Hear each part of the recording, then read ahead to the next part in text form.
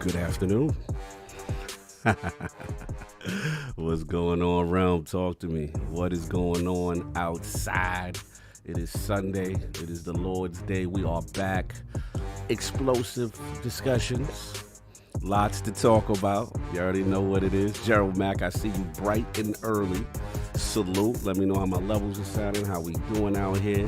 IOP in the building. Salute. Canada's Best 100. What's up? I don't think we're going to see him. Canada's Best. Ayube, what's going on, man? Are you good? Good weekend for Morocco. All right, Morocco in the building. Salute. Okay, Xbox. Okay. Joe Mack with the little man. I see you. You know what I'm saying? The board game renegade. Salute. Marine. $69.99. What's going on? Xbox taking it. All right, y'all in here early. Y'all in here early. Donald Taco, what's up? I see you. What's going on? Loon 87 Thompson, what's up? Barry Burton, what's going on? He here for Jaffe. You already know we're trying to get the legend in the building. Should be coming through soon. And yeah, AKW, what's up? Awful Grim Bones, what's going on? Crazy Horse, what's up? Bodminer done said it. Subcog in the panel, the Bodminer. What's going on? UK Bahamas. Okay, everybody thought up they said Aurora Wolf. Where is your boo, Aurora Wolf? I'm looking for him. Juan Andres Bayalini Diaz. All right, Venezuela in the building. Salute. Hustle in the building. What's up? Yeah, RDJ. Super hype for the show. That's what I'm talking about. William Blankship. Let's go. PlayStation Rewind. Let's go. All right. The Ruham? Okay. We got a lot of people already up in here early. Should be a fun one. Spoke to the King. King will be pulling up. You know what I'm saying? No doubt, Hustle. I see you. And yeah, Saul will be in the building, so it should be good too. You know, he's had a lot going on, so it should be a full Lord card. Just waiting on Addict. He should be in the building too. And then, yeah, we got the legendary David Jaffe. So I'm going to go pull up on him right quick.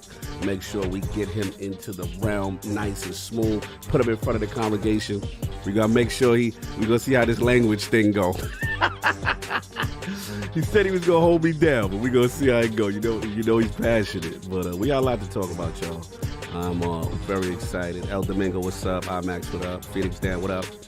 And yeah, everybody get cozy in the front of the congregation. This is going to be a nice one. And I'm looking forward to it. So I'm going to see y'all in a bit. Salute, Corey Mosley.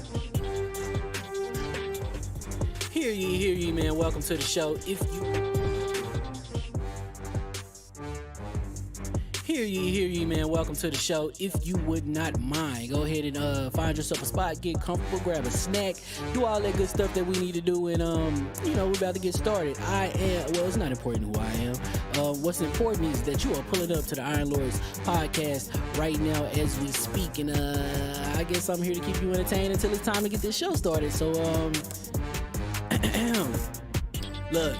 Y'all done messed up and turned me to an animal. And haters be swearing they real, but come to find out that they really mechanical. And yeah, I be eating these rappers, but that's all a part of me being a cannibal. And they say I'm better than money because you can bank on me being accountable. I know a million rappers that don't want to be on a song with me, that's understandable. I kill a beat and they want to compare me to Freddie and Jason. I'd rather be Hannibal. They be like, why use a video game? Just be original, y'all too dramatical. I know it's random, but I am addicted to flipping the sample and making it flammable. This is that yoga, fire, flame. They think it's arson up in the apartment, they call it department and I get the blame. Still I be running, collecting them rains. You just a target when I'm in the range. I was the hardest to start regardless back when you was messaging people on AIM.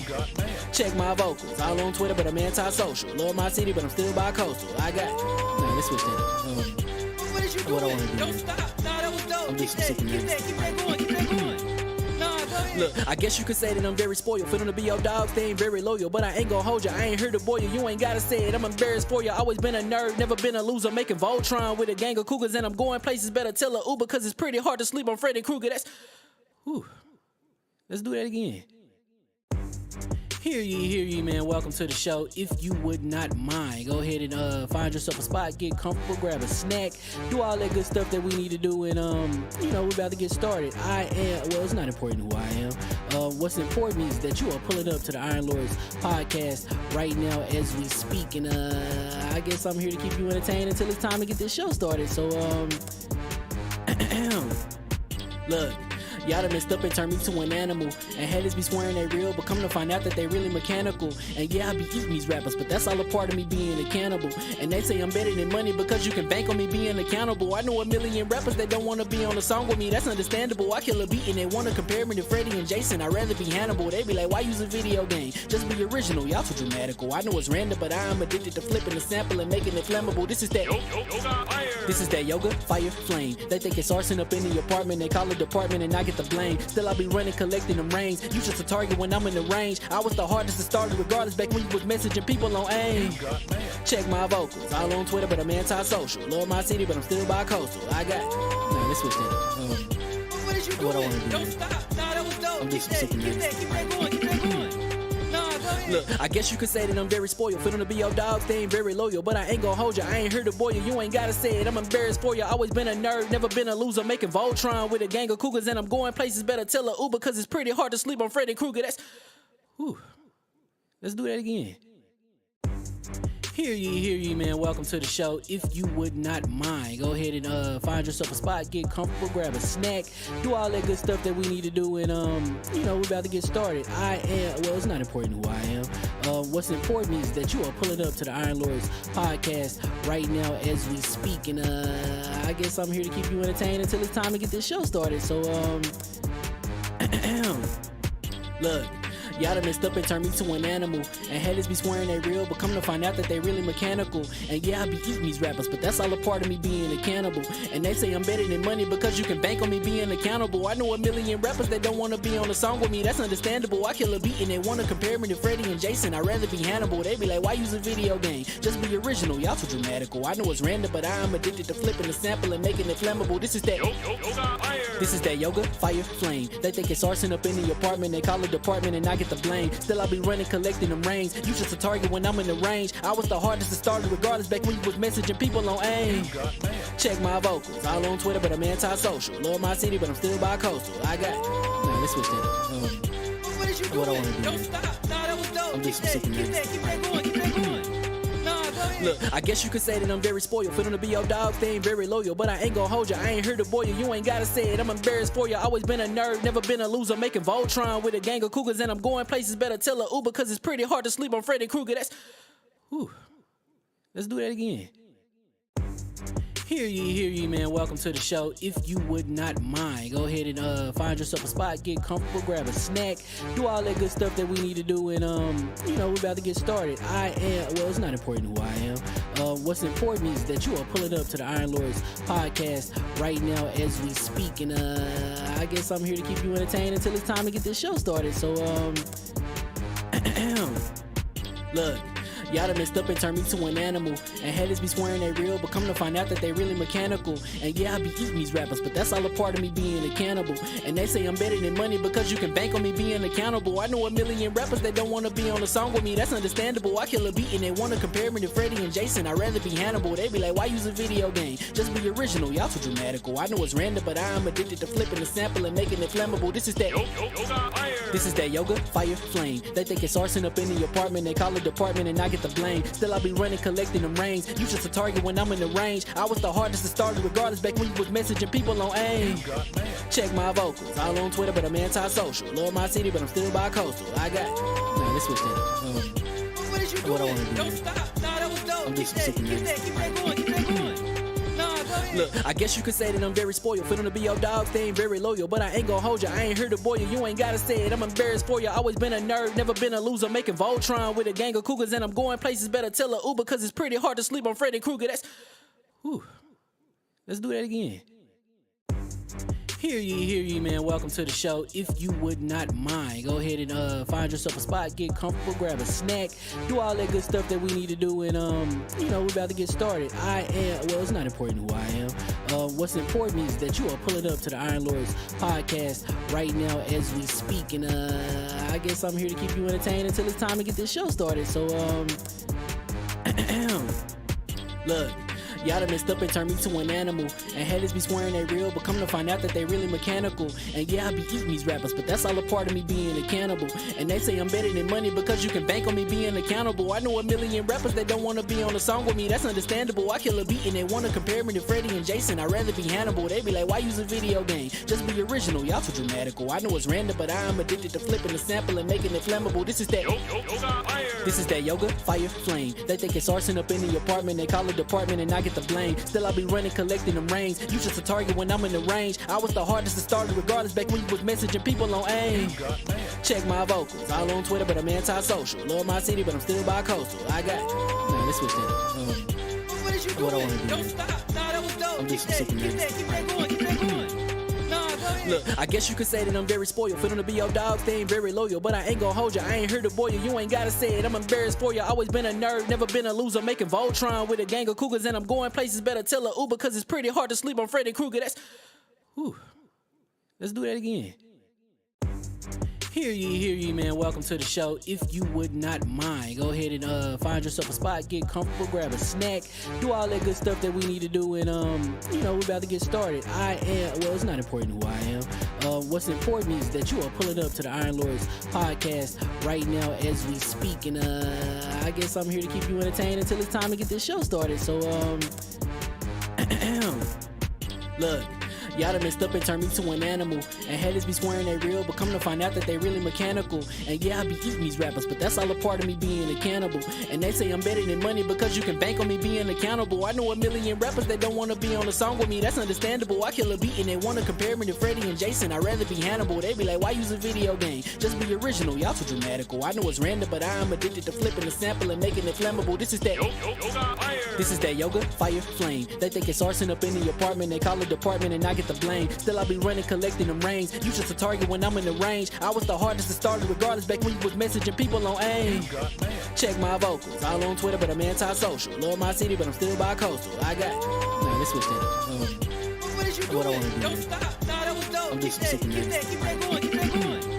Nah, go ahead. Look, I guess you could say that I'm very spoiled. For them to be your dogs, they ain't very loyal. But I ain't gon' hold you, I ain't here to boil you. You ain't gotta say it, I'm embarrassed for you. Always been a nerd, never been a loser. Making Voltron with a gang of cougars. And I'm going places, better tell a Uber. Cause it's pretty hard to sleep on Freddy Krueger. That's, whew.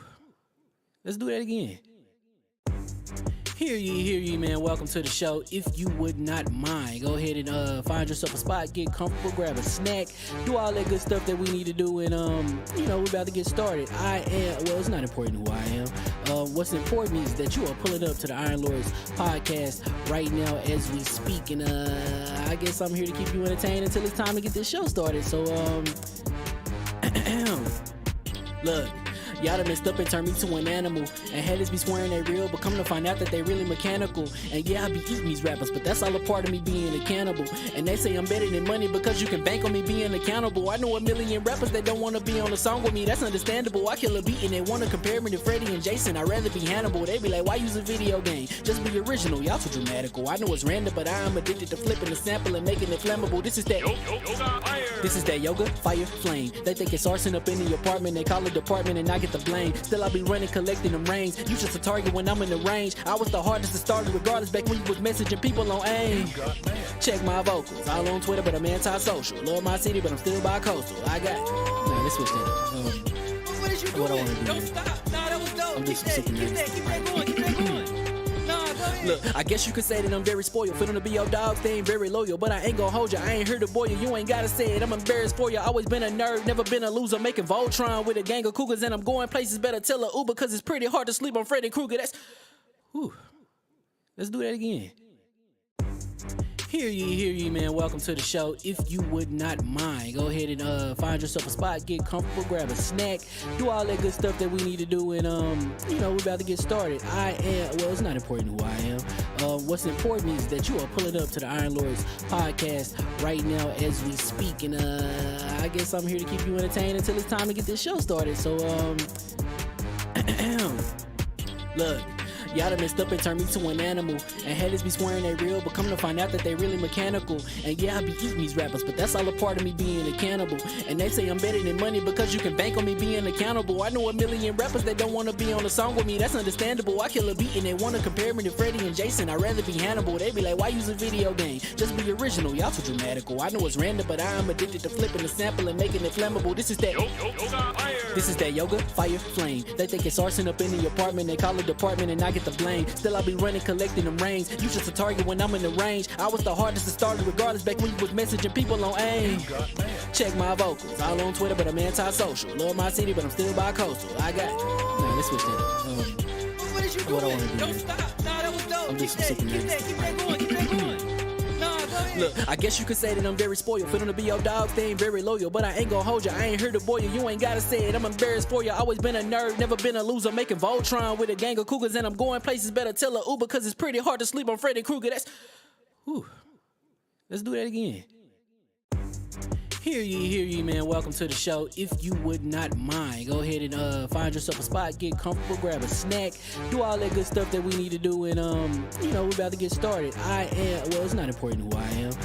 What's important is that you are pulling up to the Iron Lords podcast right now as we speak, and I guess I'm here to keep you entertained until it's time to get this show started. So look. Y'all done messed up and turned me to an animal. And haters be swearing they real, but come to find out that they really mechanical. And yeah, I be eating these rappers, but that's all a part of me being a cannibal.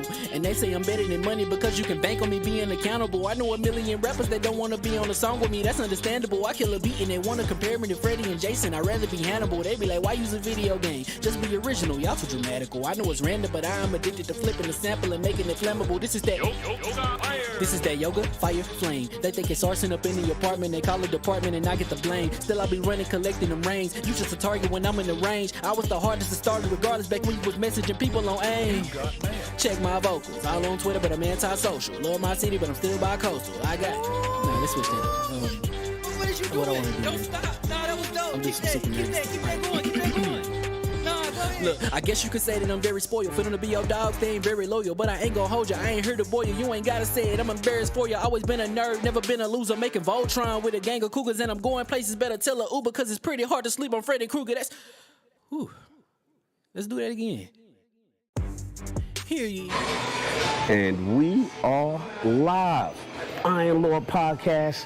LordCognito here talking about the latest with Advanced GG. There's a lot of things going on with the new product line. Let's get right to it.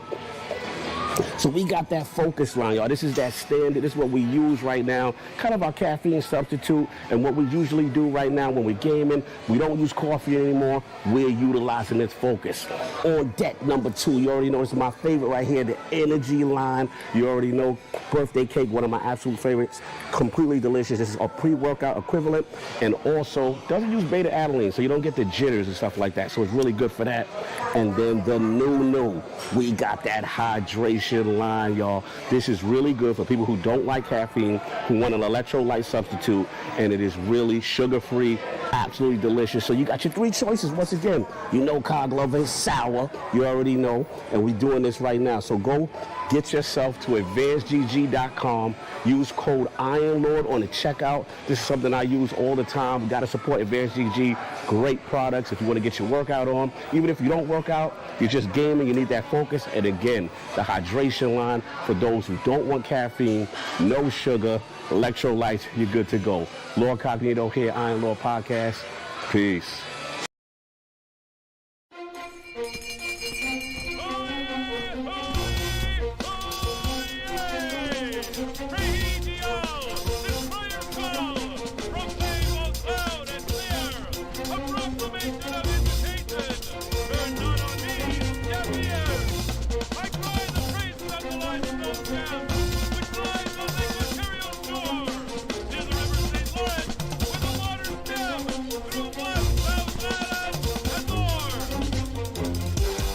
I'ma just chill and watch them and eat snacks in the attic. I wanted to chill with the pack and be like a young wolf, but then they would mistake me for addict. If I can imagine it's cool to give you some advice, then invite your girl to your squadron. Cause if you don't give her that option, you gon' be single player like Sovereign. You gon' get tossed in the bushes by King David. Royalty and not a pretender. Detrimental to an elemental, what's an avatar to a knee bender? I gotta be me though. I know it's my destiny, word to Cognito. Who cares if you fly, if you still a mosquito? You swear you ain't stuntin', but really be Steve-O. You like to collect stuff and that's cool, but I got bad news. Even if you really was that dude, King David still be the king of the statues. Since a juvenile, I've been cursed with a curse to be musical. And if you hate it, we'll meet in the crucible. Other than that, then it's cool and it's beautiful. We let you know that your dreams are pursuable. Whatever you wanna do, then it's doable. If you got work on a Sunday, it's suitable. Cause you can listen to this in your cubicle on the Lord's Day. Woo. If you got work on a Sunday, it's suitable. Cause you can listen to this in your cubicle on the Lord's Day.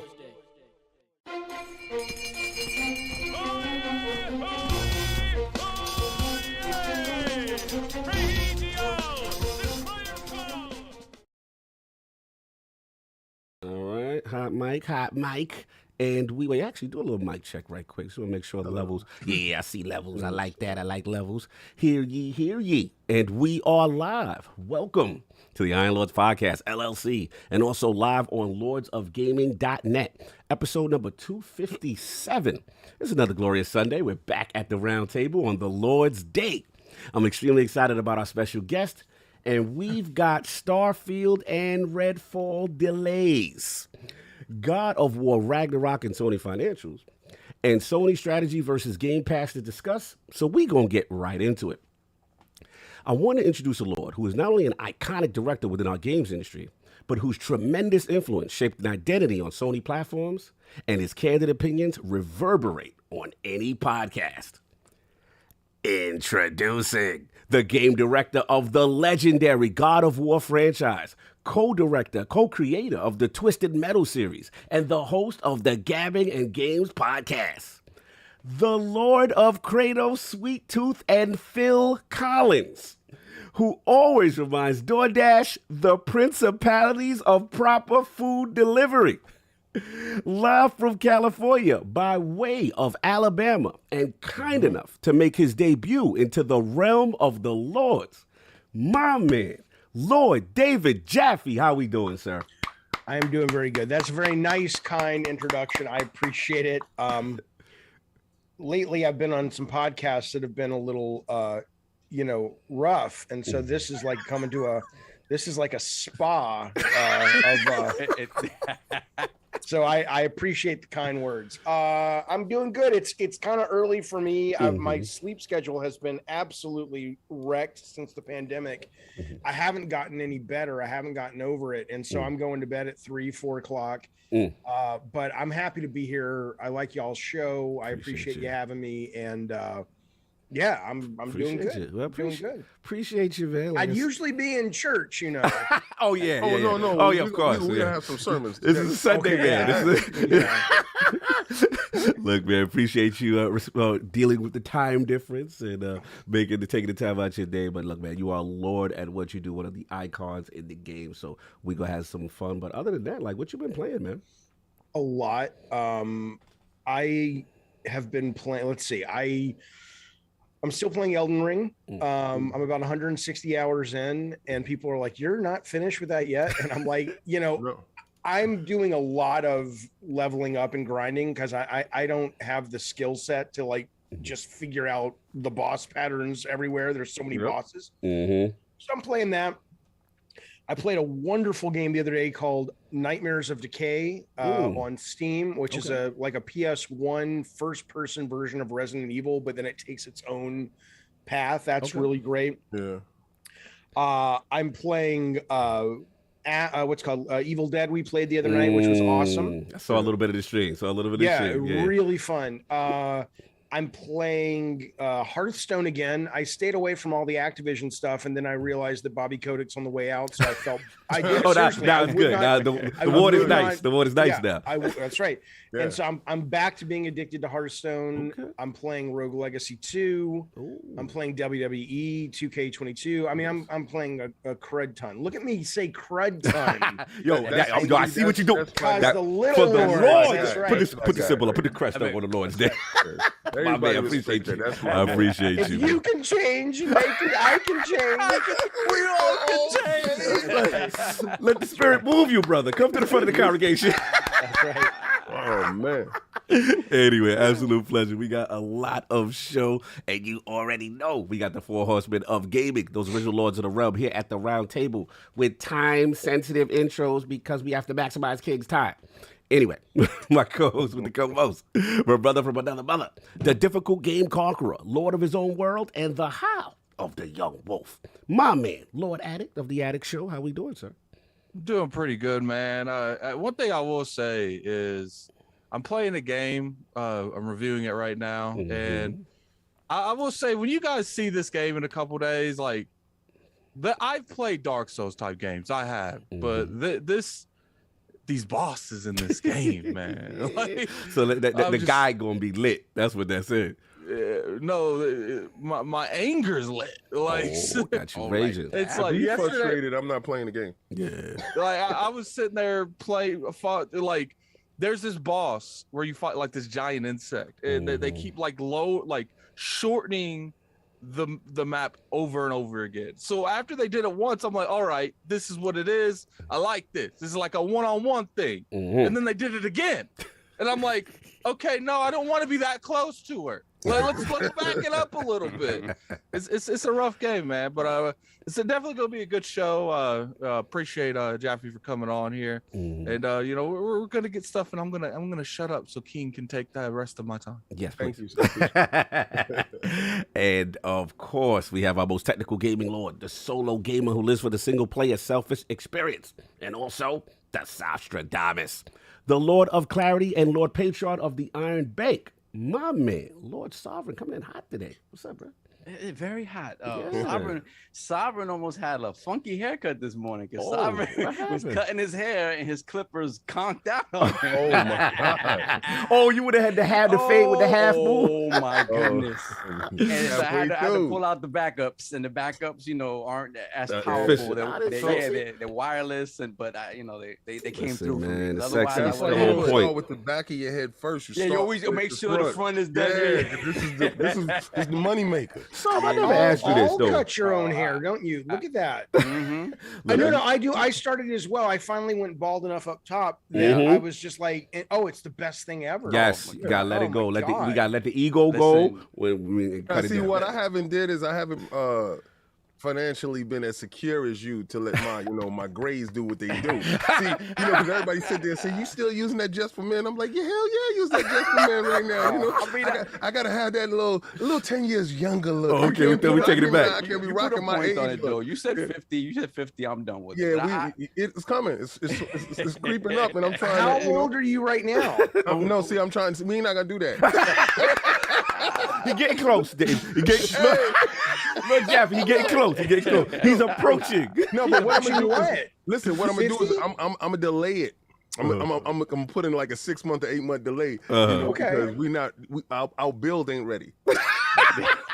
There you Show go. us your there you bill, go. King. Show us your bill. Okay, then what you should do is you should let Phil Spencer manage your age. You'll never reach 50. You'll Here never we reach 50. go. Okay, so we not gonna be attacking Phil Dominus Maximus Aurelius. I love Phil Spencer. I really I know. do. You know what? No, I know you do because I saw the tweet and people miscaptioned you. Of course they yeah, did. Yeah, I Of know. course they did. But we gonna get to the part. We gonna get to Do you know Let's why leave I the part. never? Let's You know why I never tweet about the CEO of Ubisoft? Because I don't give a fuck about him. Language. We lost it. Listen, don't worry. Hopefully that'll change too. Yeah. No, it's all good. It's all Yeah. good. We will discuss that. All right. We'll discuss that too. I can't wait to talk. But that's been it. That's all? Yeah, that was it. Very little in the way of gaming. I'm still playing MLB The Show, and I felt like for whatever reason, I felt like playing Link to the Past. So I've been playing that. Oh, that's what's up. That's it. No doubt. And of course, we have the incredible Hulk of this, aka the XS Gamer, Ooh, the prophet of Xbox, Swami. king of the statues, who demands nothing less than that premium experience and is the leader of the Fraud Alert movement. Ooh. Beloved Lord King, how we doing, sir? Doing fantastic. I want to thank everybody that came out last night to watch me at Combat Talk with the King. Yes. It was incredible. You guys keep making it possible for me to actually live that dream of broadcasting and talking about fights with people and engaging with others. So I have other things coming. It will be other overlays, call-ins, different ways to interact with you guys. I want to have it the most interactive boxing show that you're ever gonna see. So it's a lot of fun stuff coming. We fixed the mic from last week. Shout out to Addict for doing such a wonderful job with me right before the show. Yes. He is like my little technical engineer because me personally, I'm technologically stunted, to be honest with you. Nah, you good, bro. You good. But he works with me. Jamel Charlo won the super welterweight championship as far as all 4 belts. He is a unified, undisputed champion in that division, has never been one. So shout out to him, and shout out to Castano for taking those punches all the way through. Those guys gave a hell of a fight. Shout out for getting beat up. It should be fight of the year. No, but he was giving as much as he got. It's just, you know how when you fighting so hard and you get hit, he got hit with a left hook that was in close. It was so beautiful in his brutality that his body just crumbled. His mind wanted to be there, and he looked like, no, God, not now. and it was beautiful because he tried. He was, you know how you put that face up, that tough chin, and your chin starts to wiggle in the middle, and your mind wanted, but your body betrays his body was like, we did this, champ. It's over. So I want to say, I only have 4 people on my bucket list that I want to interview. Let's go. Right, four people. I advocated for David Jaffe so much. Lord Jaffe, this was your and greatest advocate. They were like, oh, but you know his language. I said, well, you know what? Listen, I'm gonna have to do a Iron Lords After Dark. I'm gonna have to do it because I saw you doing YouTube. I said he's outside. Oh God, I actually have a chance, right? So it's 4 people, no doubt, that that help my gaming life, my like 4 pillars, because you know it's 4 pillars, and literally you are a rock star in my eyes at certain parts. Because I heard an interview that you did, and that interview really irritated the hell out of me because I said you have somebody that has accomplished something that you honestly, and he will be remembered. Like you know that movie Troy, when he walks in the room, it won't remember your name. It's a guy out there. He's so big. I will never fight him. He said, no one will ever remember your name. You did to be great when the time needed it, and your name will reverberate forever. So it's things that you did that formulated. I'm like, I don't know who you're talking about.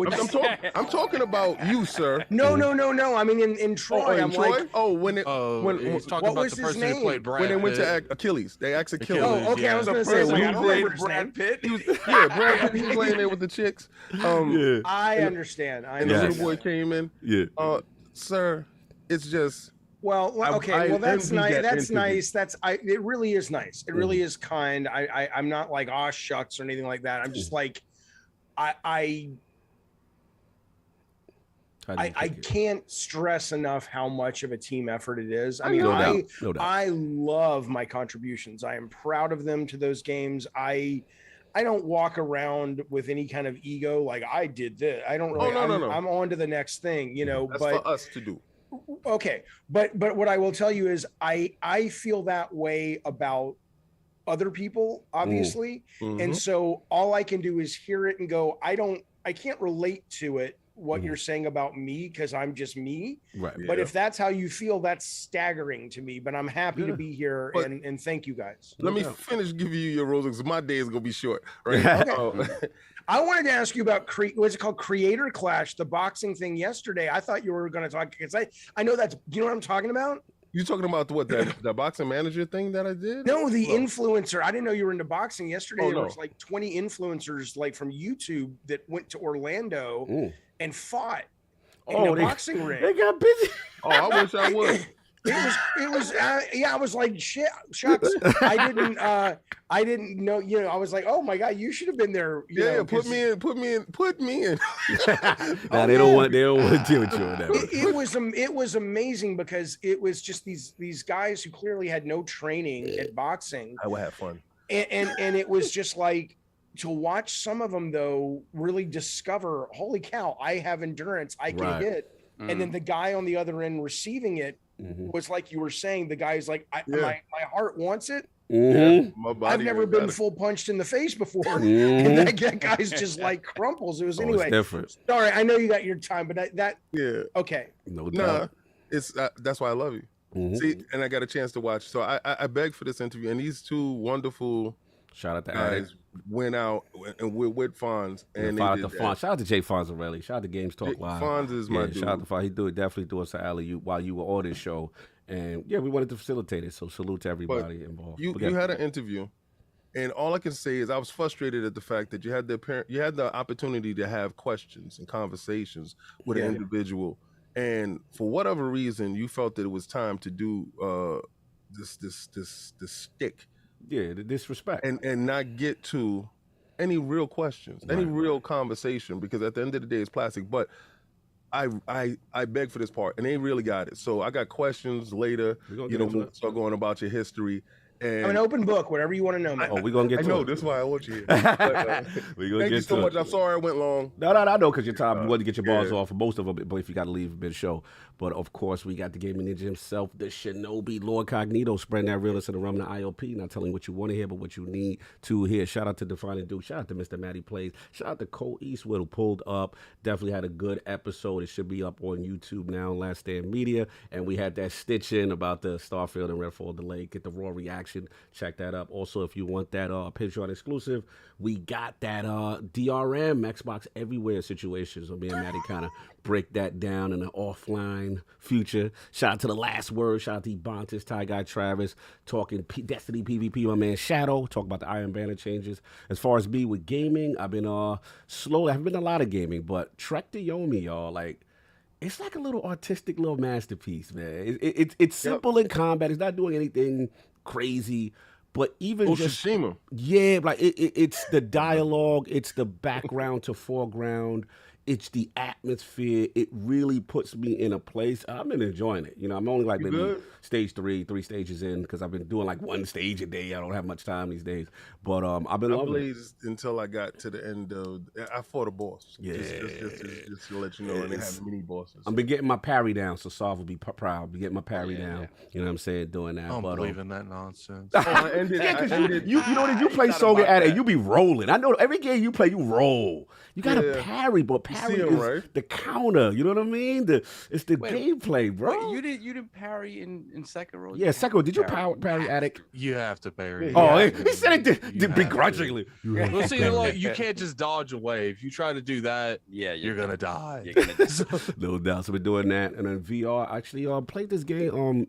Remember? It's called Little Cities. Remember when SimCity first came out, King? Like when it first came out, we didn't know what it was. You had your little map, you putting down your little residential. Yeah, you're doing a little residential convert. They're like, all right, now people need a place to shop. Now people need a place to get a job, and you're making your little city. And it's one of the most relaxing, stress relief games. The music is great. It's a small little team. I forget the name. I want to shout. I shouted them out on Twitter. Check that out if you got VR. It's really cool. It's called Little Cities. And then so I've been proud still on my MLB The Show. The Mets ain't eliminated yet, so I'm feeling good about the Mets and doing my March to October. You know what I'm saying?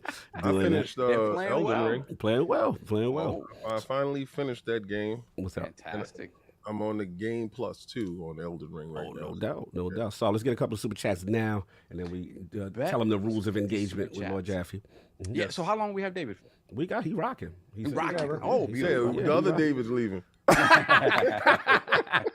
No doubt. Bet Donald Taku, $10 super chat. With Breath of the Wild 2 and Starfield missing this year, just solidified that the big early contender would win Game of the Year by default.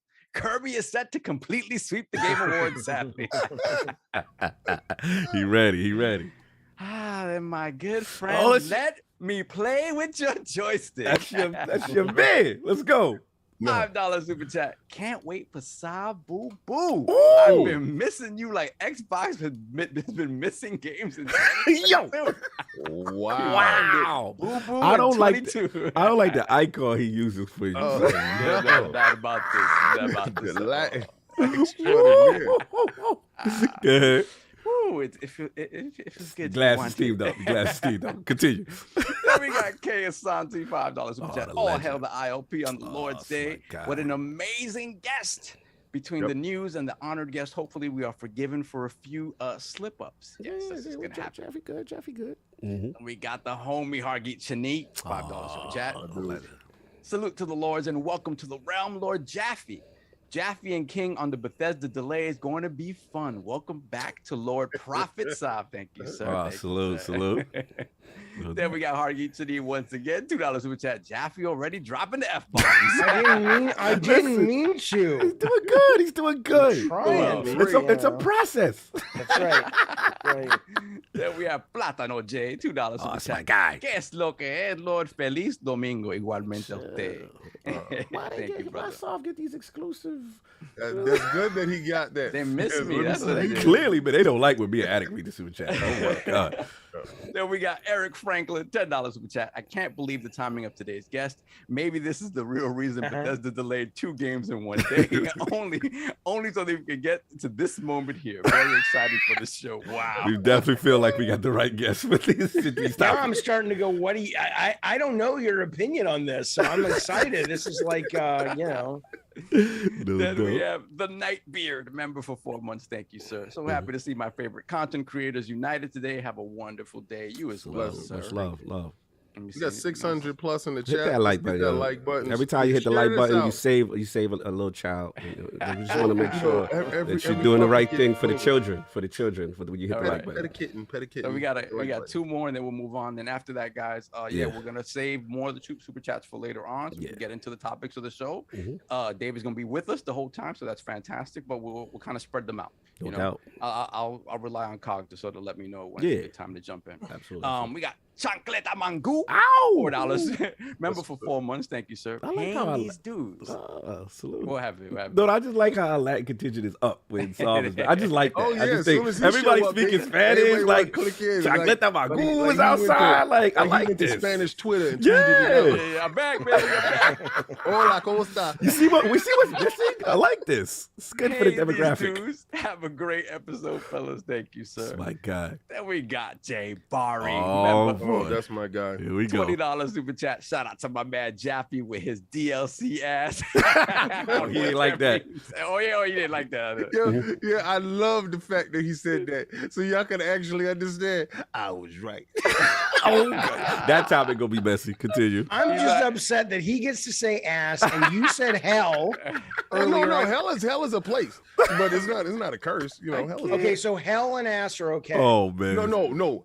Ass ain't okay. We gonna start there. But see, that was him. He wanted to read that super chat in its entirety. I would have read it. I Up understand. point. Yeah. Okay, so money trumps morals with you guys. Oh, So if somebody pays. No, that's him. That's Saul. We blame Saul. It's like being Saul in was supposed to do church. I that. understand. Saul was, As the Iron but if you Bank, do pass the I'm collection willing to- plate, Exactly. As the Iron Back, I'm willing to look the other way. oh my, Reverend, make me rich. Oh, you're some Reverend, make me rich. Listen, he's corruptible. Exactly. Right. Jimmy Swagger right here. Yeah, this is- Now I'm starting to understand why you want this podcast to be available for kids to watch. If this really is like church. Yeah, basically, right? So, Finish the let me- rest of Barry. Let me finish Barry. Yeah. Hey, King David, sorry about Redfall and Starfield delay, but who did that Oh, for I gotta you? hit him with the emoji. Love y'all. Great and work. the fellas. wildest thing is they should have did that to Forbidden West and Gran Turismo 7. Wow. So those games could actually be finished, but right now, Wow, you're don't playing do dual products. Don't Let's do go. that. Shout out to you for playing PlayStation 4 stuff. Then we Messy. have Spartan Go 17, £5 super chat. Release the Xbox fraud. King about to PR the hell out of this barren wasteland of game drive on Xbox. Oh my God. Yo, I know he was in my DMs the other day, right? And I told him, I said, just watch the show because he wants me to spin it. Mm. I don't have to spin anything. I'm playing stuff. You're upset. There's nothing for you. Continue. Then we have Hollywood Rules, $5 super chat. Salute to King on the fight last night. Awesome bro. time. One Welcome last one. back, Sav. Another great ILP. Sunday with the 4 Horsemen. Salute. Hashtag Hashtag for the children. Thank you. For the Thank you. children. For the Thank kids. you. For the kids. So is there one more? Hold on. Yeah, two more. You get chocolate and flavor. Now we got it. Okay, we got. All right, last two. Chancleta Mangu, $5 super chat. I definitely pulled up because I knew my name wouldn't get butchered. What? Joke. I feel that. Dominicanos out here, exactly. Dominicanos and the Boricuas got salute. You. I respect that. I respect that. See, you know what? Addict, I take that personally. I respect it, but I take it personally. I respect it. Continue. Gerald Matt called me Creflo Dollar. Yo. Then we got Flame, $5 super chat. Good afternoon, brothers. I would be messy, but we have royalty today. Just kidding. Xbox has no games. Have a great show. Here we go. So Sav set the engagement rules, sir. Yes, sir. So yeah, any super chats that come in from here on out, we'll get a little bit later. Again, Jaffe staying with us the whole time, so that's fantastic. So we will get in more super chats before the end of the show, but I'll count on Cog to kind of let me know when's a good time to jump in with them. No doubt. So now that we've gotten into what the Lords have been playing and all that good stuff, we got to focus on Lord David Jaffe, his video game system history, his journey into the games industry with Sony, being the lead director of the legendary God of War franchise, co-creator of Twisted Metal, and of course what sparked his passion into content creation and the Gavin and Games podcast. So Lord Jaffe, let's start from the very beginning. What was some of the first video game systems you had, and what got you into gaming? Let's go. Well, the very first game I played was a game called Boot Hill, which was an arcade game, and it was so basic that it was I remember we were on vacation in Florida, and it was the background was hand art, and it was just a glass screen that I guess it was just the pixels were projected on. Okay. And so it was just two gunfighters shooting each other, right? Super simple, but I was in love immediately. And then my dad brought home something called, I want to say it was called a Telestar, but it was before Atari 2600 by like maybe a year. And it was really neat. It was this triangular console. Okay. And on one side of the triangle, it had a steering wheel. And on this other side of the triangle, it had a place for the gun. Okay. And then the other side, it had like Pong things. And whenever you're talking about. Yeah. And they would sell cartridges that looked like little Triforce, little triangles. And you could put, and you'd put those in, and every cartridge used all three sides, depending on what game you were playing. Okay. And my dad brought that home, and you know, he just, you know, we were kids, so he's just like, I guess kids will like this. So we fell in love with it, and then from there, it just never ended. I mean, it was like I was an arcade kid, and I was an Atari kid, a ColecoVision kid. My buddy had Intellivision, so I loved going over there. That's one of the reasons the console wars is always weird to me, because one of my best friends, even to this day, Carrie, had Intellivision, and I had the Atari, and we were just like, come over and play Dungeons and Dragons. Ding, ding, ding. He came over to my place and played Indy 500, and you know, it was just on and on and on. And so, and then the core industry crashed in '84, but E.T. Yeah. I mean, all E.T. and Atari getting bought by Warner Brothers, and everybody just channeling in junk for the most part. Yep. And but I was learning to program. I'm not like some kind of you know, it was basic, like literally the basic language. But I loved it. We had an Apple IIe, we had a TRS-80, so we had tons to play even during the crash. Wait, so you were learning to program then? Yeah, I took but I'm not like machine language or anything. Right. It Like was like, you know. Yeah, it was like 10, clear screen, 20, 10, hello, you know. And I was making my little stupid games and stuff that were like adventure games and stuff. And I loved it. And I was how old was you? I was probably like 10 to 11. Yeah, that isn't right. Wait, hold on, King is right. Okay, stop that. We ain't gonna just gloss over that. My little games. Like, okay, so you're 10 and 11, and you're back then when it's, you know, you got to pull up prompts and stuff, and you got to actually put in manual codes. All right, what made you think to do that? Like, I'm just trying to get to your thought process, because I don't remember why my parents signed me and my brother and our friends up for this. Oh, you know, okay, again, okay. Well, we got signed up for a computer class. Obviously, we wanted to go. It was every Saturday, and it sounds creepy, but it was down in this basement of these people's homes. Right. But you would go down in their basement. Is it Alabama? Yeah. I had to add. What's that? We had the sweet tea. You came in, you got the sweet tea, and then you went through sort of how to be a racist going down the staircase. And if you pass that test, then you could get into the computer room. You know? Wow. And yeah, so it was. But yeah, you would go down there, and there were probably about 25 computers, which. Oh. What? You know, and there were like the TRS-80s and the Apples and whatnot. And the thing that really left impression is I remember walking past the shelf where they had all their video games. Right. And it was the first time I had ever seen games that were sort of presented like a library. Gotcha. And it was like the boxes back then were really big and nice designs on the spines. And so it was just like, you know, so that really was impressive. That it's like, wow, you guys at any time of the day could just go up and take wizardry off the shelf or Jagged Alliance or some adventure.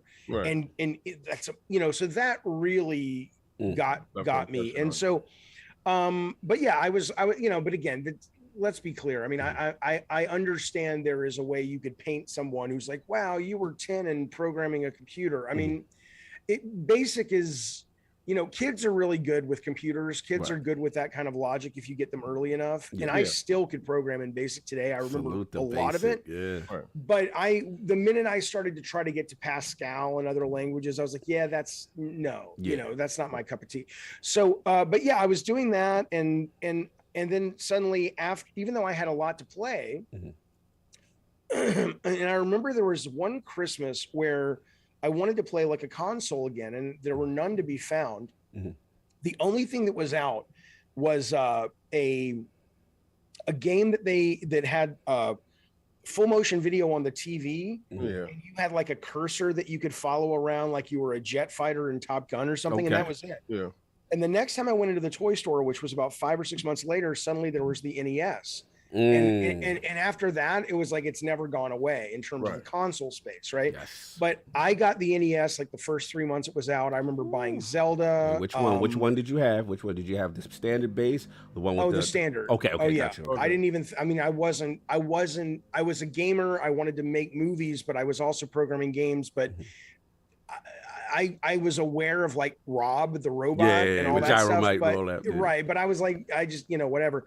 And I remember that first year of the NES in America was like, you know, instead of Cabbage Patch Kids or Pokemon cards or whatever, the cartridges themselves. It's like, do you have Goonies? Do you have Goonies too? Yep. You know, and do you have Track and Field? Like all that launch suite of games.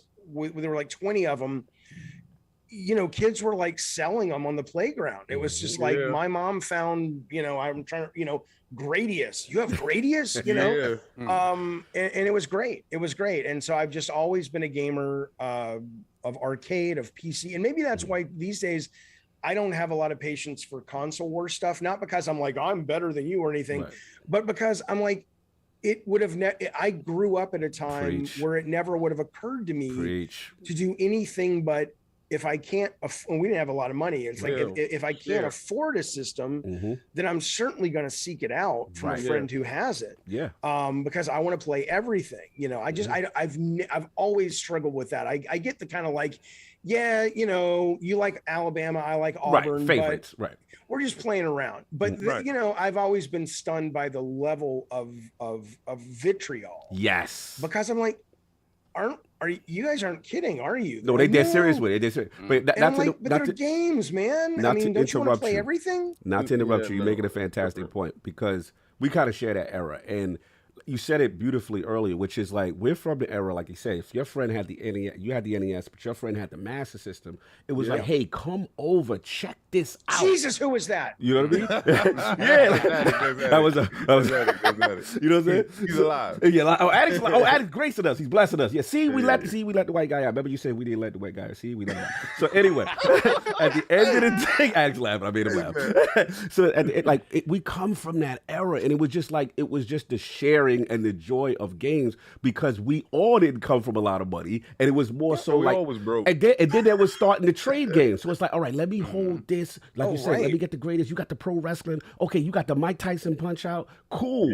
Or let's be honest, that was the days of coming over someone's house. That's right. Right? Guys, You that's go to your your very trusting friends. Ain't none of my friends gonna let me borrow a whole ass system. Like, no, we wasn't lending out the system. We No, were no, lending no. out The games. the games. games. Right? You wasn't getting my system. Yeah, that's a different level. But I'm sorry to interrupt you, Jeff. But I wanted to stress that, and I understand your logic there. Continue. So yeah, So I mean, it was always in my life. I had come to California to go to film school. I never got into film school. I got into USC. I was an English major, and I was gaming then constantly. I was supposed to be writing scripts, which I did, but I would procrastinate by going down to the 7-Eleven and I would play Mortal Kombat or I would play whatever they had there. I was playing Sonic. My ex-wife, who would come over all the time, she would, I remember it to this. Well, no, I'm just thinking because I'm like, sometimes I would go, she'd come over and we were still early dating and I didn't want her to hear me go into the bathroom.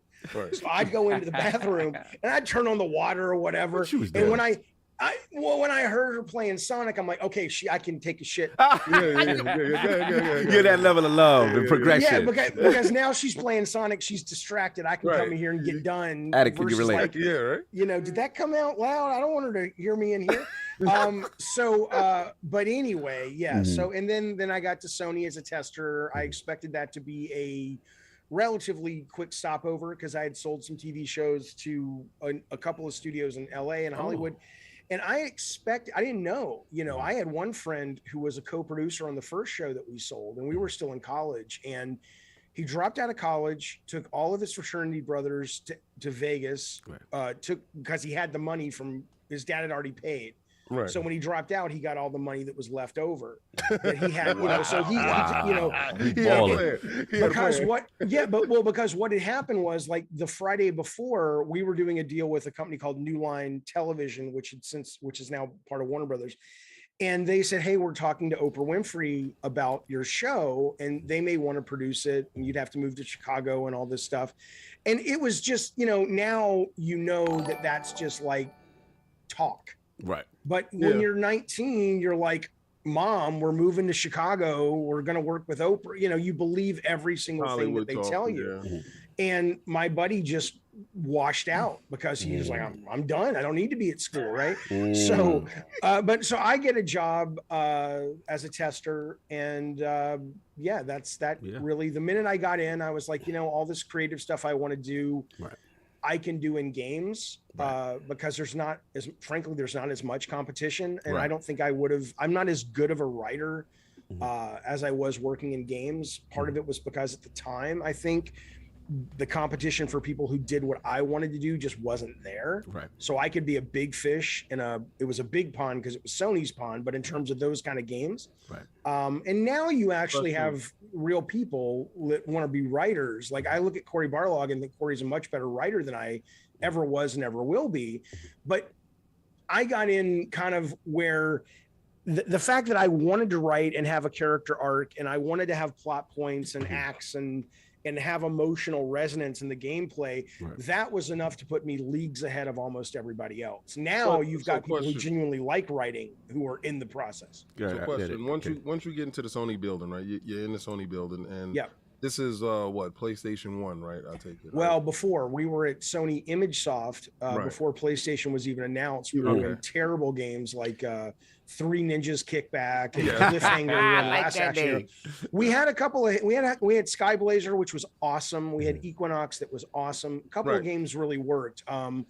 But yeah, it was a beautiful building, the Sony Music Building in Colorado. It looked like a pirate ship. Nice. We had a meeting room that was a round table. You guys as Iron Lords, it was beautiful. It was beautiful, huge round table, but it was made to look like a compact disc because it was the Sony Music Building. So it looked like you were sitting around a huge CD. It was great. But yeah, so I started there, and then about a year after working there, the Sony Japan people came in and showed us a VHS tape of, hey, this is this thing we're doing called PlayStation. And we're going around to all the developers to see if there's interest. And we were like, oh my God, this was amazing. You made the transition from a tester to a developer. Yeah. How to? That's the part that I'm trying to get to. So when you went inside and then you saw postings and said, you know what, I'm going to apply for this. Was it that open of a field that you were able to insert yourself into a position that you wanted to get to? Or So how was the process? I'll tell you there's the practical answer, then there's the important answer, right? Okay. The practical answer is I was a tester. I knew somehow it wasn't a very big company. First of all, it was like at the time, Sony ImageSoft was probably in the development side. There was probably like 15 of us, right? Wow. So a guy who was just hired in test was still every Monday morning sitting around the table with the producers, the marketing, the head of the company, you know, so it was easy to be noticed. Right. The other part of it though, was I had heard that Disney was looking for a developer for their Mickey Mouse game, their 65th year birthday. Mickey Mania. That with you. Yeah. And so me and my buddy Mike Yam, who went on to design for Sony, Warhawk and the Con and Jet Moto. And now he's over at Jesse Schnell Games doing like I Expect You to Die and those VR games and stuff. We were like, hey, we love Disney and we love games. We could do this. And so we just, you know, we went down to Blockbuster. We rented a bunch of the Disney movies and made our own little style guide for the video. And we got concept art and, you know, we just did it, you know, and you know, so the bigger thing though, there is and I've told this story and I don't mean to go on about it, but I think it's really important because out of all of the people listening to your show today and down the road, it's important regarding, I think, getting what you want. And I think even watching you guys, like you're saying, the people who showed up for your fight podcast last night, King, that they're allowing you to continue to sort of pursue this thing that clearly is your passion.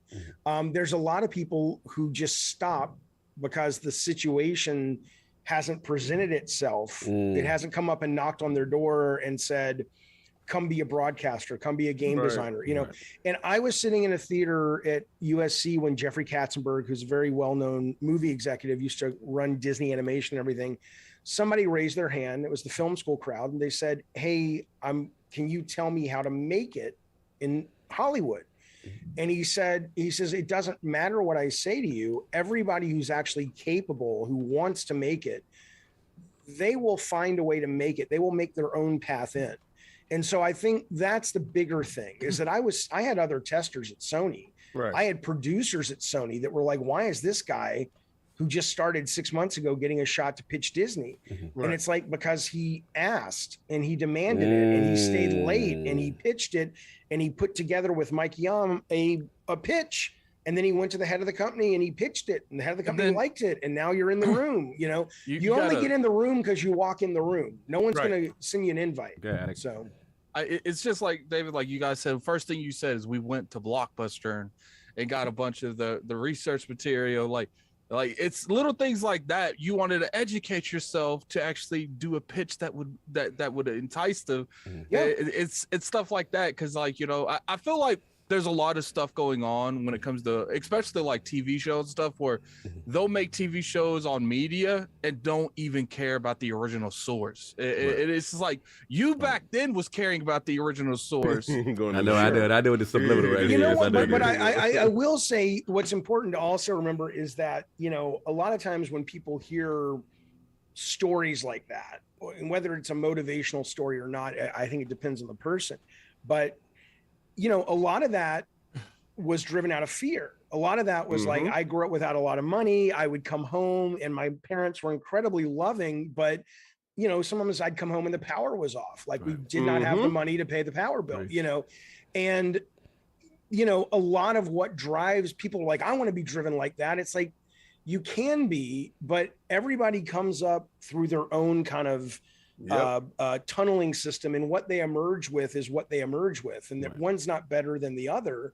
It's just that's kind of what society created in them, and so you can't necessarily teach that. Like I remember, I mean, I know Will Smith these days is kind of, you know, on the chopping block, but you know, Will Smith for the longest time always talked about that. He was like, you know, so much of what made me the hardest working guy in the room was not because anything is in my moral fiber makes me better. Right. I just didn't want to fail because I knew the taste of failure and I couldn't go back there. That's a good point. And so it's, you know, it's important to have those caveats. Otherwise people just go, you're a better person than I am because I'm not. I'm like, see, they don't realize your beginnings and your remembrance of said beginnings. Yeah. Right?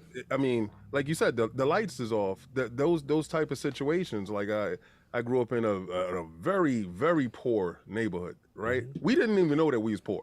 But because, like you said, one person had a Nintendo, somebody had a TurboGrafx, and we all would link and we would all play and we would all have those conversations. Yeah, you had your preference, but at the same time, we understood that in this poverty, we grew together and that grew strength in us. So you seeing these opportunities in front of you, you knew you were hungry and you wanted to take care of your business. Right. That's right. So that was the pure motivation behind it. So I actually love the fact that I wanted to get to the part where you came in as a tester and you're pitching your game to Disney, because I definitely wanted to talk about the Mickey Mouse. Because everybody talks about God of War, but they don't never talk about Mickey Mouse. Man, Mickey Mania. So, all right. Is that me or you? That might be. King, you get shot? What's going on? that's me. All right, so you did get it, but it's a good point because, you know, also speaking something into existence as opposed to like, especially taking a shot, right? Yeah. I feel like that's a big deal because you could have people who are qualified in the room who want something, but then it's also the next step was the initiative to say, hey, to let whoever know, I really want this, and here's my presentation. That extra initiative, you know, that is what we call it, like speaking it into existence. Solve. You know what I'm saying? That kind of thing. I think that's important. There's a lot of reasons. It's all there is. Yeah. There's nothing else. No, absolutely. Absolutely. So I think where King was going as far as like, you make the pitch, like your experience, because that being kind of like your first real pitch, and then you kind of get it with Mickey Mania. Like, describe that experience now. Well, okay, but I had been pitching TV shows and movies. So on the film side. I had experience. I knew what it was like to walk into, you know, Ron Howard's studio, or I had gone into Spielberg's studio and pitched his First in Command. And then, it was so amazing. We went into Amblin, and I was a massive film nerd. And I remember we did everything Spielberg did. So me and my film buddies snuck off the trams, walked the back lot, met people, you know, it was insane. And so, but eventually I got invited to Amblin to pitch this TV show, which ironically was about virtual reality. And this was before virtual reality had become what it is today. It was about these cops that patrolled the cyber world, whatever.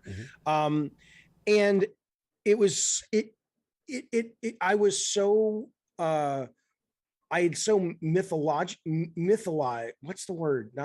What's the verb? Mythologized. I had so mythologized movie makers and Spielberg specifically, Bob Zemeckis specifically, that just being in that thing felt like it was spiritual. Yeah. But then, you know, and that's maybe one of the reasons I push back so much on a lot of the press stuff now, is because I got that experience of learning that these are obviously, but to me, I held them in such reverence. And then when I met them or met people like them, I was like, oh, this is it.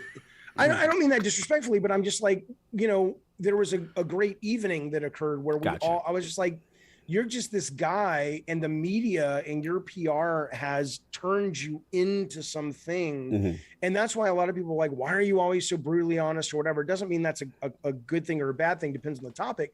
But because I don't want to put on fronts in my social media world, because I think it's very unhealthy. And I think people pick up on it and they're just like, but anyway, the point is, so yes, I was pitching. I was going to tell you, I went to Amblin, and Spielberg had, I don't know what they have anymore, an arcade underneath in the basement. And I was in heaven. I got to go to Spielberg's company. I got to pitch Spielberg my show, not him, but although I did meet him earlier. And then I got to like, oh yeah, you want to see the arcade? I'm like, yeah. And so they took us down there. All the games were free, brand new games. It was awesome. But yeah, so I had experience pitching before Mickey Mania. But yes, when we did Mickey Mania, it was amazing because we pitched The Lion King and Mickey Mania. They came in saying we have two properties. Yeah, Lion King too. Well, and what ended up happening was, we pitched Mickey Mania. We practiced the crud out of Mickey. Look at me. Look at the crud. Well done, sir. Well done. And you still got it apart. I mean, across. Yeah. Yeah. Well. Trust me, it still had that punch. Okay, but yeah, we practiced tons on that pitch, right? So it wasn't just like, we were there till like 3 a.m. We getting your balls it was right. crazy. Let's go. And we got a round of applause from a bunch of Disney executives after a pitch from a tester that they didn't know I was a tester. That was a moment. That was awesome to me, and so they were like, yeah, okay, you guys can do it. And it was and from then on there were a lot of struggles because I didn't know what the heck the job was that I was in. I had really wrong expectations about what it meant to make a video game, and I almost lost my career because I had those expectations, and it took me a while to understand what it meant to direct and what it meant to creatively lead. And I still, was never great at it from a personnel standpoint. But yeah, so that's how I kind of got in and got it with Mike and the team. Super impressive. So, guess off. Question, Dave. Like, was there any? Because now there's a different pressure attached to anything that belongs to Disney, right? You have Star Wars, you have Marvel. There's a different level of pressure attached to it. But back then, 94 is when Mickey Mania, I think, came out. Before then, you had Castle of Illusion, which was a big hit, and then I think you had Fantasia in the middle. The one that we loved was a Sega Genesis co-op with Donald and Mickey, which was like a side scroller. It Takes Two before It Takes Two. And I just thought it was so clever that it was like we're doing different things in order to progress. I forget which that one was called, but that was the one that I loved the most, actually. Okay. And was there any sort of in your pitch? Was there any pushback from the execs like, hey, we need this to be as good as these games? Or no, it was, because if there was, to hear something new. I have to assume ImageSoft busted their butts to get Disney to show up, because it wasn't like we were on the top or middle of anyone's list. It's like, hey, we could go over to Capcom again, who did Castle of Illusion, or what about the guys who worked on the Dracula Sega CD and Sewer Shark games? Let's go talk to them. That was us. Right. Wait, you worked on Sewer Shark? Well, I was a tester on it for about a week. Okay. Yeah. But yeah, so I don't think there was, we had so much pressure on ourselves that every game we thought we were making Star Wars, so as much as and that's the other thing, as much as I love Disney now, because I had my kids and now they've kind of outgrown a lot of it. I hope they come back, but because I took them all the time, I became a total Disney head that I never was before. But I was kind of like, I like Mickey Mouse enough. It's like, to me, Mickey Mouse was a trapeze that came to my career, and I said, I'll take that. Yes. And that's, it could have been Strawberry Shortcake. I didn't care. You got to get to take the shot. Yeah. Right. And so there was pressure, but there was pressure that we put on ourselves because we really wanted to make something really cool. Like Mike and I both were like very big believers in the medium, and we were like, this is not this doesn't have to just be jump and bop on people's head mascot games. There's something here. I remember, this is crazy. I remember, and part of it's delusions of grandeur, but I remember going back to my apartment in Culver City. I was just a tester, or maybe I was out of test as a assistant producer, whatever it was after test. And I had taken a laptop home that they had assigned me. And I remember, again, this goes back to the toilet. I was sitting on the toilet with my laptop, so never borrow my laptop.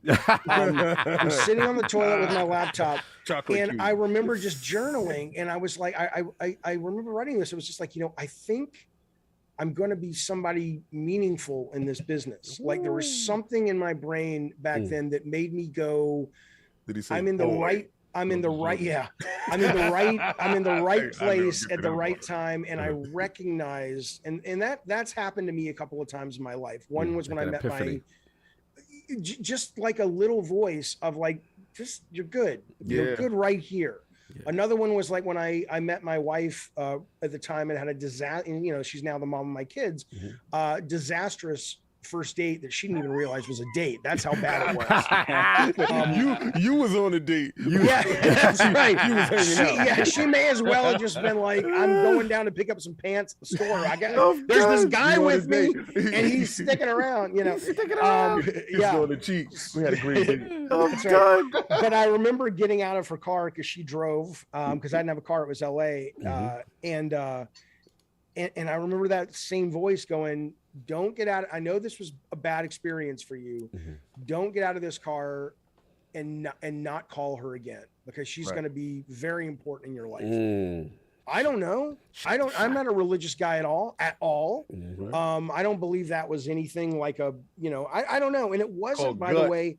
Yeah. Because I want to be clear. It wasn't like, when I look back, I've kind of remapped that story, because it wasn't, I get how the brain can do that.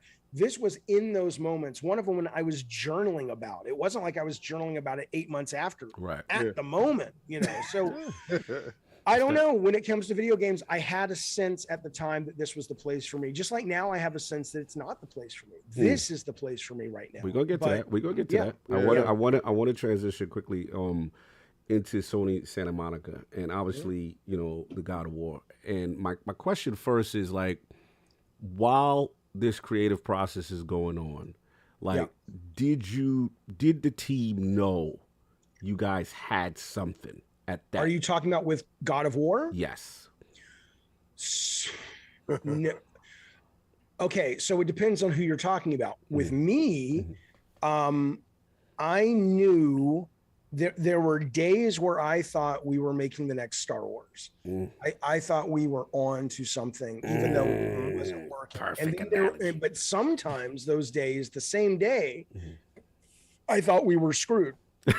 I thought, this is done. You don't get to know, like, even with Twisted Metal, I had one of the most disastrous focus tests of my life. Wow. The very first focus test I ever had. And they had brought in a bunch of hardcore Street Fighter fans to play Warhawk and Twisted Metal. And they loved Warhawk, and they just thought Twisted Metal was the stupidest thing in the world. And so everybody left that meeting. I thought my career was over. Marketing was going to put all their money behind Warhawk. And oh, well, what am I going to do now? I guess I'll go back to movies or something. Yeah, where's Warhawk, though? Well, I know. but I mean, we didn't know any better. And so with God of War, it was very similar. The story I remember specifically was we were working in Santa Monica. I had gone to Santa Monica Place, which is a mall. There was an EB there, or a GameSpot or whatever. I don't know what it was. One of the stores. And if you guys remember, they had the dummy boxes like 8 months, 6 months, 5 months before the actual game would ship. And so I walked in, it was like lunch. So I went in around 1 o'clock and I saw the God of War box for the first time. And it was surrounded, I forget whatever. I know, like, there was a couple of the games that hit around the same time. Fantastic Four from the movie was one. There was all the boxes were there. And I remember just going, this doesn't fit. I'm like, this is not going to work. No one's going to come into the store and buy that game. Wow. I'm like, we're so dead in the water. But I stayed late that night working with the designer, producer, Whitney Wade, and Todd Pappy, who directed Ascension. And then he's now over on the Star. What's the big expensive Star game from Chris Roberts that they've raised crazy money for that hasn't come out yet? Star Citizen. Yeah, he's working on that now. But we were working. It was like 3 a.m. and Todd went to the bathroom. Whitney was smoking. I don't know. I was just in the office by myself for a few minutes, and there was a giant Kratos image that we had blown up and framed and put on the wall. And in the same day of coming from EB and going, we're screwed. This is a total failure. The box doesn't fit.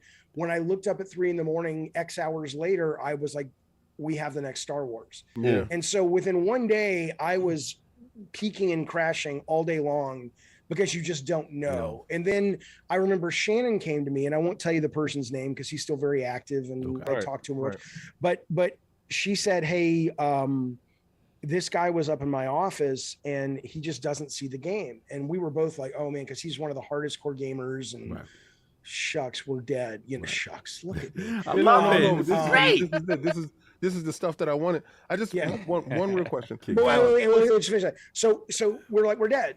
Right. And then, but 4 months later, he's back and he's like, whoa, I played the whole game this weekend. It was awesome. So to answer your question, you don't know what you have. You have moments where you recognize a massive failure and moments where you recognize brilliance. Right. And so in a lot of ways, it's kind of like that part in God of War, the first God of War with the Desert of the Lost Souls, where you're following the voices of the sirens. Yeah. All you can really do is grab onto that North Star that is that core vision and just go, I'm going to be surrounded by chaos for the next 3 years as we make this. And so is the rest of the team. Right. And so as long as I can hold on to that North Star, I don't know if it'll be good or bad, but that's all I can do, because everything else is out of my control, because there's too many moving parts to have a conscious awareness of how it's all working. Right. Yeah, King, your question, and then I got to follow up. The question is, Twisted Metal came first before the God of War, right? It did. Okay. And how did it feel that you tapped in to their edge?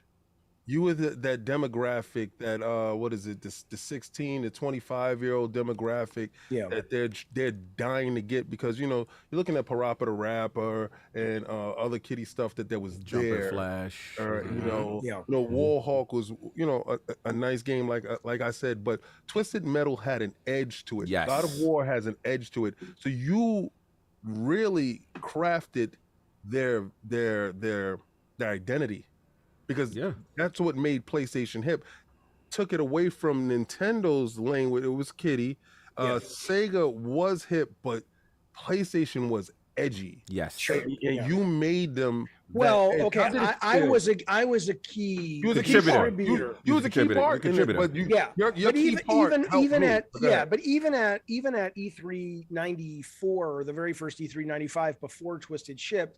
Yeah. Seeing how Sony was marketing the PlayStation, it was clear that they were doing a lot of the heavy lifting on, let's make this cooler, let's make this edgier. Right. Certainly the games I got to work on helped with that movement. There were certainly other ones. I mean, even to Shinden that looked cartoon. Battle Arena to Shinden. Let's go.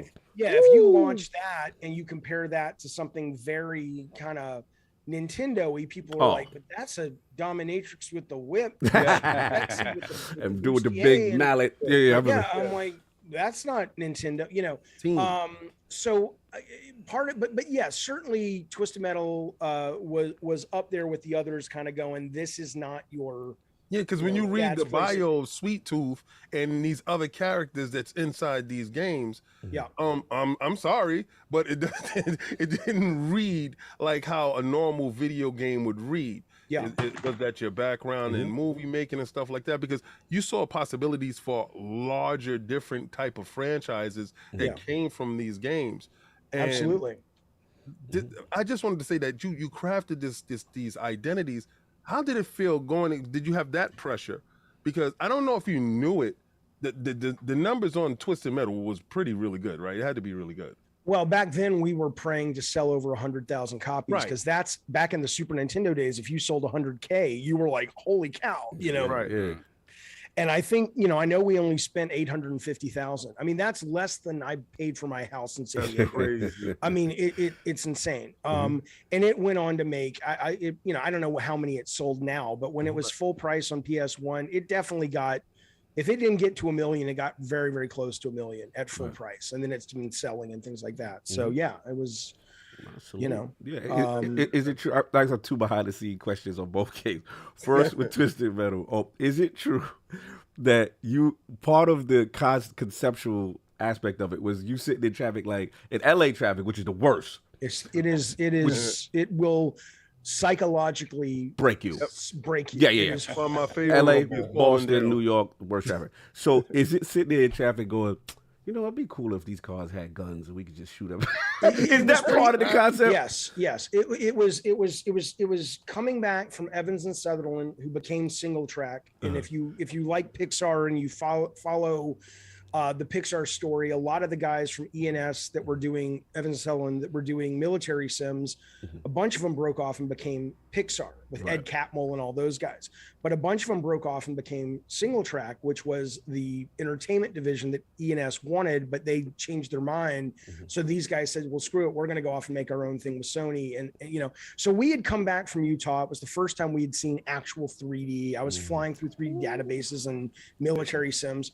So me and Alan Becker and Brian Wicklum and Mike Yam were all in the cab. This was back in the day with cabs. You're right. And we're stuck in the traffic, and it's like, yeah, we're just like, my God, all I want to do is blow these cars away, like Mad Max style. And there was just a light bulb moment, you know, for all of us. And then I found, it's somewhere over there, but I found about 7 months ago when I was going through all my old documentation, because we did a stream about the 25th anniversary of PlayStation, and I found the document, or not even a document, it's literally a piece of notebook paper that's half ripped now, where I wrote, we were going into a marketing meeting around that giant CD-ROM table at Sony Music, and I wrote like 7 ideas for a PlayStation game I wanted to make. And one of them says like, battle cars in city Mad Max, and that was based on the visit to Evans and Sutherland. And so the actual first written idea of Twisted Metal I actually have, and I found it, and I was like, oh, that's so cool that that still exists. But yeah, I mean, and I went into marketing. They were going around the table going, what do you want to make? What do you want to make? And marketing didn't have a green light, but they were important to have their buy-in. And they got to me, and I said, oh, I want to do this thing called Battle Cars. It's basically Doom with cars in a city. And they're like, done. That was it. That easy? That was the green light. I mean, I hit that industry at exactly the right time for what I was able to contribute. That's why a lot of people are stunned about, well, why aren't you still in games? I'm like, I had my, and I don't mean that like I'm done with my ambition, but in terms of that realm, I hit such a sweet spot of my ambition for storytelling, my limits of how good of a storyteller I could be and what the medium could do. How much I was willing to put up with corporate BS. Whereas now to get a green light, I would not jump through your hoops. I mean, you know, my time at Sony was like being on a writer's commune or something where it was just like, Jaffe, what do you want to make? I want to make this. That's a little out there. I don't want to spend that kind of money, but 95% of what I wanted to make, they're like, okay.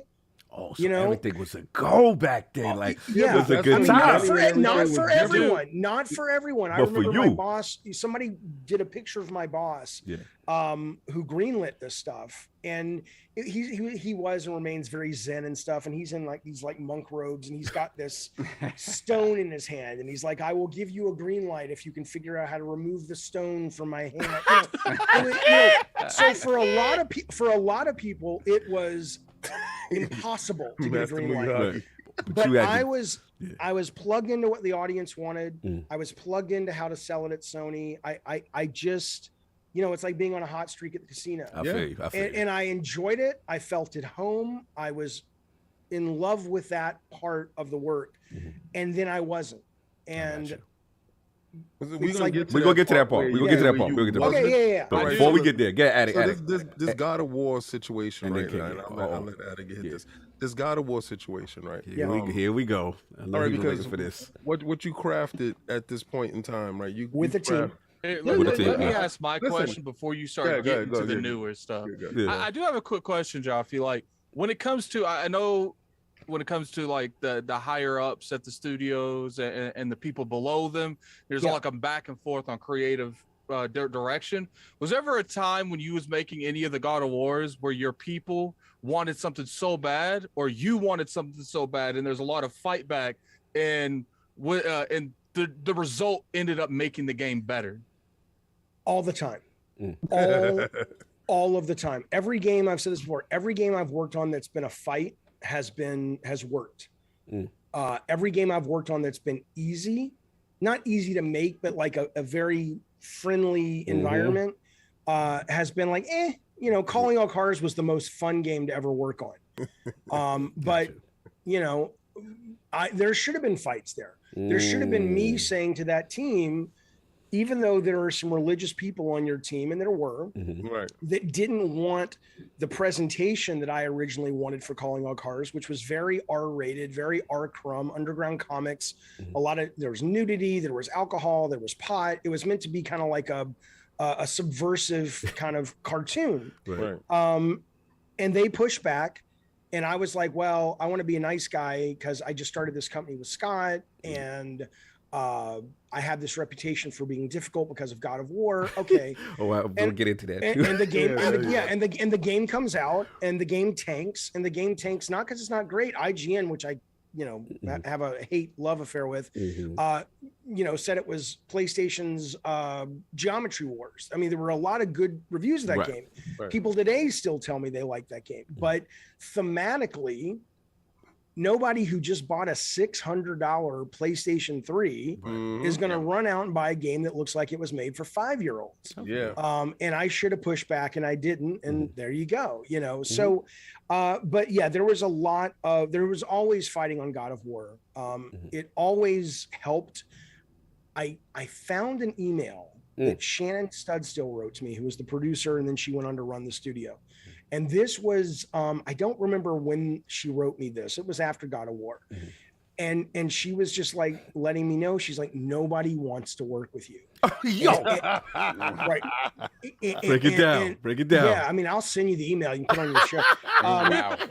But to read it now, after, when I got it, I was like, do you know who I am? I don't mean that like. It was a flex sort of like, I wasn't flexing, but I'm like, okay, all the stuff that you're saying, Shannon, that is a problem is what got us God of War, right? It's like, I could have come in and been the friend to everybody, but I wanted to only be the friend to the player. All I cared about was the player. Everybody else was secondary. And then that was great because that was Shannon's job to worry about them. It was my job to worry about the player only. It was like being a bodyguard. And I'm like, we have to do this for the player, and but it really did come at a cost. And I think, and I don't regret it, but to read that email now, how do you take it now? It makes me sad, but I wouldn't have changed anything, but because I didn't know any better, and that was the only way I knew how to get what was in my head across into the game, and then have the team take it to 20 levels above what I had. And are there other ways to do it? Sure. But I was like 30 years old. I had never run internal development before. And that's, Sony, and we'll save it for the Xbox part, but Sony, a few years before God of War, was basically where Xbox is now in regards to how they know how to run internal development. And so no one knew, hey, we have this guy who's really creative, really passionate, really driven, but he's out of his mind. And we didn't have anybody. Like, we had Mark Cerny that you could say, hey, Mark, the team in San Diego making baseballs struggling with this thing on the hardware. Go down there for a couple of days and help them. We didn't have anybody who knew how to deal with creative management and go, how do we take someone who's incredibly valuable and make sure he can still express what he needs to give the company what they need without making the team literally want to, they'd rather go work at a sweatshop in China. He invented HR. Don't do that. Yo, I got two quick pockets. King, I'm gonna give it to you. Downstairs, and he told me that he was gonna choke me if I did. I got two follow-ups to it. Stop snitching. Quick one, and I'm gonna give it to King because I know King wants this. This is the God of War section, but the two follow-up. One, God of War fun facts. I need to know if this is true. I know some people who work with you in the past. God of War. We got snitches. I got some snitches. So God of War, from what I heard, was known to at one point have a fairy in a jar and then killing it. Is this true? This is it was in the design. Everything gets cut into the inch of its life because you got to make your date and stuff for the most. Well, unless you're Xbox. But we got you. But it was in the design, and it was basically going to be just like Kratos at the very beginning would have like a little fairy like Navi in Zelda. But he's like, what is this thing? He didn't like it. Wasn't his friend. It just got sent to him by Athena. and she's like, hey, listen, come over here. Here's how a door works. like 20 seconds in, he was just gonna kill it and just like, I hate you, shut up. Yeah. And so that was the idea. Like a tutorial start. You know what would have been cool? Yeah. You know what would have been cool, Jaffe, if you gave the player the option, like she would have been your narrator the whole game, but you could kill her at the beginning and not hear anything. Well, it's interesting you bring that up because me and Alex Stein, one of the writers, we had a number of conversations, about, how much agency do we give the player to reflect Kratos' character? Right. So there was another puzzle where we did have that conversation about, do we want to let you have another way of pushing the guy in the cage into the fire pit at the top of the hill? And Alex and I were like, on one hand, that would make for cool gameplay, but it doesn't help establish this character. Kratos is not whoever you want him to be. Kratos is Kratos, and you happen to be controlling his avatar. And so I, as a one-off, I appreciate what you said, your idea, but it really was something we struggled with for a couple of months, Alex and I, about, on one hand, you want to make an iconic character that has personality, and on the other hand, you want to give the player freedom. And where is that line? Because too much freedom and you end up with a character like in Elden Ring, which is probably my favorite game of all time, if not my top 3. But nobody would, what's my character? I don't know. It's not Rando. Which is part of its strength. So no, I feel so okay, so all right, good. I'm glad that you said that part, right?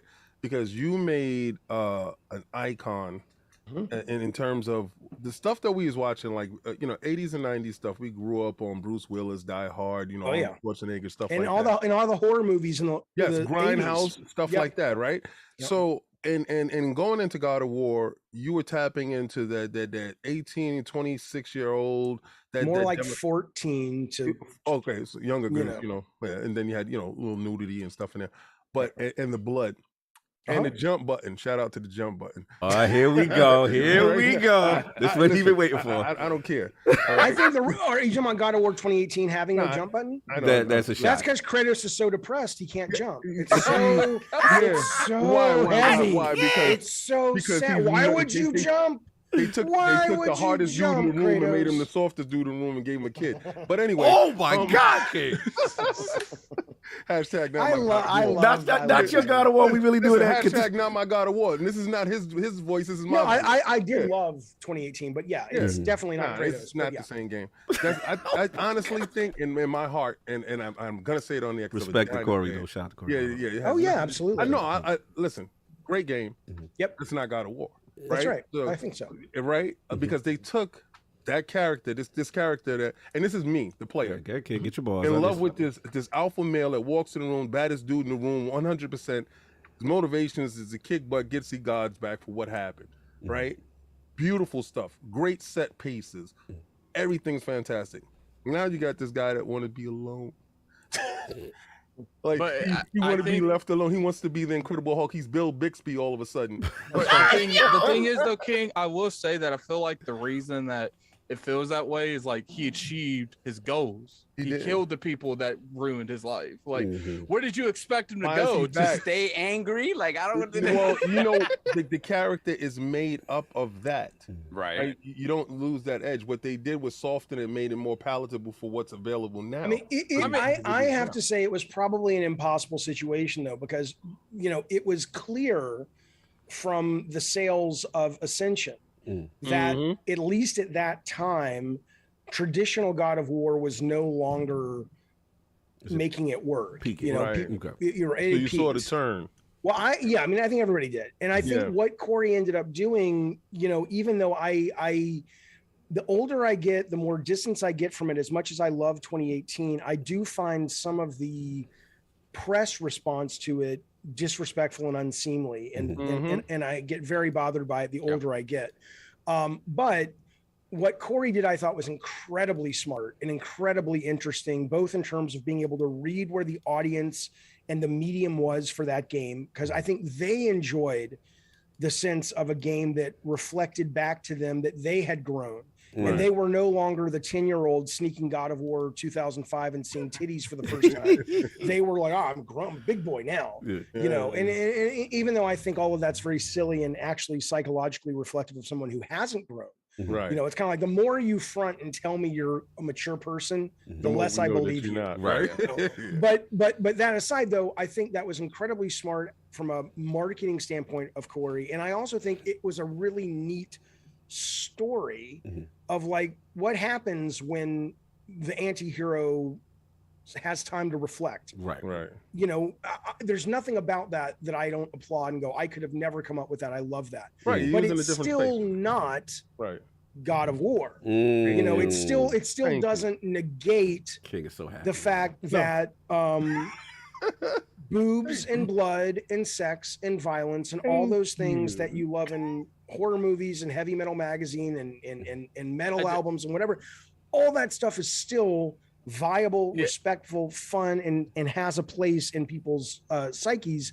And I got very bothered by the fact that it was They like, well, tried to now erase we've the early outgrown stuff. that. Yeah. No, you haven't. You've just shoved it in a hole because you think you're doing what society wants you to do. But in truth, that's going to come out in a lot of ways. You better be careful. Good at it. So, I do agree with you. Like the biggest disappointment, like I'm not too much onto the story thing because I think naturally that makes sense as a progressive thing. I'm more upset with God of War because of like the lack of gore, because I feel like in the center of God of War, that's what was there, is the gore and the willingness to do anything and everything to these bosses. And I feel like that was single-handedly the biggest thing that was not there that should have been there. Yeah, the brutality. Yeah, I would do. Yeah, people always ask me that if you were to have made 2018, I would have had sex in it. I would have had gore in it.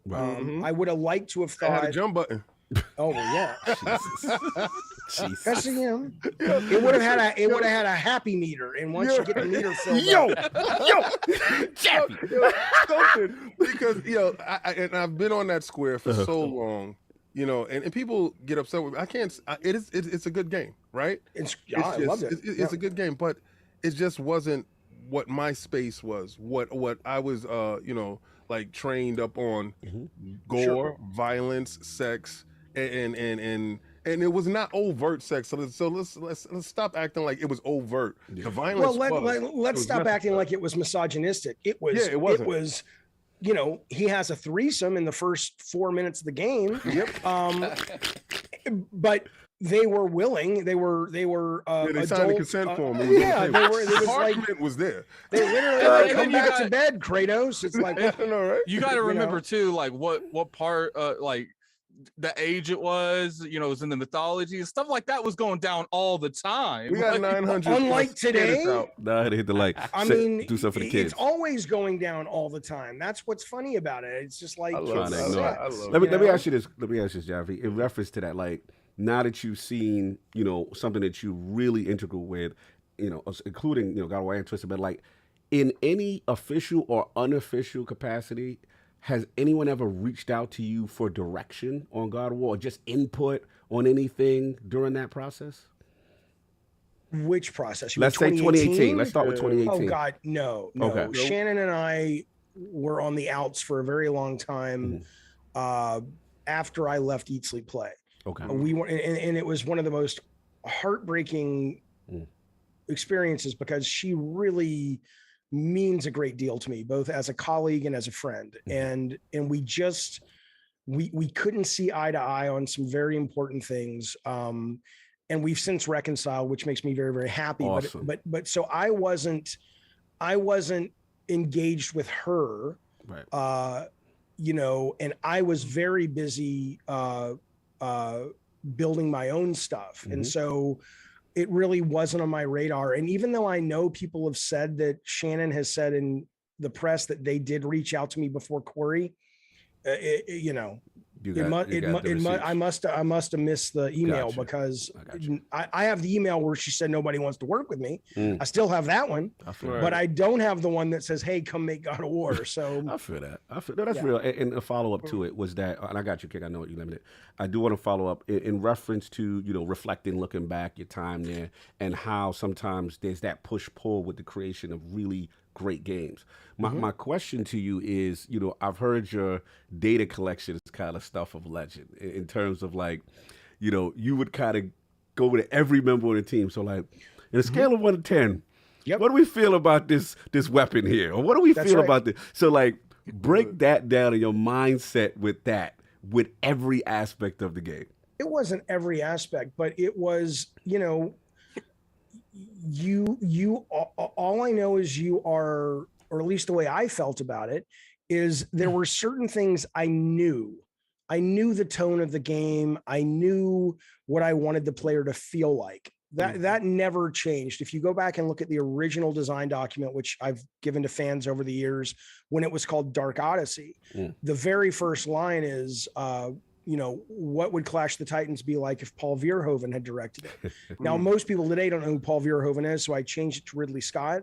But Paul Verhoeven did Starship Troopers and RoboCop, and Robo was brutal back then. he did a bunch of Dead or Alive, you coming with me? Yeah, he did a bunch of very violent. Total Recall. I'll buy that for $1. Yeah, that was my joint. And so that was always never wavered. That's right. Clarence Boddicker. That is so iconic. Yes. Yeah. This is the space that you're in, because you're in that space. So it's just weird to tie, and you translated that space over. This is why it was so successful, because you actually translated that feel, that space over what we were living in. And I can understand the turn in 2018 for what they wanted to do, because the times have changed. We have progressively so-called moved on, but you don't discount what came before it, and you don't say we matured past what this is, because that's not the case. That's what got you where you are. But exactly. But yeah, I mean, so what was your question? I was basically about the data gathering. So I knew what the North Star was from the very beginning, but when you're going through that desert, you need all the help you can get, and whether that's creative help from the team going, I had an idea, and you're like, oh my God, that's brilliant, put that in, or whether it's just like, I think these three things are cool, I'm too close, what do you think? So I loved getting feedback of just gut reaction. I didn't need a write up. I didn't need an email. I'm like, here's a picture of who Kratos could be. Here's a picture. 1 to 10, 1 to 10. Cool, thanks. And I'd move on. I saw them old pictures. Thank God you ain't picked one of them other designs. Oh Lord, no, that was gotta go. The one with the helmet and all that. We spent over a year with multiple artists under Terry Smith and then Charlie Wynn, trying to find this character. It was a huge endeavor. It was a huge endeavor. And so, I was 1 to 10ing all the time. Then I'll tell you what, when we did play tests where they'd come into Santa Monica, you can best believe those forums were like, how was this? 1 to 10, 1 to 10. And I went home on a cloud of rarefied air when the final one was rate the game on a scale of 1 to 10. And what chances would you buy this? And when those were in the 9s and 10s, which they were, I was like, oh my God, this is the greatest day ever. You said you worked with a lot of artists to find out the final design for Kratos. Was there any after that, or did you eventually come back to that one after they showed you other ones? No. Once we kind of had the Ed Norton epiphany, and the American History X epiphany, and then Charlie did the art in that with that guidance, and I saw it. I'm like, oh. That's a goal, and a lot of artists get frustrated. The good concept artists don't. Like, some of the concept artists would be like, I would go to them, and a lot of this was because I was a kid growing up learning how to make movies, so I would see the Star Wars concept art of droids or Creature Cantina characters or whatever, and it was sometimes like, I think it was it Ralph Marquand or whoever their famous concept artist was, but he would sometimes just fill a page with rough sketches of like, could be this shape, could be, and that's what I wanted. I'm like, I don't know, and they're like, well, he doesn't know what he wants. I'm like, no, I don't know what I want. I know I have a feeling, but I'm not an artist. But I'm not going to come to you, concept artist. The job title is the job is in the title. Concept artist. Part of it is it's a collaboration. I can come to you and give you the emotion. I can give you the feeling. I can show you examples of how it makes me feel in movies and comics. But I can't say I want the eyes that you're not a police. So you're not a police sketch artist. It's like, let's figure this out. So honestly, in a lot of ways, you go, well, how come it took so long when all it was that simple thing? I'm like, because that's how long it took for the brain, for my particular brain, to be able to put the pieces together. And there you go, you know, but that's how it works. Soft, and then King, before you move on to the final question. No, it's interesting because when you look at this, like, all of those little details at any point in time could change the arc of this game, the arc of this entire. And they did. That was the most fascinating part to me that I just thought was the neatest thing, which was a technical limitation led to story. Story led to art led to story led to technical limitation. It was like we were all swimming in this cake batter of what God of War would become. And it was changing. Like, I mean, the story I tell a lot is like, I mean, whether it's his chain blades, which did not come from some great creative epiphany, it came from one of our designers, Joe Wright, trying to figure out how do we make Kratos stand out because the camera's pulled back so far. Right. And I showed her Shinobi on the PS2, which had the long red scarf. Ooh, the scarf. And I said, we need something like that. And I love like, this. She's like, well, how about we could have him have chains that would flow and we could put particles on them. And we would, no matter how far the camera is, because we wanted a cinematic camera, we would see Kratos.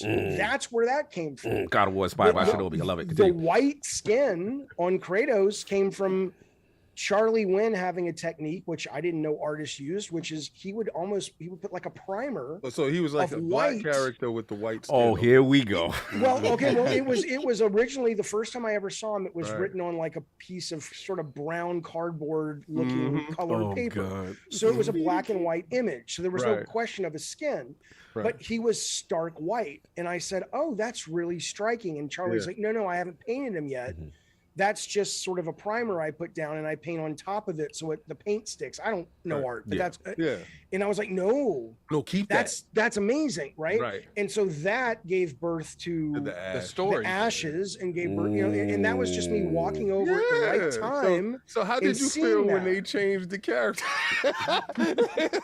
in what part? What do you mean? Okay, so here like we my go. whole thought, right, all the way through. Regardless, he's been waiting his whole He's life. been waiting his whole life to ask you this. Beautiful. This is beautiful, right? I don't care. The good news is now after this, you've achieved your goal, and you can stop with the just for men. You've done it. We're not gonna do that until actually that date. So I'm like Bethesda and Microsoft and push the date back. Continue. All right, so the character has the white ash on it with the brown skin under, and it has he's okay. If we're really talking about this, because I know some people have they haven't. Yes. Okay, well, they say what race is Kratos, right? And my answer is, and this is probably an ignorant answer, but I based him off what Greek people in the Greek Isles and Greek movies look like in Hollywood. That's all. So I was like, he's an olive skin guy. I guess he's a Greek guy living on the islands of some island off the coast of or somewhere around Sparta. I mean, Sparta's an island too, I think, but it you know, and he's just like some olive skin guy. So he wasn't an African guy. I mean, everyone's an African guy, but I mean, in terms of, especially back then where we came from, but ultimately though, that's all he was. I never thought about it other than going, he's like, you know, in a movie, if you saw a bunch of Greek people running around, they wouldn't hire people like Lord Addict. Here we go. Maybe the Greek people would be stealing Lord Addict's potatoes, but you know, they're always after me potatoes. Why you gotta steal my potatoes? Why can't you steal cars? I'm done. Well, because you woke up looking like Kratos 2018. No, because you're basically a pot of gold away from being the Lucky Charms guy. I'm done. Leave my man alone. Leave my man alone. No, hey, Irish is awesome, but I mean, you got the red hair, you got the pale skin, and I have pale skin too. I'm not mocking you, and you've got the red and yellow shirt. That's a very Irish leprechaun-y red and yellow shirt. No, the green and yellow shirt. Sorry. You say he Team Ireland today? Are you Irish? No, I designed that shirt, so no. Where we going from addicts at that nationality? It's not an insult, by the way. You know, I'm just saying that, you know, potatoes. Yeah, my thought is always that he was of a darker descent, and then when he woke up, his hair was of wool and his feet was of brass. But check it out. Did you think he was African? No. Actually, I thought he was of a darker shade, right? But he woke up in 2018 without a jump button, and he was a little bit lighter. Wow. So we all know who can't jump, right? That's right. Yeah, ridiculous. Moving on. I just needed to share I that. know. space with you. We know you waited for that moment. But look, what a chance to want to try to sneak in that last time with the final Somebody question. should make a poster with that, like the white men can't jump poster. Not Kratos. What you do is you just put my avatar on it. Yeah, put mine on it because I'm just like, Listen, man, we just want to transition. So now, like, you're moving on from that. I just want to talk about like moving on from game development and now kind of transitioning into like the content creator space and YouTube and stuff like that. And definitely one of the more candid and opinionated content creators out here, which we respect. Yeah. What led you to that decision, and like, how did you find your joy in that? Because you're going hard. Gabbing in Games is out here. You're doing live streams. You're in England with a lot of big content creators. Like, how did that passion develop? So when we were doing so Drawn to Death was a failure, critically, commercially. And it's not that I handled failure poorly. Like, I don't like failing, I'm done.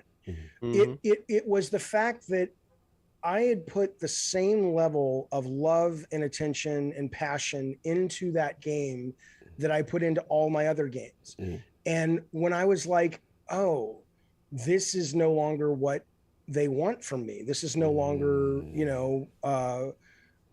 this isn't connecting. I'm no longer plugged in. So part of it was like going, you felt like, the Green Lantern's battery was out of juice, and it wasn't, and it would be like, it's all, if I worked my butt off, I could come back from this failure. I could build another team. I could get back on the radar of people. And all I would, if everything went perfect, I would simply be back where I was. Yeah. It's like, I've been to Everest a couple of times. Right. I've hung out at Everest a couple of times. And I was like, do I really have the energy and the desire to fly all over raising money and sit at my table and pull out my hair for months on end, trying to figure out gameplay and story and what's going to be sexy and cool in a pitch meeting and all that.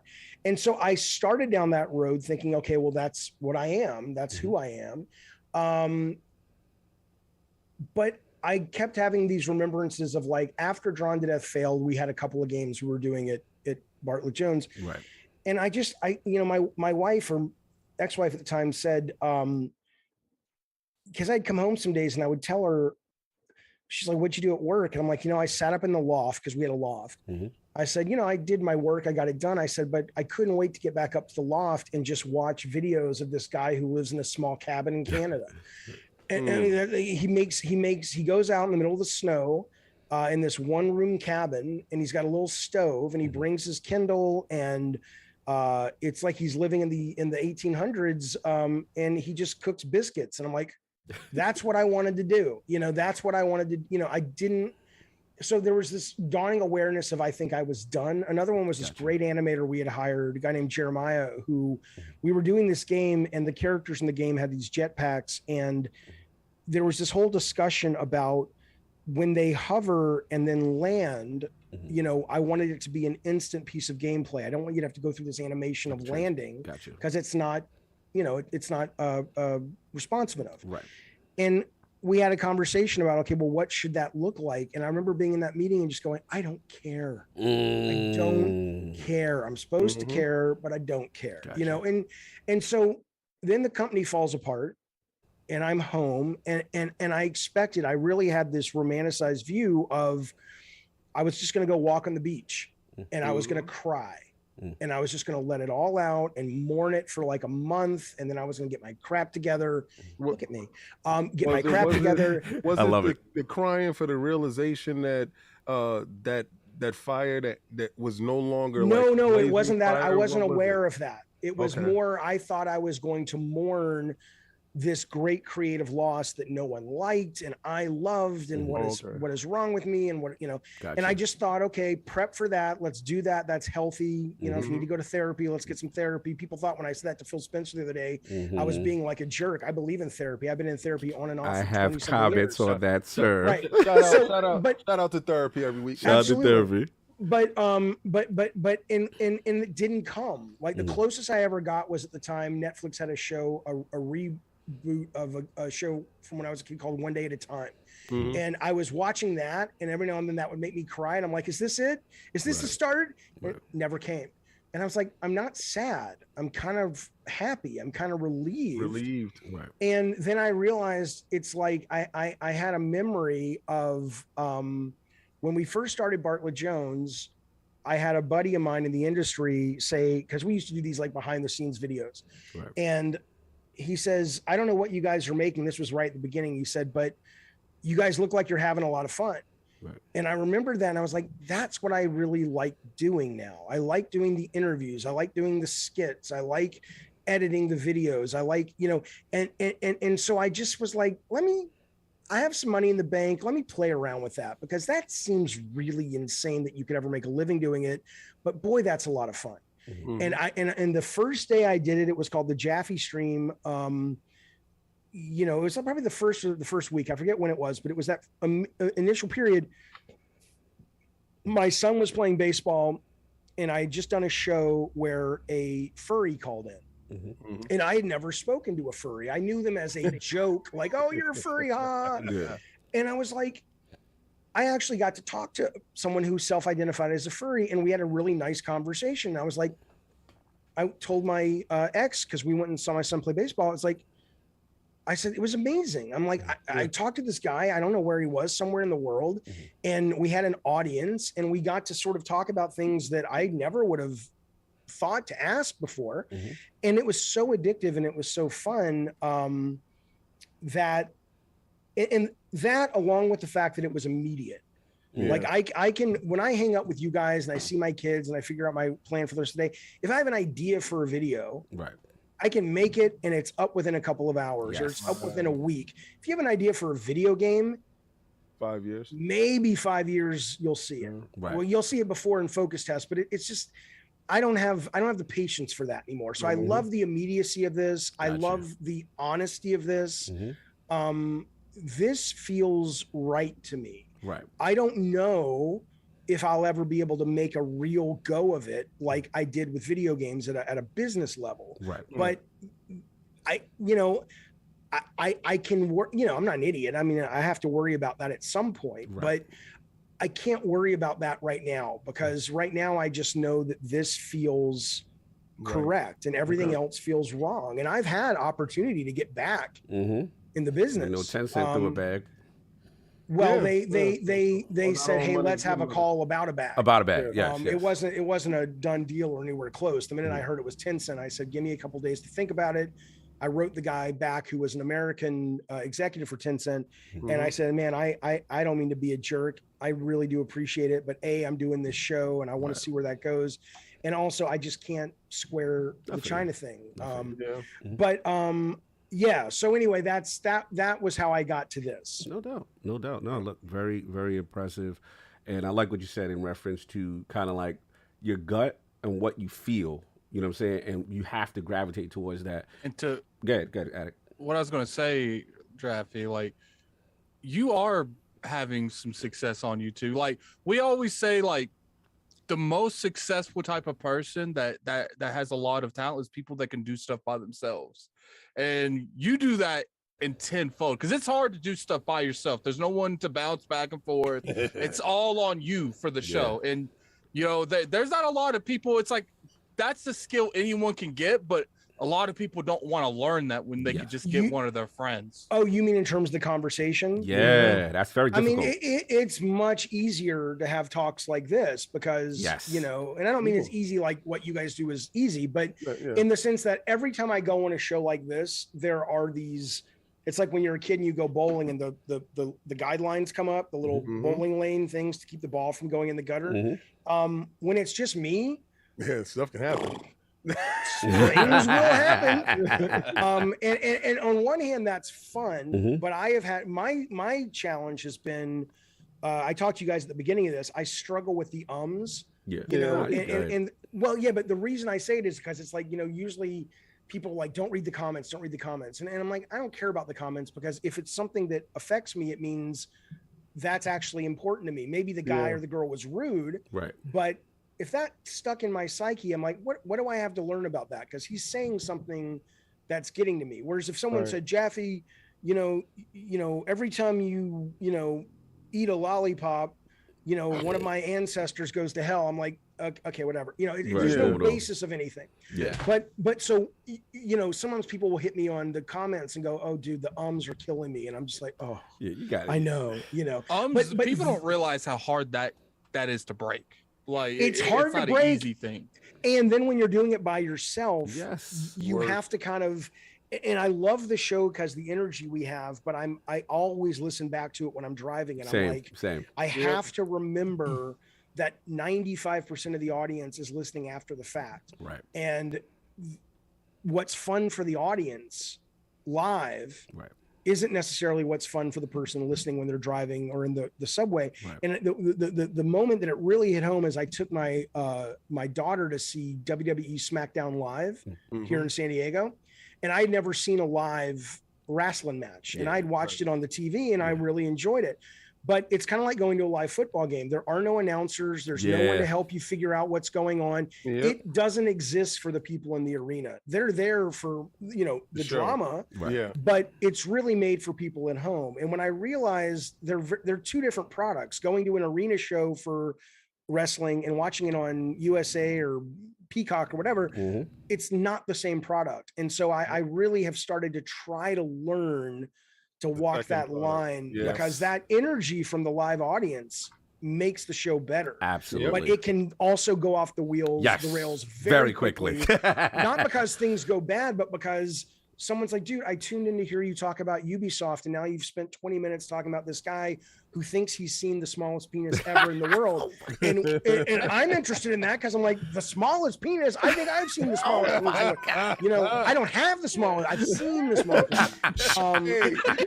We went left. Right. So it's a very, and I think I'm getting better at it, but it's a very hard, you know, bucking bronco to stay on. Absolutely. But it's fun. It's fun. I like to give a shout out to you for your integrity as far as, you know, the Activision stuff. You was like, yo, I'm not gonna mess with that stuff until. Well, my intent, like, okay, I appreciate that, but I always have to preface it by saying my integrity is only as strong as my bank account. I felt no, and I'm gonna get to that bank account thing crucial. too. The 10 cent thing, the millions, 10 cent thing. Well, came your situation, came your way. And again, you know, you stood on your square because of whatever you felt in that situation, right? And you couldn't square that. And not all money is good money, right? That's right. So trust, because you know, hey, take this. But anybody would take any type of money if they need it. So. Not true.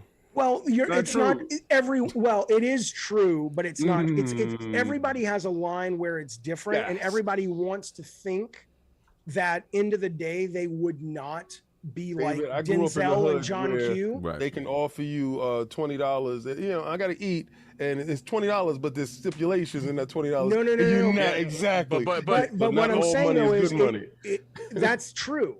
But I think when you have a family, I think it becomes very, very different. And I think when you're like I said, that John Q movie with Denzel Washington, when it's like, look, I'm not a bad guy. My kid is going to die. I don't care what I have to do. Yes. Right. There are, you know, and so I just think that, just like I was saying, I think it's important at the beginning of the show, we were talking about ambition and drive in a career. Yeah. That is a result of things that have already been baked a long time ago in your psyche. Yeah. It's not something you just go, I want that. Right. You are who you are and you can change it, but who you are in the meantime, the choices you make are based on who you are at the moment, right? Yep. And so similarly with money and with being able to have morals, it's pathetic that it is a privilege to be able to be morally upstanding. You know, that I can say, no, thank you, 10 cent. You know, that I can say, good point, I'm going to do exactly what I want. It's like, yeah, it's a nice drama piece or it's a nice story narrative, But a lot of it has to do with the fact that I'm not going to go hungry, and my kids aren't going to go hungry if I tell Tencent to fuck off. So like, but I'd like to think my line is really far away, but you're never going to know. But if you were like 4 months behind in mortgage, lights getting ready to get cut off and stuff like that, and Tencent be like, "Hey man, I was thinking about." So you know what? That's a good bag. 10 cent. I thought you said 50 cent. I hate that guy's music. No, I'm in. The routing number is the routing number. All right, so people in the chat, I think you're about to do it, but they want the real. Yeah, so I'm about to I want to transition because I want to sneak King in for this final topic before he goes to those and leave early. So last question that we do again. First of all, tremendous journey. Got to give you your props on that. Okay. I love hearing these stories. You know, truly inspirational and to help people understand how the business was and works on a lot of levels. So that's cool. And your drive, tremendous. I wanted to get more in arcade, but we'll get you back because I definitely want to get more into arcade stuff. We didn't get left game and stuff. But the question we have to ask every guest in the realm: I need Lord Jaffe's top 5 video games or franchises of all time. Okay, well, first I need clarification because I always struggle with these questions. Are you talking about what I think are the best as of 2022, or are you talking about the ones that are personal to me? To you. Okay. It's an impossible question. For right now, this could fluctuate. It could change. This could change at any time. Yeah, I know that you're kind of like, dude, it's a simple question. It's really not for me. But okay, I would say in no particular order. Okay. I would say Elden Ring, Hearthstone, Deus Ex.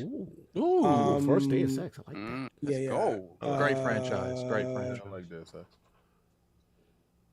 Eco. Wow. Okay. Eco. And maybe Resident Evil 7 VR, playing through VR. VR contingent likes that. Okay. But I think he's had first of a couple. But I would say though that if you're going to things that are more, foundational building, Atari's Adventure 2600 or Miss Pac-Man and Galaga and Mario Kart Battle Mode from the SNES and Flashback from the Sega Genesis. That's right. Yeah. But that's what I'm saying. It's like there's like probably 20 categories of favorites based on what you're looking for.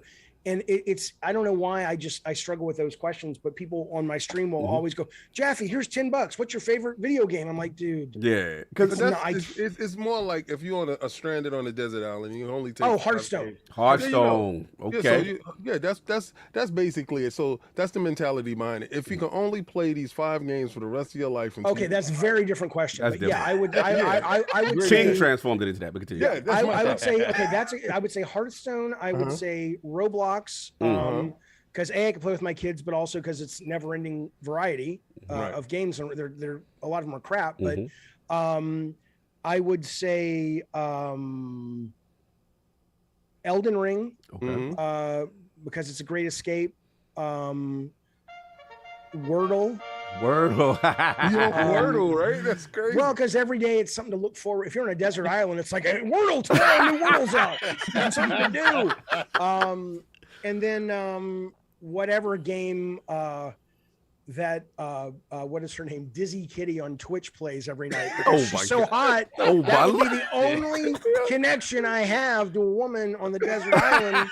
I'm like, these are ulterior motives, but I respect it. Yeah, whatever game she's in, I'm in it. That's right. No doubt. You are on a desert island. Like, come on, right. you gotta be realistic. Be realistic. I mean, you could just have like a semen pool there. Oh my Lord! I come here. This is where I do it, and maybe something will grow there. Maybe a woman will come out of there one day. I don't know. I'm done with it. It's my own island.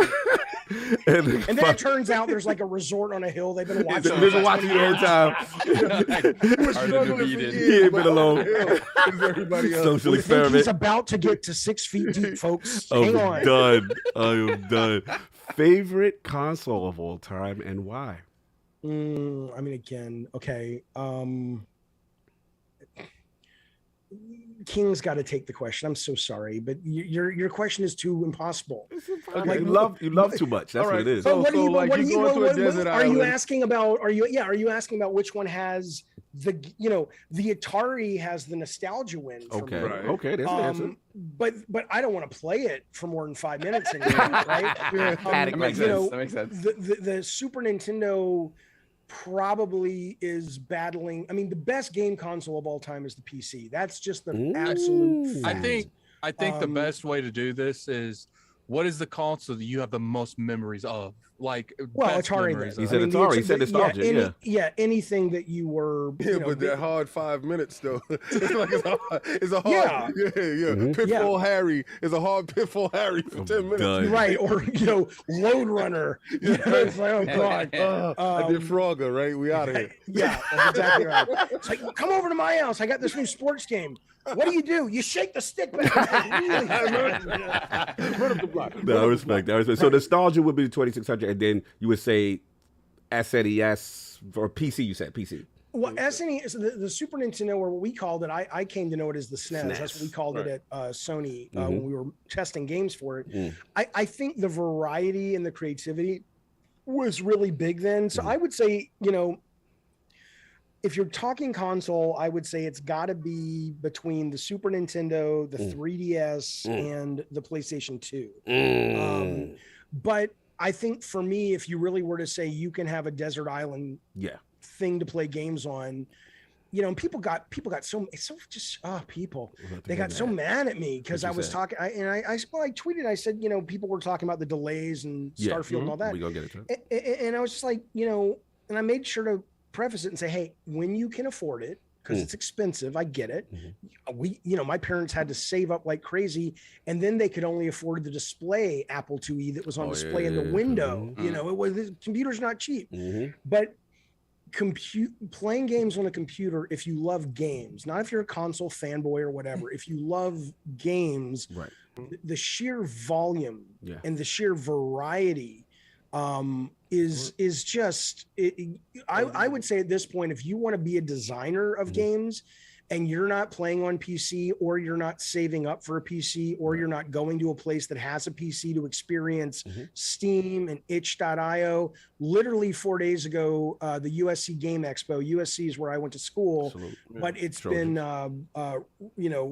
named like the #1 school for video game theory and design and production in the world. They literally had their expo. You can go online now, only on your PC, see like 40 games these students made. Most of them are shit, crap. But there's a couple of them that you're like, these guys or girls could be the next, Genova Chins and that game companies, right? Well, you can download those and play them, mostly all of them, on your PC. I get that's not Uncharted 5, but if you're into design, if you're into the medium, graphics is only a part of it. So if you're serious about design, you either need to be on a PC or be figuring out how you can get on a PC, because that's where the games are. No doubt. Tremendous history, tremendous top 5. Love the experience, man. Absolute legend in the realm. He's still hanging out with us. We got more to talk about. What I want to do, King, if you don't mind, just I keep looking at my email. So I just want to get right into that one topic with you. Go for it. So let's just transition. Solve. We'll skip the poll, and then we'll do the super chat after this topic, because we got to get King and Jaffe. All right, so we can get this one topic. Yeah, we get this one topic. Just popped in. All right, cool. No doubt. Fonz, we got you. Games Talk Live, we got you. King is coming, but the realm demanded all of them be present for this topic. So look, let's just get straight to it. So May 12th, it looks like Bethesda put out the tweet that rocked the industry right now, and an update on Redfall and Starfield. We've made the decision to delay the launches of Redfall and Starfield to the first half of 2023. The teams of Arcane Austin and Bethesda Game Studios have incredible ambitions for their games, and we want to ensure that you receive the best, most polished versions of them. We want to thank everyone for their excitement for Redfall and Starfield. That energy is a huge part of what inspires us every day, and thanks drives our own excitement for what we are creating. We can't wait to share our first deep dive into the gameplay for both Redfall and Starfield soon. Thank you for your support. So this definitely broke the internet, a big surprise. And then Phil King, his full Phil name? Dominus Maximus Aurelius Spencer. Put out the tweet that definitely also reverberated right after it, which was, "These decisions are hard on teams making the games and our fans. While I fully support giving teams time to release these great games when they are ready, we hear the feedback. Delivering quality and consistency is expected. We will continue to work to better meet those expectations." So this had a lot of people in a frenzy. Lord Jaffe definitely had some comments here and very strong opinions about this. Let's start right with him. Now that the dust has settled a little bit for 2022, as far as Xbox Game Studios output, where do you stand with this whole situation? Well, okay, making games is incredibly hard. Yes. Right. Making games now, because of the risk involved financially, is incredibly, it's very serious business for people's careers and people's wallets and things like that. So this isn't easy. Throwing COVID on top of it makes it triply hard. Right. Okay. So I'm not, so my issue isn't that Starfield isn't coming out on time. I'm looking forward to it. I am very excited about the high concept of Skyrim in space. I think that sounds awesome. Oh, for me. And I love when you hear the guys talk about it. It's kind of in between hard sci-fi and space opera. I'm glad they're not just going for this kind of, very serious science fiction, Arthur C. Clarke, but there's some Star Wars in there too. And I'm like, okay, this sounds great. Excuse me. But so I don't care that it was delayed. If they delay it for a year, I certainly don't care about Redfall. The last thing I want is another co-op. The trailer powers of the vampires look really cool. The characters look like they're trying really hard to be cool and funny, and it's just like, please shut up. But the vampire mechanics look really cool. Of course, I'll try it. Right. But it's not, I'm kind of over, I did like very much Evil Dead the other night, but whatever. So, so the issue I had with it is not those individual games. The issue is I am a very big believer in Game Pass.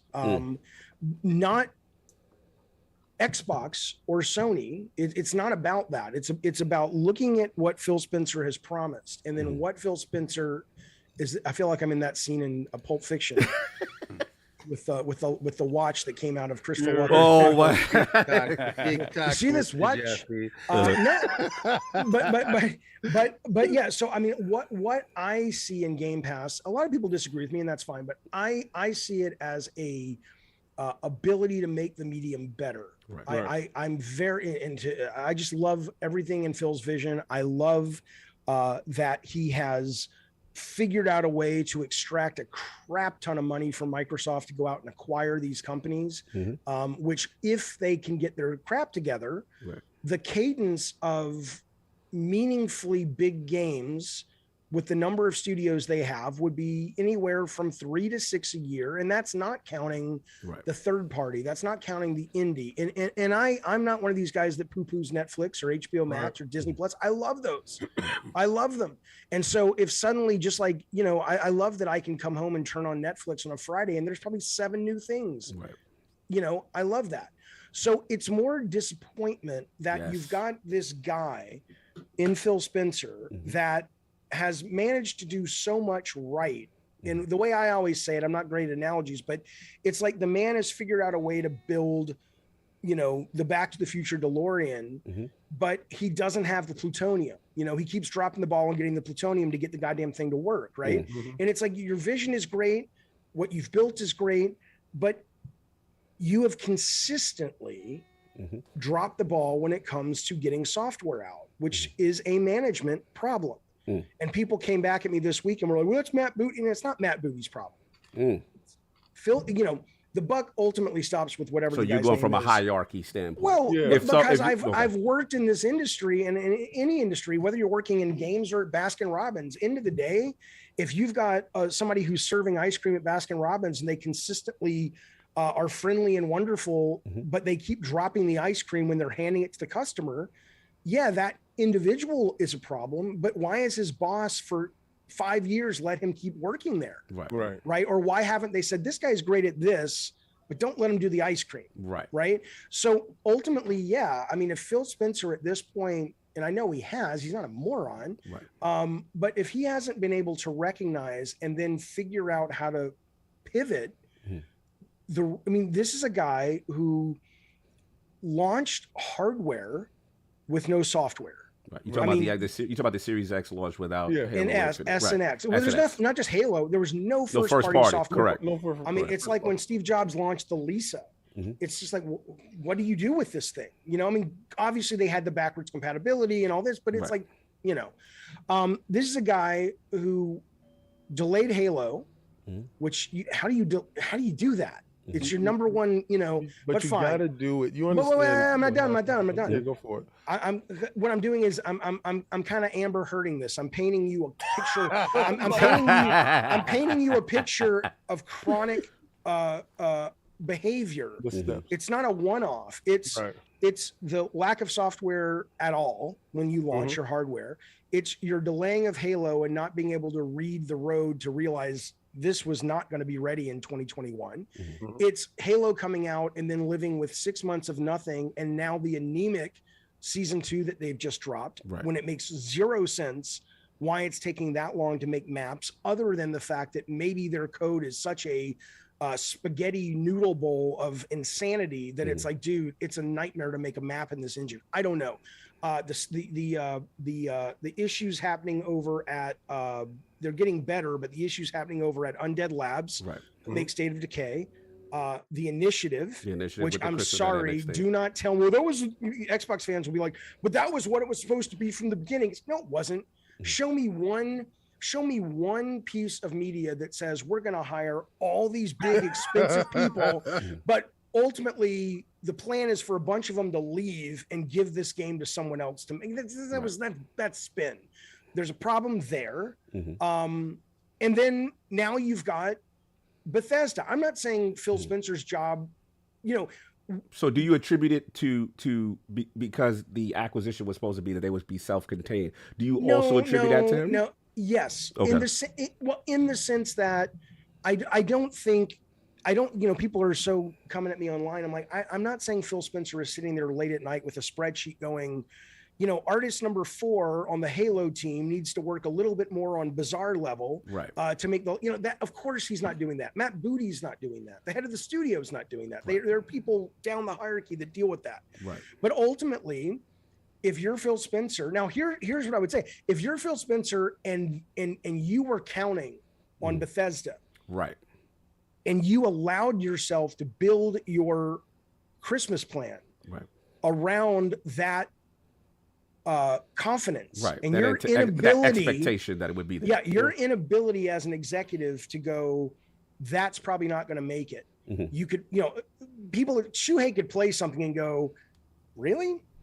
This is going to be ready in 6. This is not going to be ready in 6 months, and suddenly the wheels would start turning. The team, that's why people are like God of War. It's like, no, the animator says it's coming out.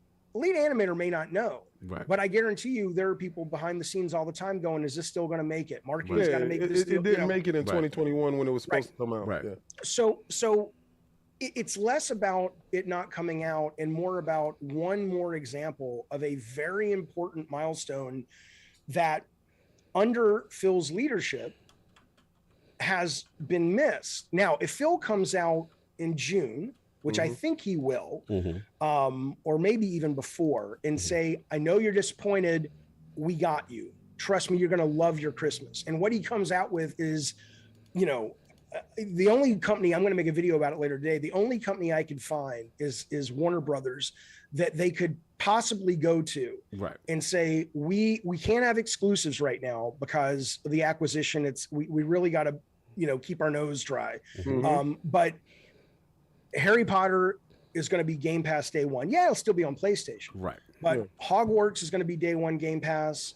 Gotham Knights is day one Game Pass, and maybe one other thing. And they're like, he won't say this, but we've written a check for over like $600 million because we want you to have an amazing Christmas. Then I'd say, awesome. You got a backup plan. That's what a good executive does.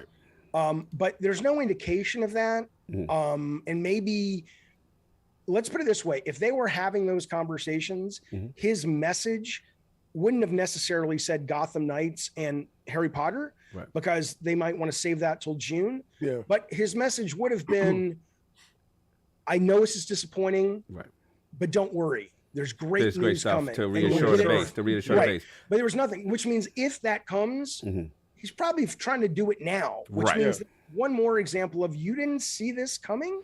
I got one question before I give it to Kate, because this is a great. I know you got to go. This is a great discussion point. My question is, what about the mindset that we heard during the 2018 and the acquisition of all these studios, right? Yeah. And one of the things that, I mean, ILP has had a lot of these studios on, Obsidian, Undead Labs themselves, you name it, 343 and all these guys, right? So my question is, part of the discussion piece was said that made the acquisition and for these guys, compulsion, these guys like attractive, was that they were told, hey, we're going to allow you to do you. Right. And it was almost like the Budweiser distillery thing. Like, OK, we make really small little studio that makes this craft beer. And then here comes Budweiser. And it's like, yeah, do what you want with the distillery. And we're not going to micromanage. Now, my question to you is, do you think there's an issue with the conflict of micromanaging and kind of hovering over studio, where as opposed to Microsoft with their reputation, like, hey, if you get acquired by Microsoft, they go metal. The older reputation, if they come in, the studio culture is going to change. Do you think maybe the problem might lie in that, where it's maybe, do you think it's two hands off approach, and there should be a cracking of the whip, so to speak, and then comes the crunch culture stuff? The thing that's important to know, though, is just because the press release tells you something, like everyone's taking that as gospel. And I guess for me, the reason I don't is I'm like, again, I worked in this for 20-something years.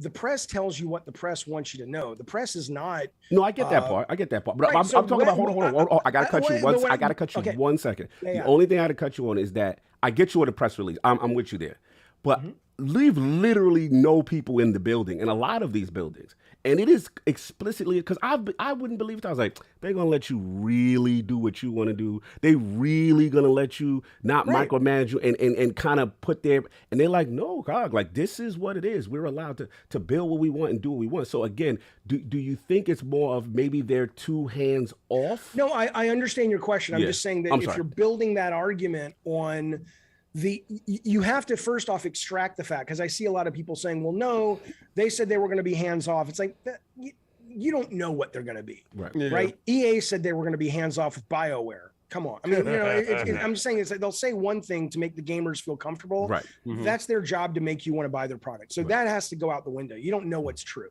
when it comes to what the press says. But when it comes to, I mean, I obviously heard the stories of the micromanagement under the previous regime. That was bad. Right.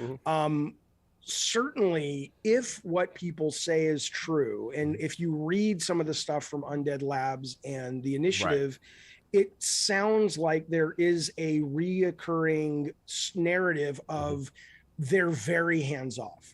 Right. And not just with Bethesda, but with their own teams. Right. Yeah. And so if that is true, I think that is moronic. I think that is, and it's like, also, we don't have crunch. That's moronic. It's like, you are playing in the NFL. Guess what?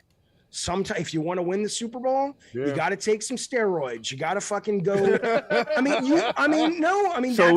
So we saying crunch then. Absolutely. So we saying Microsoft got to make them crunch. They've got to do something. Now, if Microsoft, they don't have to, Microsoft could say, we're going to keep throwing money at it so they don't have to crunch. That's fine too. Because if you don't crunch, your costs go up if your quality doesn't go down. Right. But then the job from Phil is to make sure, while they're taking the extra long time because they're not crunching, is to have something for his consumers. I feel that. It's like, you don't go to McDonald's. It's like, I know Burger King has, the Whopper. Right. Big Mac's going to take 2 more weeks. Right. We ain't got no Big Mac. Like, I'm hungry now, motherfucker. Take this quarter pounder. Right. But yeah, so the idea, yes, it could be that. It seems like that's part of it. But that, again, is a Phil problem. It's like, the buck stops with the ball. But also because of, and this is what I mean, when I was at Sony, when we first became PlayStation, we spent 5 years canceling things left and right. Things were greenlit that there was no gameplay. We signed developers that had no fucking idea what they were doing. That is learned, right? Running product development from Shu, from Alan, from Shannon, from Connie Booth. They're brilliant at their jobs and they're good at their jobs in terms of they have that skill set, but also they've gone through boot camp, which was PlayStation 1. And in PlayStation 1, we got to fail because we had Metal Gear Solid, we had Crash Bandicoot, we had Spyro, we had all these games. Well, yeah, but we had all these games that were feeding the fans while first party was becoming what it is today. Right. Well, Microsoft. So then you're saying that they had. All right. To get to this, let me just finish this. I got to run to this dude show. All right. I just want to finish the thought. Let Jeff and then King go right. Yeah. So it could be that Microsoft has all the resources, all the marketing, a growing market share, but what they don't have though is they haven't been through enough of the storm to have emerged as creative leaders who know how to produce games. And those people are hireable. They're not curing cancer. No, but they're not saving the astronauts on Apollo 13. At Sony, those people were grown. Yes, right? Go steal them. Yeah, no, but he stole a lot. No, not at that level. Not at that level. He hasn't. All right, so let's look at it for what it is, right? Let's look at it for the dog days. All right, because I'm that dog days dude that was over there at Xbox One, and we already know that he Patrick Hewitt it and finger rolled and messed us up, right? So all right, so they give Phil this thing that was supposed to die. It didn't die. Because he went into Pachinki with the knife and he made sure he made it happen. So he's at the point right now where he's about to get his chicken dinner. But this thing called crunch, this culture that they had before where, Microsoft gets their hands in it, they're going to meddle in it and they're going to mess it up. That's not crunch. That's different than crunch. Well, meddling. Hey, you got to get this done. Crackdown. Remember those things? Well, those are very different things you're talking about. Microsoft coming in and saying, we don't like this. We want this changed. This isn't good enough. That might be meddling. That's different than saying we demand. Yeah. All right. So we already have the checklist of games. Like Scalebound didn't make it because Microsoft wanted one thing or whatever.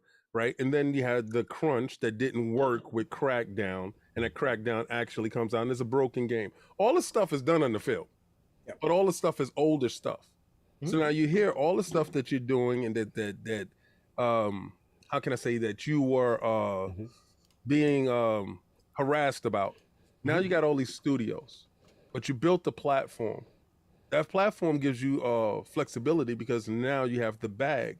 Like you said, they probably don't have no games this year for the end of the year. Those first party games that like Starfield and Redfall, games that nobody knows exactly what they are, but they up in arms over it, which is false. Yeah, we know how you feel about that. Oh God, I gotta have this game that I've never seen before that has no pedigree with me that I'm so concerned about that they said they need time to fix. All right.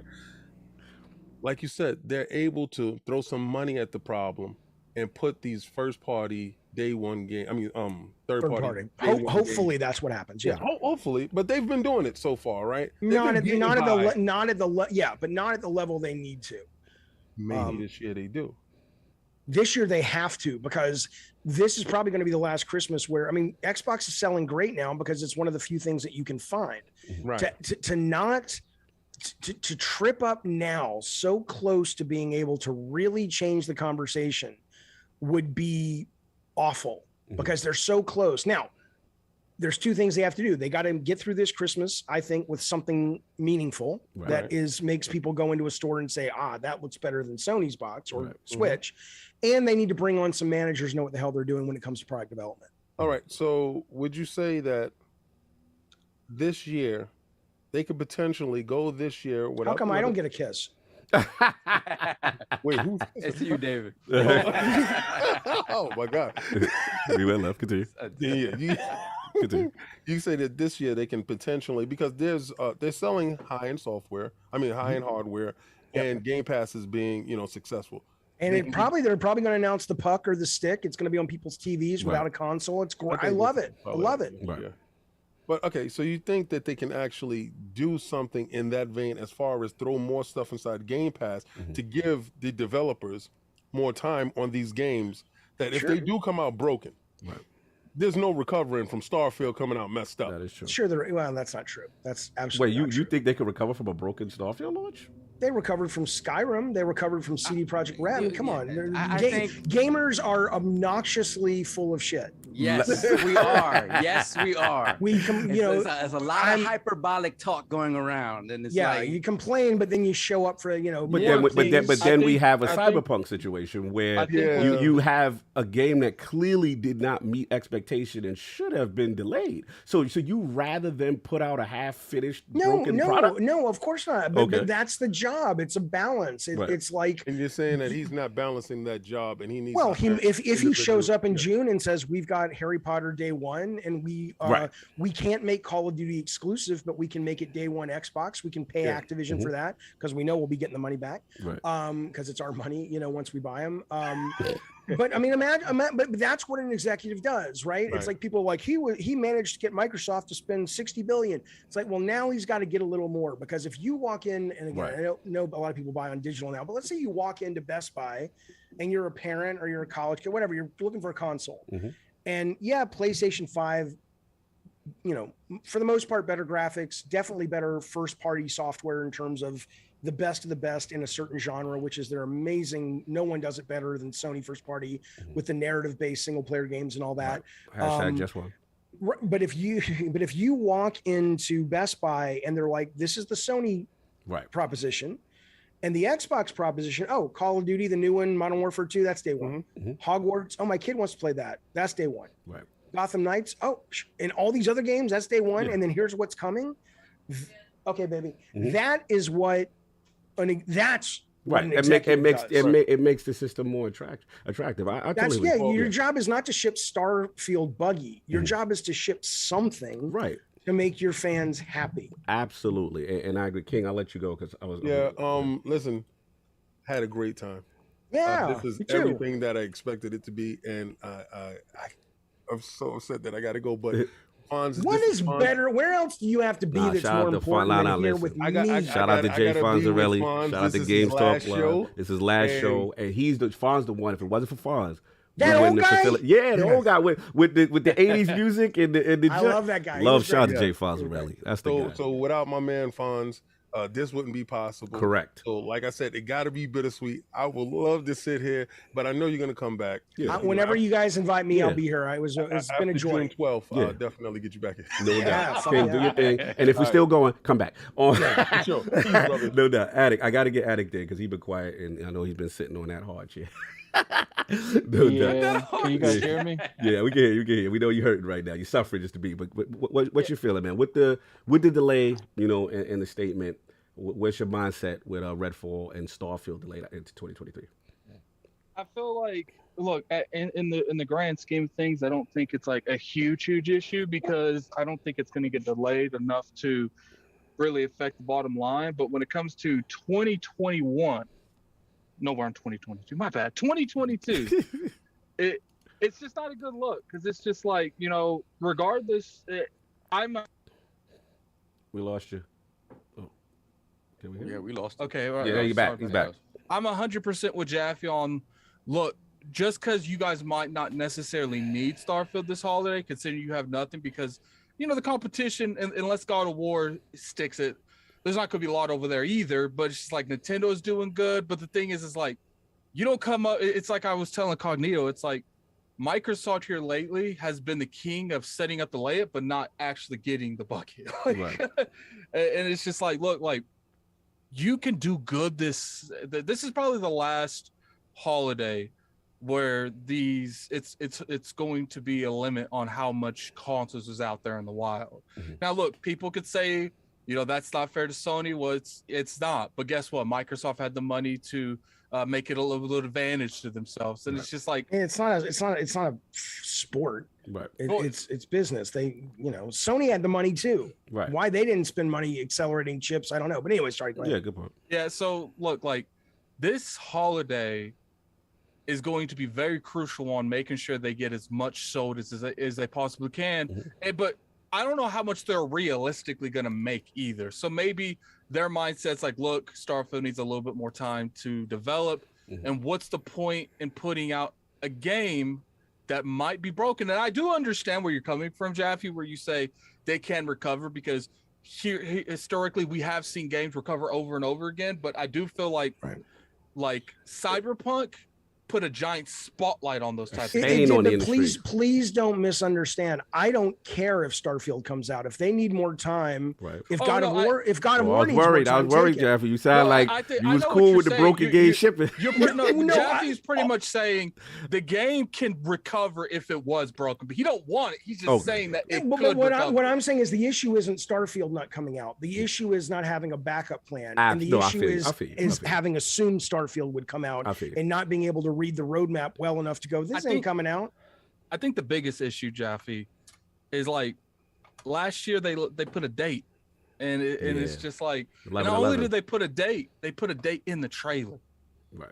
And at the end of the day, like, you know, it's not just one or two things; it's multiple things. It's the condition the 343's in. It's the condition that the initiative's in. It's the condition that you see Everwild doesn't even know what they want to be. Like I do understand that. Now I do feel like there might be a management problem, but the thing is what I've else would it be? Well, no. I'm not disagreeing with you. No, I know, but you're saying might, which means you have an option. So what's the option if it's not a management problem? What I was going is, I don't know if it's that, or there's just so many studios and maybe they need more help monitoring them. That's management. Right. Well, you get what I'm saying. I'm talking about the current management and adding additional management. I know, You know but what I'm if the saying? current management doesn't have the wherewithal to recognize we don't have the resources to deal with our massive number of studios, that's bad current management. You're not going to improve that by bringing more people in to follow a bad manager. I agree with you, but if there's too much work for the amount of people realistically doing it, wouldn't you think it would be more beneficial to bring people to help them? Yeah, but we're in triage mode. You're trying to sort of you're sort of operating under an assumption that this isn't a chronic problem that has been going on for many years at that company. Ultimately, you can bring more. Look, if Phil Spencer at this point or Matt Booty at this point can't recognize that they don't have enough people to do their jobs, that's a very bad reflection on their ability to do their jobs. All right. So just for clarity, I just want to ask in reference to this specific, because obviously it's Bethesda Game Studios. It's, to Addict's point, 1111 was kind of put out there by Todd Howard in all the interviews. They said this was outlined in ink or chalk or whatever. And, you know, at some point we saw the marketing, right? We saw even the Xbox and Bethesda showcase marketing, the whole Starfield kind of vibe, right? We've seen the Vidocs, right? Whether or not gameplay is there or not is another issue, but we've seen almost like this cadence to almost a rollout of like something that is anticipated to launch. So I say all that to say this in the sense that now that this has happened, right? Do you think, and this is for everybody, do you think that this is a situation that happened last minute? Because prior to this, it felt like this thing was ready to go. Like when you give a date a year and a half, they just didn't know it wasn't right. So now the question becomes, now let's just say, obviously we see the tweet, we see everyone in the building in Bethesda, whatever they showed, whatever, and anticipation seems to be like it's still coming. And then you mean that picture of in the Phil theater, Spencer? yes, in the theater with Todd and Pete and the crew. You got to wonder about that. What was the PR behind that? Because it's not like they didn't know. But that's the question, Jack. Like, could it potentially be a situation where it was last minute, like, oh, this is not ready, and well, sure, and maybe just maybe that Todd approaches them, right, and say, look, this is where we at. We're not going to hit this, right? And now Phil has to die on his sword for them not meeting the deliverable. Do you think that is a potential? Because sure, yeah, okay. But who cares? No, I feel that. How many swords do you guys want to give the man to die on? The thing is not one sword. Is where Jaffe is right. Yeah, I know he's like, it doesn't matter. Yeah, I know he's the at. Redfall. Right. It's not. It's 343. It's Everwild. It's the initiative. It's launching without any software for your brand new game console. I mean, it's on and on and on. And let me ask you, if you own stock in Microsoft, wouldn't you be going, guys, what's going on? This is not normal. Right. This does not happen in video games. This is not normal. Well, delays are normal. Well, delays are normal. Delay, come on. Not to this degree. Hold on. No. You guys have got to get out of the. Let's go. Come on. I would not be here having this. I mean, I would be here if you invited me because I love your podcast. But I would not be here, and this discussion wouldn't be this top of mind if they had just said, "Oh, Starfield's delayed." Oh yeah, that sucks. No, God of War is probably going to be delayed. Stop. But Starfield and Redfall. I feel you on that. I feel you on that. It's not about that. It's about one more really big plate that stopped spinning and fell to the ground. I get that. But my counter to that, and again, I hate to do whataboutism and what the other people are doing. Yeah. But literally, the 2 first-party releases for Sony this year are delayed games that came into 2022. So it's happening. Yeah. It's happening on the other side where I agree with me and you meet in the middle. Sony also hold on. I know. This is where I meet in the middle with you. Where I meet in the middle with you is foresight to say, okay, if these are not going to launch, right, we got to have contingencies, right? We got to have either some third-party exclusive game that's going to be ours or launch at Game Pass, and you look at Sony, they've got Forspoken, even though it's kind of timed exclusive or whatever. There's other things in play, and that's where I meet in the middle with you. All I'm saying is that when delays happen, Breath of the Wild is supposed to have been out a year or 2 years ago, right? So it's just a like contingency. You said, they have plenty of other games. That's where I'm with you at. Yeah. I think that's the disconnect. That Microsoft seems to want to invest more into their first party, and Sony's willing to do both. So, and I think that at this point, like he said, I don't think they can do like exclusivity stuff because, these games are probably too close to being launched. On top of that, they have the whole Activision thing going on. But how bad is that marketing going to be if you have nothing to market? No, it's a devastating blow. It's a devastating blow. I mean, again, Forspoken, I don't think it's going to set the world on fire either. I don't think people are like, I can't fucking wait for Forspoken. But it's still a game. It's still a $70 game that you can, I mean, it's very easy that it could also be the next Ghostwire Tokyo, which is like some people like, but it's not going to, But again, my issue is not, I don't even know why this is like, I know Phil Spencer has this kind of cult of personality and I don't really understand why. I'm like, I because of the brand saving, but I believe in his vision. I think it's great, but he's a human. He can drop the ball. Of course. And more importantly, there are things that we're good at. And there are things that we're not good at. He's not good at this. That's your opinion. That's what you feel like he's not good at. Yeah.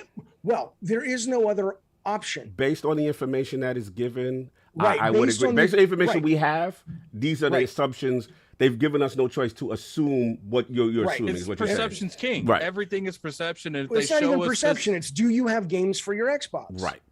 No, I get that's that. not perception. You either have them or you don't. Let's get Sav in because I know you've been patient, and I'll go.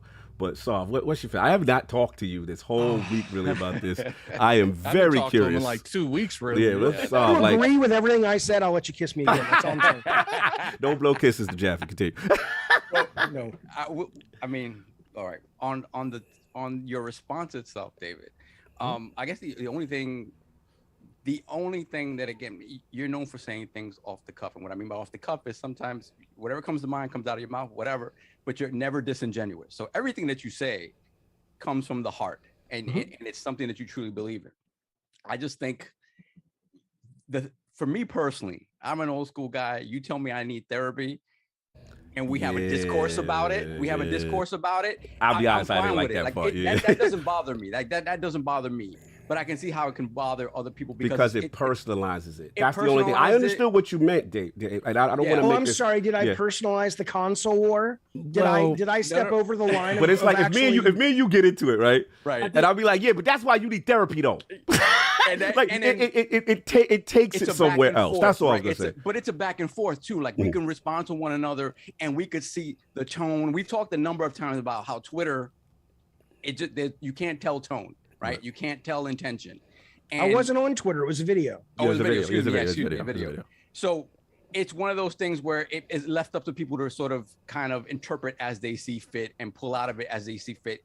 And you've been a victim of this a lot of times where they just pull stuff out and it happens. And not to cut you, so I didn't, to be brutally honest with you, Jaffe, I didn't like what they did to you when we're gonna get into the God of War, the DLC thing. That's Right. your opinion. Your But opinion. when you Yeah. personalize it and it is and I That's know you didn't not- go to that extreme. I know you didn't go there, but that's all. Are you talking about the therapy thing? Yeah, I ain't like it. Okay, but what you guys have to understand is I don't. There's nothing about therapy that I find shameful. No, I am no. on antidepressants with Zoloft. I am on ADHD medicine. I've been in and out of therapy since I was 20 years old. I'm not in it all the time, but Right. and I think everyone needs therapy in terms of like a check-in. Even if you think you're the most healthy person in the world, once or twice a year, check in with a mental health advisor who's objective, because the world would be a better place if we got out of our own heads and actually was able to sort of be the isness of the moment.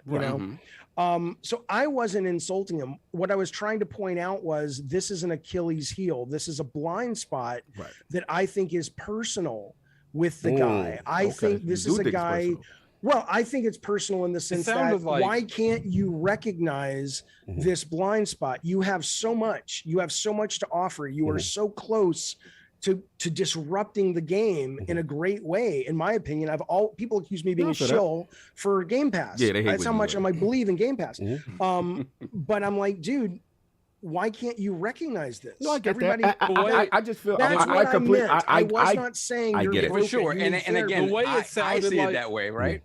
The way But it's just the internet. The way it sounded like is because you were, saying you think it might be Phil Spencer's personal ego that puts him down this road. Yeah. The way it sounded like to me, you were saying maybe you need to have that looked at. Like, I do. some people, That's exactly what I meant. Like big egos. I don't know if Phil Spencer, I don't know what's going on behind, but that's what it seemed like to me. And when I was looking on Twitter, it seemed like people were trying to say that you were seemed like Phil Spencer like needed mental help. No, And I it's just understood. like- I understood his overall does. point. I understood his overall point. My thing is, again, not just we just gonna agree to disagree on that point. But Right. it just my thing is, I think your point would have resonated more if that one word wasn't there, only because I feel that it I was do feel like your you could've overall chose point. I better thought words was to go ends for up that. being No, lost let when I me understand be what you're clear saying. on that, because I think it sits above this conversation about Xbox, and it's Yeah. more to the point of your podcast, my podcast, Right. social Yeah. media. Yeah.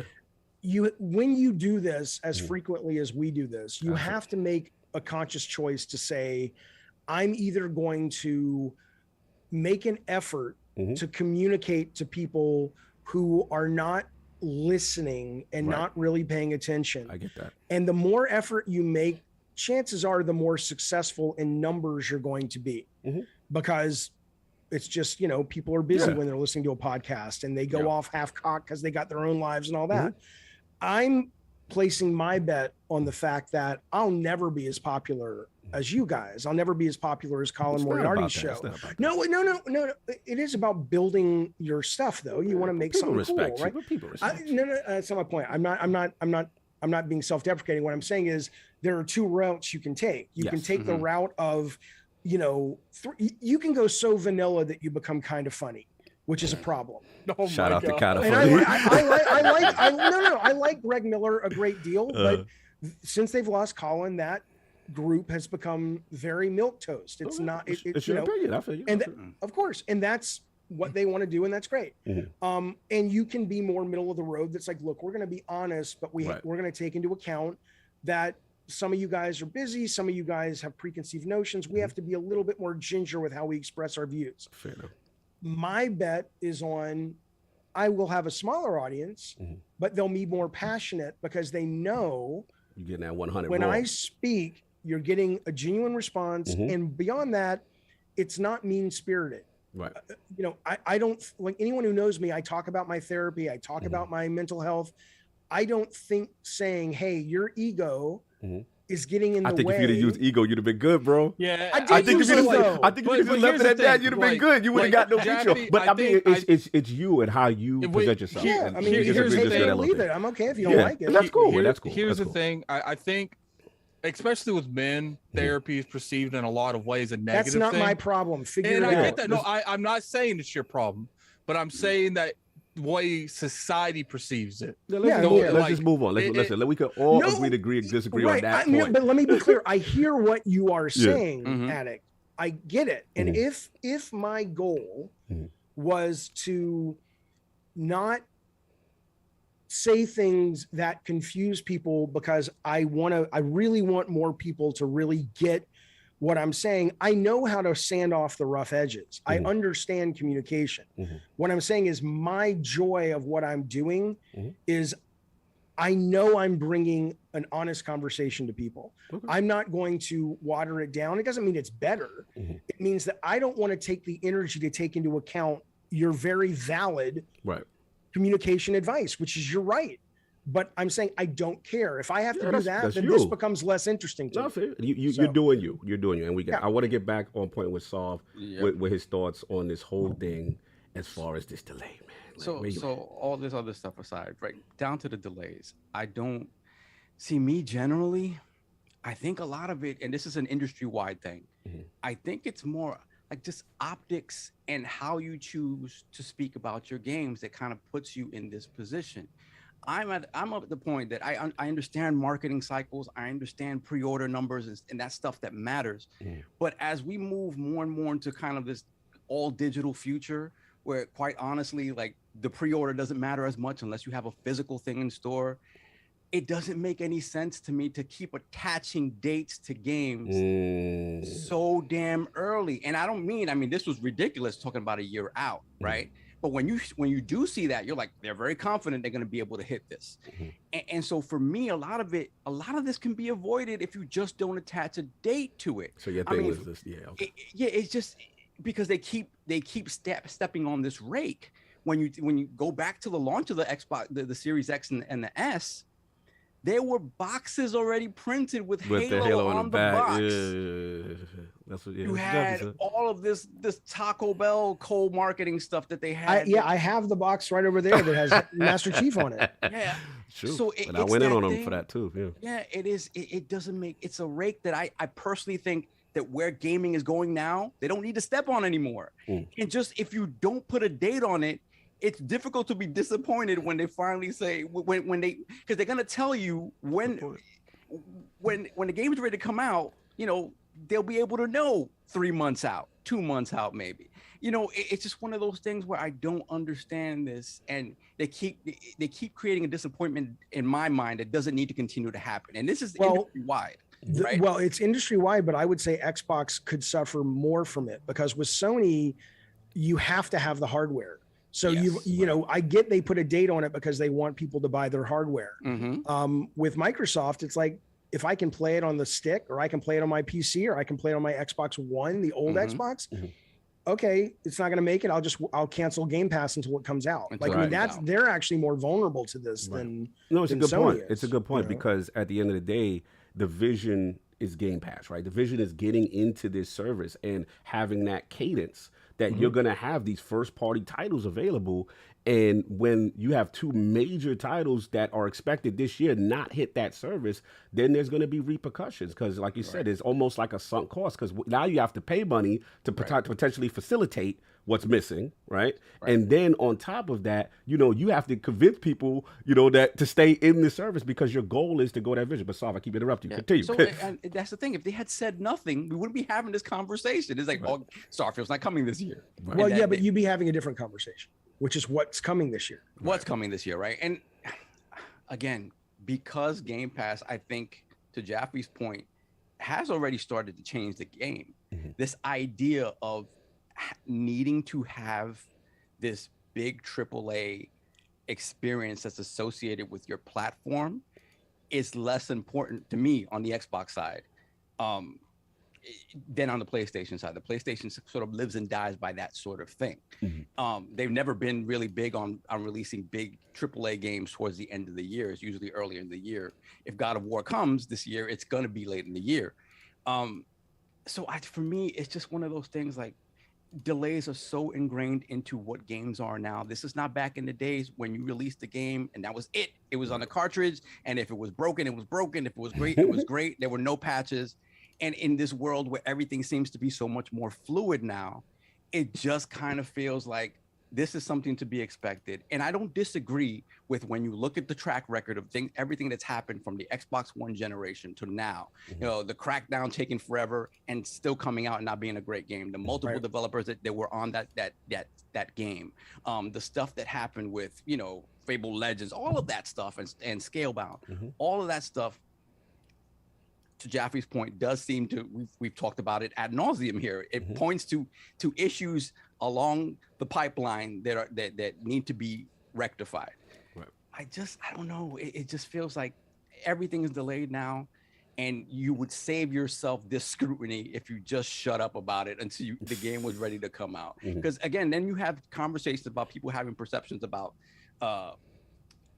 the studio culture and all this other stuff that starts coming up as a result of this, right? What's wrong with them that this is not able to come out? And for me, it's just it's unnecessary scrutiny.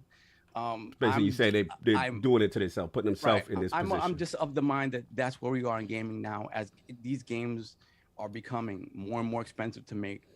I can tell you firsthand that when someone delays a title, I mean, everything's on the table. It's like, if we do this, this is the hit we take. If we don't do this, this is the hit we take. So it could be that those release dates that I agree with you are becoming more problematic. Marketing could still be in there saying, we get it, but the value that we get out of telling somebody it's coming this day, even if we move it, the damage we take moving it is nowhere near the value we take, you know, announcing it. But I don't know what that value is, they would say. Right. Maybe it's more hardware sold. I have no idea. Yeah, and that's the thing, because when you look at the value proposition, when you think about how many people are purchasing games digitally now, where, you know, to me, honestly, if you purchase your games digitally, there's no reason to purchase that game until maybe a day or two before it comes out, just so you have it downloaded already, right? Preloading and pre-ordering is stupid. I don't understand. Beyond that, you know, so I don't understand that part of the marketing cycle. If there's a physical thing you're selling, a collector's edition or something like that, I kind of get that, but that is only for the hardcore, really. It's not, when you talk about the masses, that doesn't matter to the masses as much. So for me, it just, I don't know. It's just a rake that I think doesn't need to be stepped on. And it happens industry wide. And it disappoints people all across the board. And we have these conversations. And for me, you know, I want a good game. Right. So, and I do agree that when it comes to a Starfield, ideally they want that game to come out and to be the antithesis of what we expect of a BGS game, which is not buggy, all of these other things. And, you know, if they need another year to get it there, because I think it's going to be a year. It's a year. Flat out, it's a year. And I think the same for whatchamacallit, for the vampire game. Redfall. Redfall is like, I don't think anybody cares about Redfall. I think the thing about Redfall, I'm not, in my mind, I don't know what that is yet, but when I look at Arcane, I'm like, okay, if you're applying like sort of immersive sim type gameplay to something that's co-op and something that's PvE versus, you know, PvP sort of stuff, that's interesting to me. But it's interesting to me if you describe it that way, but what they've shown so far just looks like it's, you know, Back for Blood, Left 4 Dead. Back for Blood, or trying to be kind of like a Destiny like or something like that. And that definitely doesn't appeal to me. Yeah, we know you don't like Destiny. Look, man, if I want to get Big Cloud, then I'll go. Shout out to Lord Big Cloud Gaming, RGT podcast in the building, PlayStation Nation. What's going on, sir? How you doing? I didn't know if you guys even saw that guy. He just appeared. I was like, is that just me seeing? I don't say anything. Sometimes people come through the back door. You know, man. What's going on, Big Cloud? What's going on, man? I got that VIP access. You got that VIP. I had to coming through the back. How you doing, Jeff? Good to finally meet you. You as well. Hey, Saab, man, I'm glad you brought that up, though. You know, it feels like we always had this conversation going into an Xbox event, right? Like every time, like whether it be a month away from the show, a few weeks away from the show, there's an announcement or something that just is said on an executive's part that takes the wind out the show type of thing, you know? The biggest thing about this showcase, and this is not for the community doing this, right? This is Microsoft doing this. They said literally the biggest thing we're going to get out of this showcase is Starfield. When it made sense logically just to wait to the event, have the game be shown, and then at the end, it says it's coming next year. Sony does this on numerous times. What's the point of a tweet taking out? Honestly, I kind of don't agree with you there. Why you disagree? Why you disagree? I just think because whatever positive comes out of what you see at that And this is just gamers being fickle, being petty, being childish. You're gonna see something great, and you're gonna see that change in date at the end, and all the great stuff's gonna go out the window, and the conversation is gonna be dominated by, oh, they lied to us, all this. And it's just, again, I'm not saying that's us necessarily. We'll have that conversation, but it's just perception becomes reality. Twitter's not a real place. The stuff that's going to bring the most clicks is what's going to rise to the top. And obviously them coming out after giving you a date 11/11/22 and all of a sudden just changing it slyly at the end of the trailer is not going to bode well for them. It just listen to this though. I'm glad you said that. But I got you, Addict. If you look at the situation now, right, even with them announcing this, going into this, saying that it's still delayed, does that even change the situation as it is? It's still kind of the same conversation regardless. Yeah, it's true. You're being transparent, which is the big thing to take away from this. Microsoft is very transparent. Sony's not transparent as much with the community. But sometimes, though, on some real, I would prefer some stuff you keep to yourself in times like this. Especially when you don't have anything pretty much there. If Redfall, it would have been different if Redfall probably would have dropped this year, right? At least you ended the year with something. You had a game, right? Now you're going into next year, and two of the biggest games people have been talking about from Xbox, guess what? They're next year. And this makes people question Sony as well. Is Sony going to do anything for this year? Are we going to get that God of War Ragnarok? I mean, I think we are in June, right? All these reports. That's the next topic. We'll get to it. Well, that's the thing, but I don't, it's a lot of stuff. But back on the Xbox thing, it's just like, I don't know, man. It's always that weird announcement, that weird tape. That just messes with the shows. Like another thing that kind of got me about sort of the tone of a lot of the responses to this has been like, they have nothing. And we always get surprises, right? I don't believe in my heart they have nothing. Right. It may not be. What surprises did we get? No. In the past, like well, the Forza Horizon 5 wasn't announced till very late. So things like you that, got stuff like Rare Replay, like little titles like that. Yeah, stuff like that. Well, basically, when people say nothing, it's the replacement of a AAA. No, it's not at all. Starfield is where people are saying there's nothing. But some of the conversation, like I said, it becomes hyperbolic, and it's like they have nothing. They haven't announced anything. But I mean, the thing is, regardless what they announce next month, there's nothing that's going to take the place of something like Starfield. Correct. Oh, I don't agree. I don't agree with that. If they announce, if they say day one Call of Duty for free on Xbox, if they say Hogwarts day one for free on Xbox, Sony got the marketing for both of them. Well, they're not saying exclusive. Okay, you just said if they could finagle like a Game Pass. MLB is a Sony game, but it's still on Game Pass, right? So, and I don't know if they're going to do that, but they better fucking do something. We're getting into the third hour, so I can't. The filter's gonna. But yeah, I mean, I think if they do something like that, then I mean, more people are interested in terms of a big audience in Call of Duty and Hogwarts anyway. Right. So if you're like, oh, you mean that's day one? That's quote free, which is psychologically what it feels like. That's better than Starfield. Hey, Jeff, let me ask you this, because next year we got Spider-Man 2. That's going to be a big seller for the PlayStation 5 by itself. What's your take on Microsoft not really playing? I had this conversation with these guys multiple times about this, but what's your thoughts about Microsoft really avoiding the superhero-esque, I guess, character for like mascot for Microsoft? I mean, where are they going to go? DC? I don't think DC would really matter. There's a lot of characters. You can go the Marvel route. You can get somebody like Punisher to fit your console. You can go with, I mean, I love superheroes, so I think that would be great to see. I would love to see, I know people say the Collective, and I agree with that, but I would love to see Double Fine get a character like Squirrel Girl or even Doctor Strange and get some help with their platforming because it's not very good, but their imagination is almost second to none when it comes to things. I mean, they could Doctor Strange the crap out of Doctor Strange. It would be amazing. But I can tell you firsthand that Spider-Man at Sony was not an easy sell. There were many people for a very long time saying that's a dumb idea. I mean, and I'm a huge Spidey fan, so I'm like, are you sure? But I was stunned when I heard that, when people told me that there were a lot of executives that were like, they didn't see it. So, but I don't think they need it, but I'd love to see it.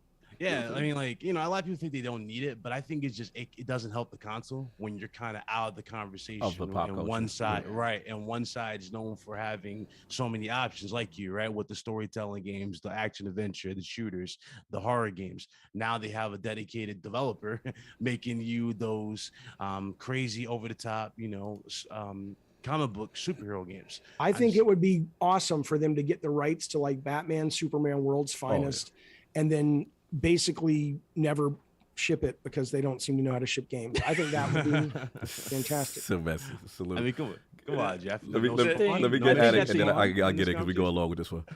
I think at the end of the day, when it comes to Starfield, when it comes to Redfall, I think it's just the games. It's like, look, like you could delay the games, but when these games come out, they got to hit. Yeah. Oh, yeah. And you got to show us consistently more games. Obviously, the pandemic's been a factor, and I'm sure it's delayed a lot of internal stuff 6 months to a year just naturally. But it's just like when these games start getting out, they got to stop putting dates. That's the biggest thing. They got to stop putting dates. And, you know, Microsoft needs to do a better job at managing some of these internal studios to hit these dates. Because if they're not going to hit the day that they're supposed to, they need to say, we're not going to put a date on there. Like, it's like I said, like they put the date in the Starfield trailer. Yeah.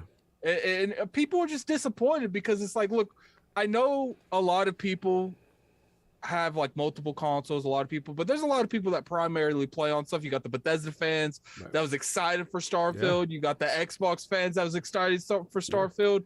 Then it's just like when you see, if you only have an Xbox and you see Horizon being played on the other side of the lake, and you see the Kirby game being played, you all right, I get mine in November.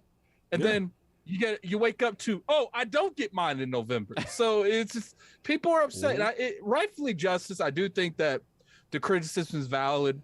You know, and it's like Jaffe said, it's like we've said multiple times, there's just too many incidences where something is going wrong. And I don't know if that's a connection between the head of the studios and above the head of the studio, or that's a connection where the studios aren't doing what they're supposed to and the management above them aren't setting things straight. Right. But that's as far as that goes. Not for you. How long do you think Starfield will take you to finish? Addict is gonna be a week. I'm just saying, think about that. I mean, all this nonsense over, you know, what's my game? It's like, think about the state that we're in, where one game, like that's how long it's taking to make these things. That's how important a single game is. I mean, it's that is not sustainable. I mean, the sooner we can leave consoles behind and get it pumped into the TV. I know not everyone can stream yet like that, but it's a ridiculous concept that you get one big game to look forward to on your console and you'll finish it in a week or two. And then what? Right. I mean, I agree. Wait years for these games, especially me, where I finish them. I do a little bit too much and finish them. But it's just like, you know, people just excited and like the hype. It looked like, sure, some people shouldn't have hyped a game like King says that has no gameplay or anything like that. But it's just like at the same time, people like King have no right telling me what to be hyped about. So it's just like, okay, but they do have a right. Go ahead. Sorry. I enjoyed Starfield. I want to play it when it comes out. And whenever, I'm assuming like the beginning of next year at some point, like March or April, I don't know. But it's just like, you know, it takes the whole year of 2022.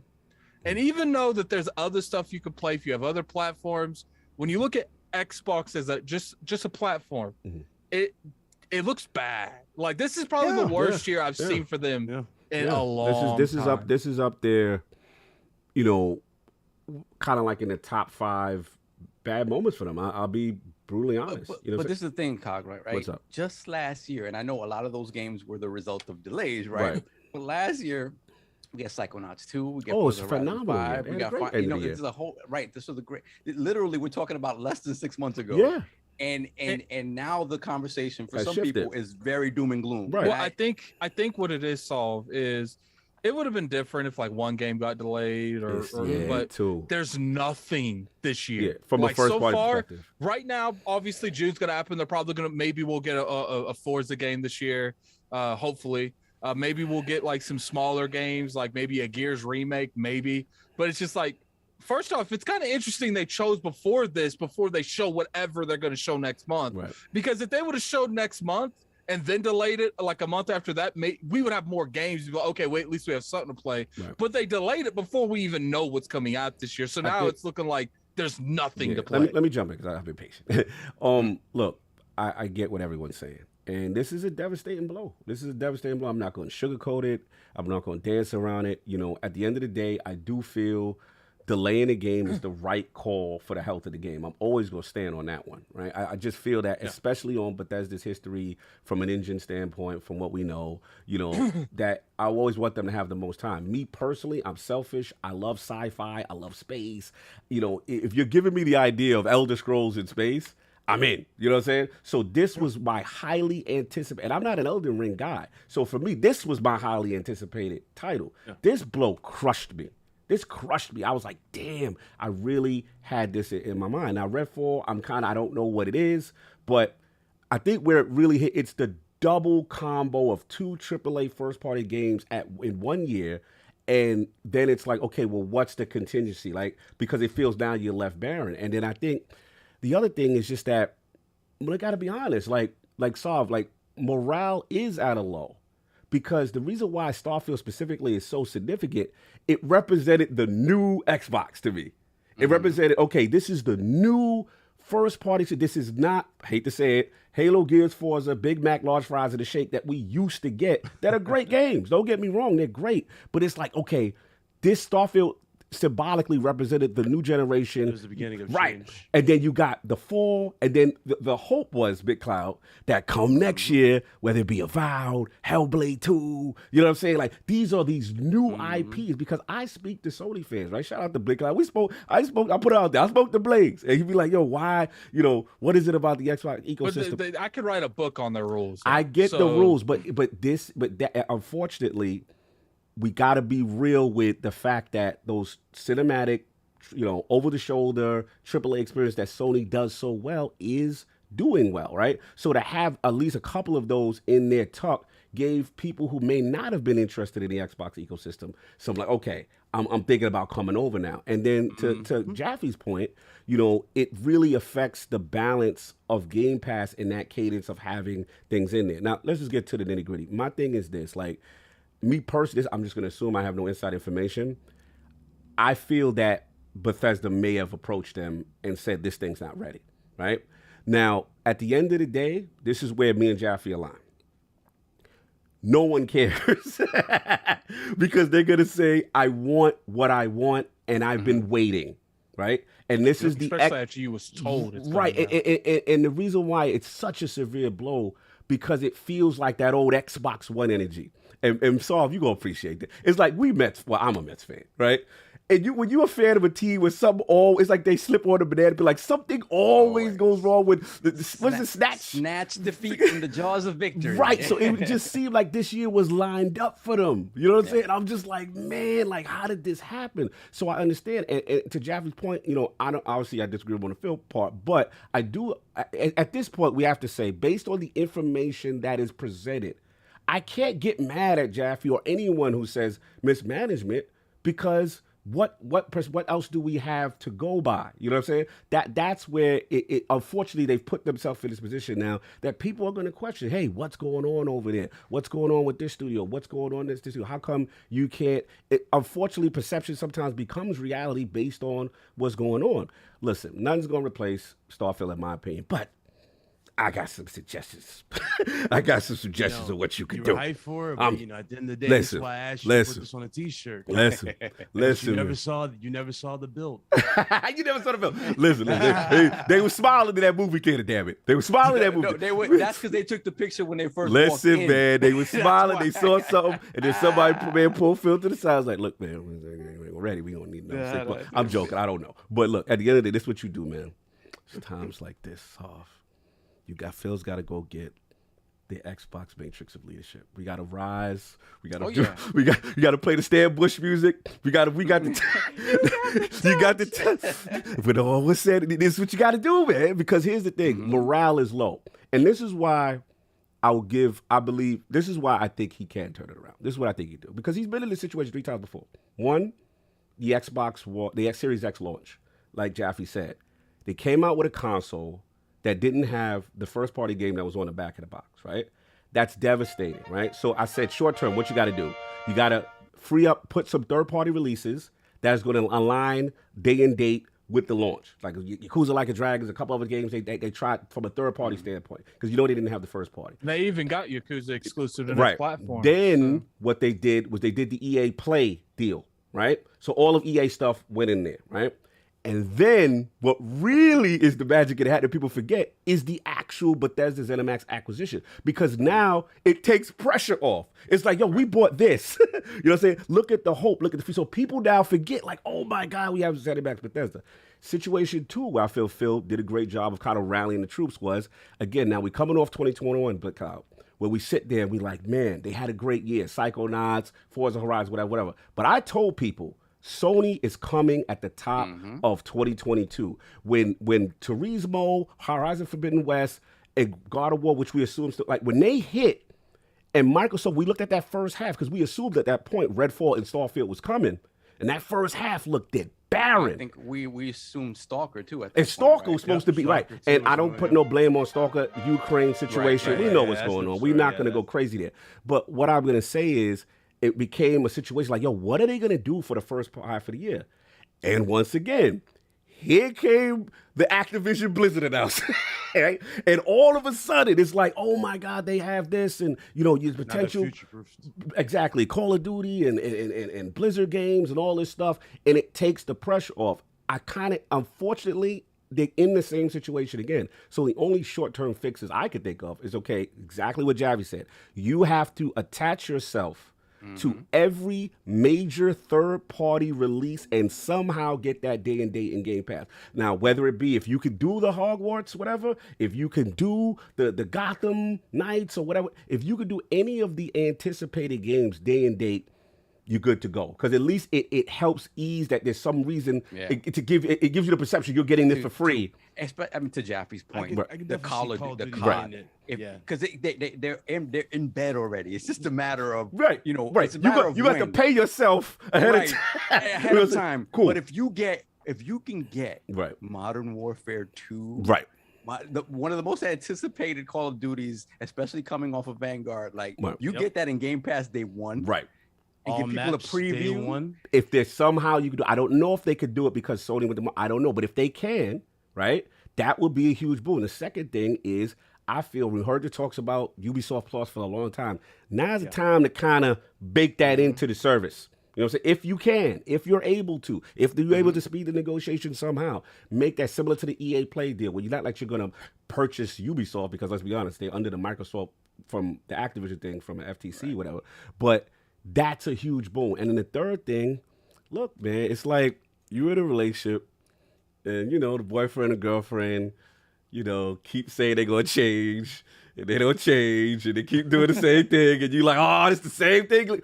Sometimes you got to put a ring on it, man. You might have to do one of them WB acquisitions, man. You might have to call up NetherRealm, something small, like smaller scale to show like, hey, we're still invested in this ecosystem to give the hope back.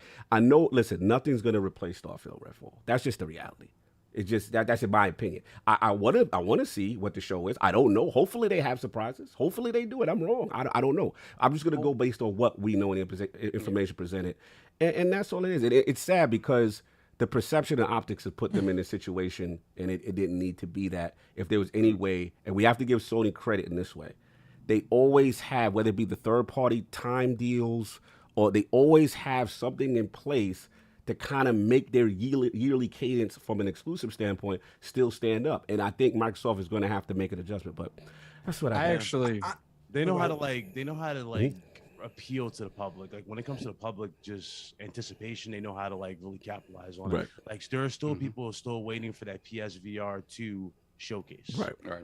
We haven't got anything for that yet. Addict and then Jaffe, then we got to move on for this topic. Part of me feels like the only real out to this is the Game Pass games, because I feel like if they announce another purchase before Activision, people are just going to say you're just showing me more studios. Where's the games? I think that's going to put more of a magnifying glass on the issue, because now it's like you're not showing us games. You're showing us showing us more to that other point. stuff. To that point, if they show a lot of gameplay on the 12th of whatever they're going to show, if they show actual gameplay and it's looking next gen, whatever, and it's impressive, I think that helps them a lot too. They got They gotta have a very they gotta impressive have next 2 an months. amazing show. Let's be honest. Like they put a lot of pressure on them. Look, that's all I got. So let's get a couple of Jaffe, I'm sorry. Well, I mean, I do agree with the Addict. I think the only other thing I'll say is it's like when you talk about the abused spouse syndrome. You know, I tweeted the other day, and only like 2 people got the joke. They were like, "What is this?" It was a picture of Ike Turner and Tina Turner. Oh my god! And then I said, Tina Turner is the gamers, Xbox gamers, and Ike Turner is Phil Spencer. No.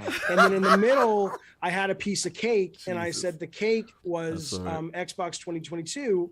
And you have to, you know, it's basically eat the cake anime, right? That's you know, the fact that your 3 solutions are all good, and I agree with all 3 of them. But the fact that nowhere in there was, it's like Phil gets out of jail free every time he spends daddy's money.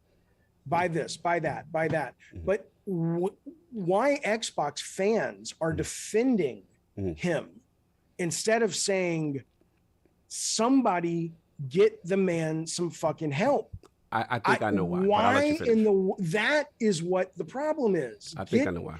This visionary some help. Steve Jobs wasn't the guy going in there and programming the Mac, but he was the one with the vision, and then he hired great A players. I understand your point to facilitate. Why? It's crazy to me that Xbox people are coming at me because I'm attacking a system that's easily fixed, and they just, it's like, I don't get it. No, I'm gonna tell you why. I understand your philosophy. I understand where you're at. I truly do. Yeah. I think why it's that way is because Xbox fans look at 2017, 2018, the Xbox One era, and there was really no hope. They're coming off the PS4 really being in a dominant position from a hardware standpoint, the used game DRM fiasco, the whole thing. The Xbox brand was really doing bad. And what happened is, from what we know internally, Terry Myerson and those guys or whoever that did not believe in Xbox as something to even be investing in, right, was like, why are we even doing this? So the reason why Phil is beloved in the way he is because he was able to get a seat at the table to say, no, we need to invest in this, and here's why, and here's this Game Pass thing, and we could pivot this way. So I think that's why it's like, okay, it's kind of like the Optimus Prime, you know, darkest hour thing, because at that point, people knew it was on the brink, because even us question, like, do they even believe in the console business anymore? Is this something they truly want to do? So that's why. Now, to your point, I don't know what's going on with the management. I don't. It could be everything you said. It could be. I don't. All I'm saying is I'm willing to give it a chance for, one, not getting games released broken and messed up. That's just me. You know what I'm saying? And 2, the vision, if it goes according to plan, right? If it was a perfect world, this is a great vision, but to your point, they gotta execute. And I don't know what's going on. All I can hope is see what happens on Sunday. And all I say is, for people who are frustrated, shout out to Ben Fonz, a couple of people, I get it. Like, hey, you know what I'm saying? They not doing it for you. You out.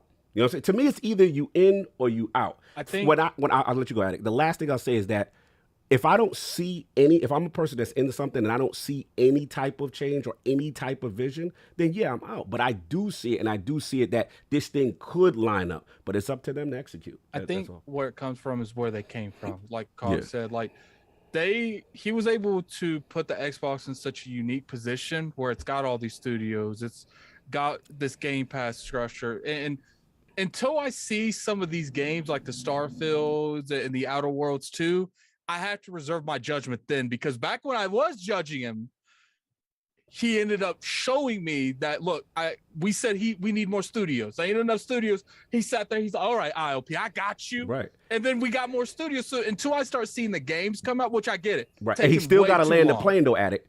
These games got to be good. These games got to be fire for all this waiting. Until I see the games come out. Agreed. I can't really truly criticize it. Now, if the games come out and they bad, right, then it's have a different conversation. Then Jaffe, I'm like, bro, come back on. We gonna talk and we gonna be like what you said, right? It's just like, yo, because we waited for what, right? And I get you. It's a crazy situation, man. That's why we say you can all like anyone that says I've waited all this time, go play somewhere else. I get it. They gotta prove to you that it is worth coming back to their brand. And if you gotta wait for Starfield go to drop next year before you invest in the Xbox brand, totally understand. No, I feel that. Look, we gotta get the super chats, bro. We have to cut the topic. They're a lot. Yeah, like, we got to get them, bro. They've been. I gotta pee. Go. You do that. Yeah, go handle that. All right. We got Bounty, $2 super chat. Wagwan ILP, enough respect. Big up. Bow. Bounty, thank you, sir. No. And we got D Nasty, $5 super chat. Question for Jaffe as Jaffe goes to relieve himself. How much involvement have you had in the upcoming Twisted Metal TV series? I believe the answer to that is 0. But we'll ask him when he comes back, just to be on the safe side. Yeah. Then we have Hollow, member for 1 year. Thank you, sir. Appreciate that. We got Lord Metroid, member for 8 months. Shout out to you, sir. Salute to the Lords in chat. Salute to Jaffe. God of War 2. PS2 is still my favorite in the series. I gotta get up while you read these super chats. Yeah, go. Get it working out. Everybody work it out. Cog looking like Schwarzenegger with the promos. Advanced GG, 15% off this week. Y'all get that powder, you know what I'm saying? That focus, get that focus, you get that hydration. Get that powder, because you know he got that white. Got that white. Powder. Go to advancedgg.com. I got my sour. Go down, get that sour. Let's go. Go to advancedgg.com. Do what you got to do. Continue. Then we got Mr. Too Opinionated, $2 super chat. Who knew TC Carson was the voice for Kratos? Is that who's the voice for Kratos on the PlayStation? I forget. Christopher Judge. Oh, yes. I mean, not 2018. Before that. Oh, I forget. I don't know. Oh, the dude from Living Single. I forgot. Yes, that's right. Yeah, that's right. TC Carson. Yeah, I think that's him. Was it TC? Yeah. Kushik Talukdar with the 20-pound super chat. Hello, Lords. My dad is in prison now. I'm so stressed. I feel like the whole world is on my shoulders. But watching you guys talk about games and having fun reminds me that everything will eventually be okay. Thank you, ILP. Salute, anything we can do just to bring a smile, man. That's all it makes. For sure. Then we got Baby Farva, $5 super chat. Great game, but I think God of War 2018 is a reskin. They needed a recognizable face for whatever game that was supposed to be. Okay. Then we got Fonzarelli Gaming, member for 12 months. Love Jaffe's candidness. I don't always agree with the man, but I respect him 100%. Really appreciate his thought-provoking takes. Yeah. Then we have Hugh with the 2-pound super chat. Cog and David, how do you keep your teeth so white? Salute to brushing my teeth. Thank you. Brushing them. Thank you. Brushing the dentist checkups. Thank you, sir. Then we have Hard to Find, $2 super chat. Lord's Day or not, Jaffe's gonna Jaffe. Yes, he is. Yes, he is. That's why we love him. He's authentic to who he is. Then we have Matt Titchbon, a member for 5 months. Shout out to you, sir. Great seeing Jaffe on ILP. Love his no-nonsense, non-biased takes on things. Salute. This guy is the gamer's gamer. Big respect for everything he's done, no doubt. Salute. Then we have Matt Titchbon again, 10-pound super chat. With the Starfield and Redfall delays, does Xbox need to plug the gap with third-party day and date, or does Game Pass already have enough value? I see it as that $120 of value just dropped out of this calendar year. Yeah, valid. Very valid. Then we have Fox Hop Smash with the $5 Oh, that's chat. the homie. Salute.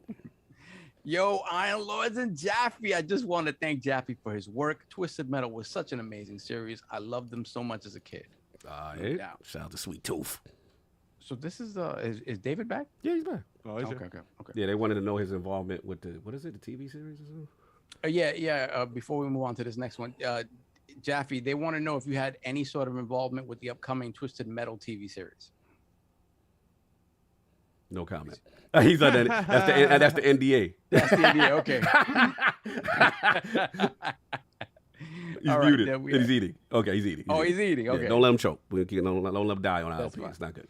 Then we have Paris Lockhart. Shout out to you, sir, with the $100 super chat. Shout out to the Iron Lords and the podcast. There's way too much toxicity in the industry, and for someone in Jaffe's position to come out and say what he said feeds into it. To question the timelines on releases is fair, but for you to hold on a second, I have to scroll. My apologies. For you to attack Part one, and then it jumps to the next one. $20 super chat. Someone personally, and then tell them to get therapy is wrong. Everyone is going through something, and your tone is off base. Not looking for you to apologize, just looking for folks to be better. We can all be better. Salute to Paris. I'm done eating my Baby Ruth. Can I respond to Yes, both please. of those? Yes, please. Absolutely. The Twisted Metal show, I don't have any input on it. I mean, I'm engaged with the people. In fact, I just talked to the executive producer yesterday. But it's not like Neil Druckmann on Last of Us. I'm not writing it. I'm not, an executive producer. I know it's going though. I know it's going to start filming. I think I can say this. I mean, I think it starts filming next week in New Orleans, or the week after. I mean, it's greenlit. They've got the cast. They just, I think, announced the woman who was the main voice in Disney's Encanto, and she was also in Brooklyn Nine-Nine, I think is going to be the main female lead, along with Howard Mackey. So it's moving. It's going to be a thing. I hope to do a cameo or something we've talked about, but I haven't read any scripts or anything. I like the people who they've pulled in. But to make it, the Karate Kid guys, I love Cobra Kai, love Deadpool, so I think they have a really good team. Let's go. Oh, yeah. Well, yeah, but I hate they moved it up, though. I love that it was the New Year's thing, After what they did with Terry Silver, I'm okay. I know. And they're going to keep creasing.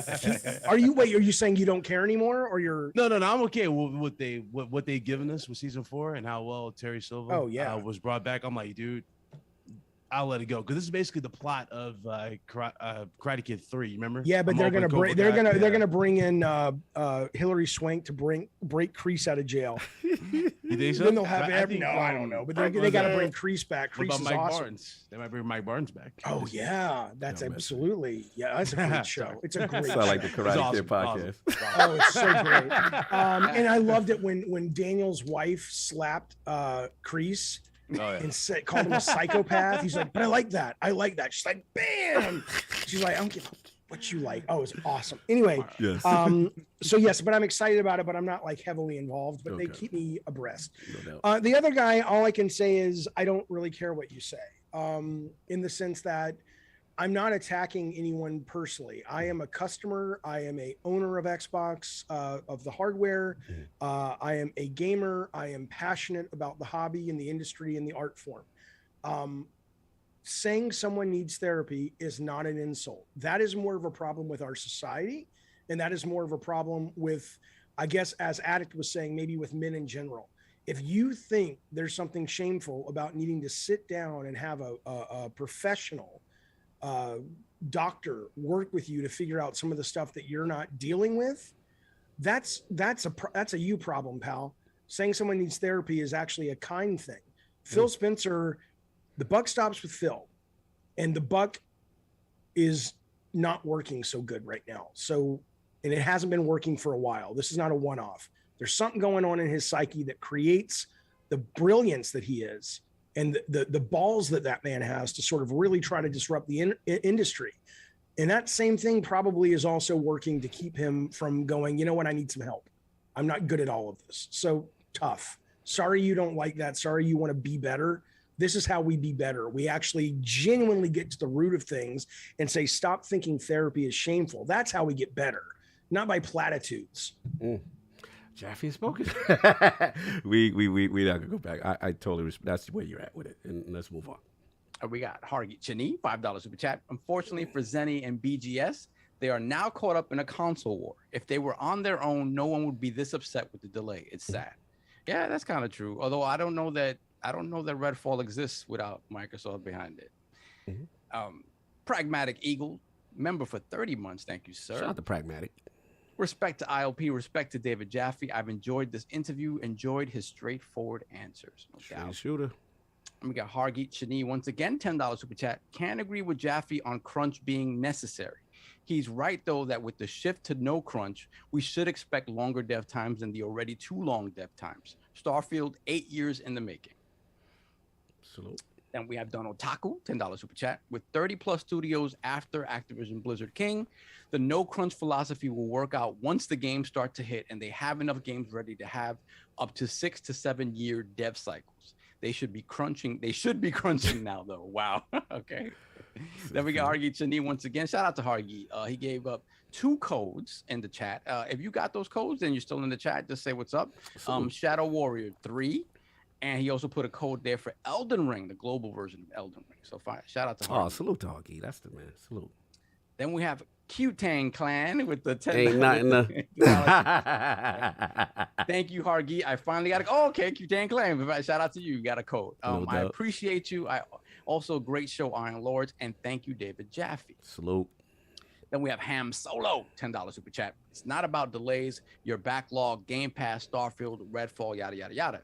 This is about Xbox standing on the stage and not delivering at the end of the day. If you've been a fan this long, you should know. You should know. Then we have Gamer by Choice, $5 super chat. I play games almost every day, and if I could care less if first-party games are not released, as long as I have games to play. Great show. Salute. Then we have Doovie, member for 18 months. Another great show, and this week with the legend David Jaffe. Yes, also sir. great to have Saab back. Thank you, sir. Yes, reading super chats correctly. Now the super chats should be on point. No doubt. Then we got Kids Move, member for 24 months. Starfield 3/3/23. Stop putting dates on things, Smooth. This is what happens. This is the problem. You're the problem, Smooth. Salute. Then we got CW. $2 super chat. Best Xbox game franchise is The Waiting Game. Wow, y'all messy. Salute. Very messy, very messy, very messy. Then we have Donald Taku, $10 super chat. I just don't see the point of complaining because we know once Xbox finally blows its load, it'll never stop blowing its load until the industry is covered in Phil Spencer's ... Bro, what are we doing, dog? What are we doing? Very, very, very messy. Literally messy. You're literally messy. Continue. Hold on. Let me scroll back a little bit. We got a couple back here. Give me 1 second. So we have Forza Legend, member for 30 months. Thank you, sir. Thank you. Xbox is fine. We haven't even seen the game show, and people are losing their minds. Now, 2023 will be scary. Will be scary hours if everything lines up for 2023. Just saying, that is true. We've been saying that for a couple of years now. If everything lines up and things come out in 2023, yeah, but we gotta execute. We gotta execute. Could be a lot. Exactly. Then we have Horizon Herbs with the 35, just saying $35 super chat. Salute. I think it's about time Microsoft drops that bag for Persona and Final Fantasy VII Remake on Game Pass. By Sega, yeah. I'm just trying. I don't know that. I don't know if the. Sound don't want to hear it. Yeah. Here we go. Moving on, Tyler. Let's go. That's an argument between me and you. I'd Come love on. to see it. I just don't know. If We agree to disagree, so moving on. Then we have Mr. Irishman with the £5 super chat. If I get this rumored Gears Remastered collection this year, Starfield can stay in the bushes. I love my burgers, fries, and shakes. Shout out to that. I get the reference. Salute. And I think we are. No, I see Forte with a 30 month. Forte, and then I got the merch, and then we move on. I'll combine the last two. Forte real quick. Long today. Gaming Forte, member for 30 months. Where is my boo-boo king? I'm sad I couldn't express my love completely in front of the great David Jaffe. I'll make it up next week. Love you guys. Thank you. You can go over to Fonz. Go to Fonz. Express your love there. Yes. He'll hey Forte you back on that. Oh, salute real quick. Just a couple of merch purchases. Someone please leave your name. You got the red ILP shirt. You didn't say anything, but salute to you. And he also bought the Iron Lord hoodie. Salute. Okay, shout out to Rip Snorter. Brought the beanie, the ILP beanie. What? Rip Snorter. Rip Snorter. Wow. That's their name. What am I supposed to say? But he said, rock this out at FanFest Australia, all the way from Australia. Love the show. Lads, keep crushing it. Salute to you. So look, we'll combine these two because otherwise we'll be a 6-hour show. We ain't trying to destroy everybody's bladder here. Look, we got two ones, God of War, Ragnarok, and then also we wanted to talk about, should we get this off, the comments kind of like, from the Sony CFO in reference to the whole basically Game Pass, and if they would basically saying insisting that AAA game quality would deteriorate if Sony adopts a Game Pass style strategy. And I believe this was Sony CFO Hikori Totoki. Can't pronounce it. Yeah. But yeah. So pretty much he had made some comments there. AAA titles on PlayStation 5. If we distribute this subscription service, we may need to shrink the investment needed for that. This will deteriorate the first party title quality, and that is our concern. We want to make sure we spend the appropriate development costs to have solid products and titles to be introduced in the right manner. So yeah, that was another big hot point. So we want to get these first. So let's start with you, Lord Jaffe. God of War Ragnarok. One, do you think it's coming this year. And then 2, obviously, if we got to talk a little bit about, obviously, your thoughts on the DLC, it being a DLC to you, and like, do you still, I'm assuming yes, but I got to ask you because we haven't talked in a while. Do you stand on that still? And then we'll get into the story. So let's start with the God of War part first. Well, okay, I don't have any inside information that it is or isn't coming, right? Okay. When I say I don't think it's coming, it has absolutely nothing to do with the fact that I'm like, there's no way that game's coming. It's nothing like that. It would not surprise me if the game ships this year in terms of just, it was Corey coming out and making that video that made me go, I don't think this game is coming. Nothing before then. It was Corey's video. Yeah. What's that? I said it was out of the blue. Him just saying, "Hey, we have nothing for you guys yet." Well, and the fact that he didn't reiterate 2022, and the fact that you're going to have a PR sanctioned video that's going to go out on the Sony Santa Monica blog. I think it was on the PlayStation blog as well. I don't remember. And it's for 420, and he talks specifically about Ragnarok, but he doesn't mention 2022. But then later in the day, you've got people who are hierarchically lower than Corey on the totem pole in terms of what they may know that are not tweeting out sanctioned PlayStation tweets, just going, no, it's still coming. It's still coming. And you would think at that point, PR would have gone, oh, crap. If it's still coming in 2022 and we still stand behind that, and there's no question, we forgot to have Corey say something, and it's causing a lot of people to wonder, let's get out there with a message and say, by the way, hey, it's Corey again, tweeting it out. Forgot to say, yeah, of course, 2022 is going to rock. You're going to love your Christmas present. It's going to be awesome. But there's nothing, right? So that's exceptionally unusual for a game that is supposed to be out and that they're confident in. So I think it's... Got to put a percentage. What you think? I think there's like a 90% chance. I said I would wear I said I would wear a MAGA hat. Wow. On my stream for a week, and I would not explain it. So it wouldn't be like at the beginning of each show, I'm like, look, I hate Trump. I'm super progressive, but this is a punishment. I'm just going to do it. You bending the knee for this game release that hard? I didn't bend the knee. I just think it's like, look, you either know me or you don't. If you think I actually like Donald Trump, but yeah. So I don't think it's coming. Not because I'm like, oh, I have some insight into development that you don't, but because that's PR had a couple of chances to do what PR does, which is control the message, and they didn't do it with Corey. They didn't do it after it was clear the audience was confused if it was still 2022 or 2023. They just kind of gone quiet on it. Okay. That means they either don't know or they know and they are waiting for the right time. Like, let's blow people away in June, for example, with visuals and the gameplay, and then say March 2023. But maybe not. Maybe they're going to blow us away in June and drop a trailer that says November, 5th. I don't know. But I if they're not, then I would say I've never seen Sony PR be this sloppy, because it's really weird. And do you think there's a chance now with the Redfall and the Starfield kind of out of the picture? Is it a chance for them to, they smell blood? The sharks might be in the water if it was ready. Or could that potentially accelerate? Or they just operate independently? You don't think it has anything? They have to operate independently because ultimately you either have a PlayStation and Xbox. If you have both, like I have both, I'm playing both. It's not like I'm like, I wasn't going to buy God of War.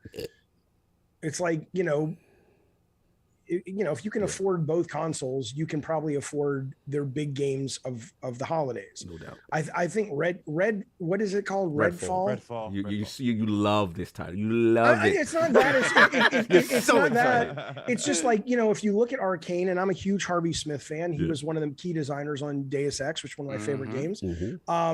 But Dishonored, it's cult. What's the new one they just put out on PlayStation exclusive? Deathloop. It's cult. It's like there's nothing about Redfall that makes I haven't heard people like talking about if this wasn't an Xbox exclusive, people wouldn't be like, oh my god, Redfall. The one that just came out on PlayStation day one, it's free to play. What's that game? The vampire. The Bloodlines, Bloodhunt. Yeah, it's really good. I played it. It's really good, but it's not like people are like, Xbox needs their bloodline. It's like nobody cares about Redfall. No, fair enough. So the second part, the DLC statement. Do you stand on that, and where you at? Now it's more time to process it.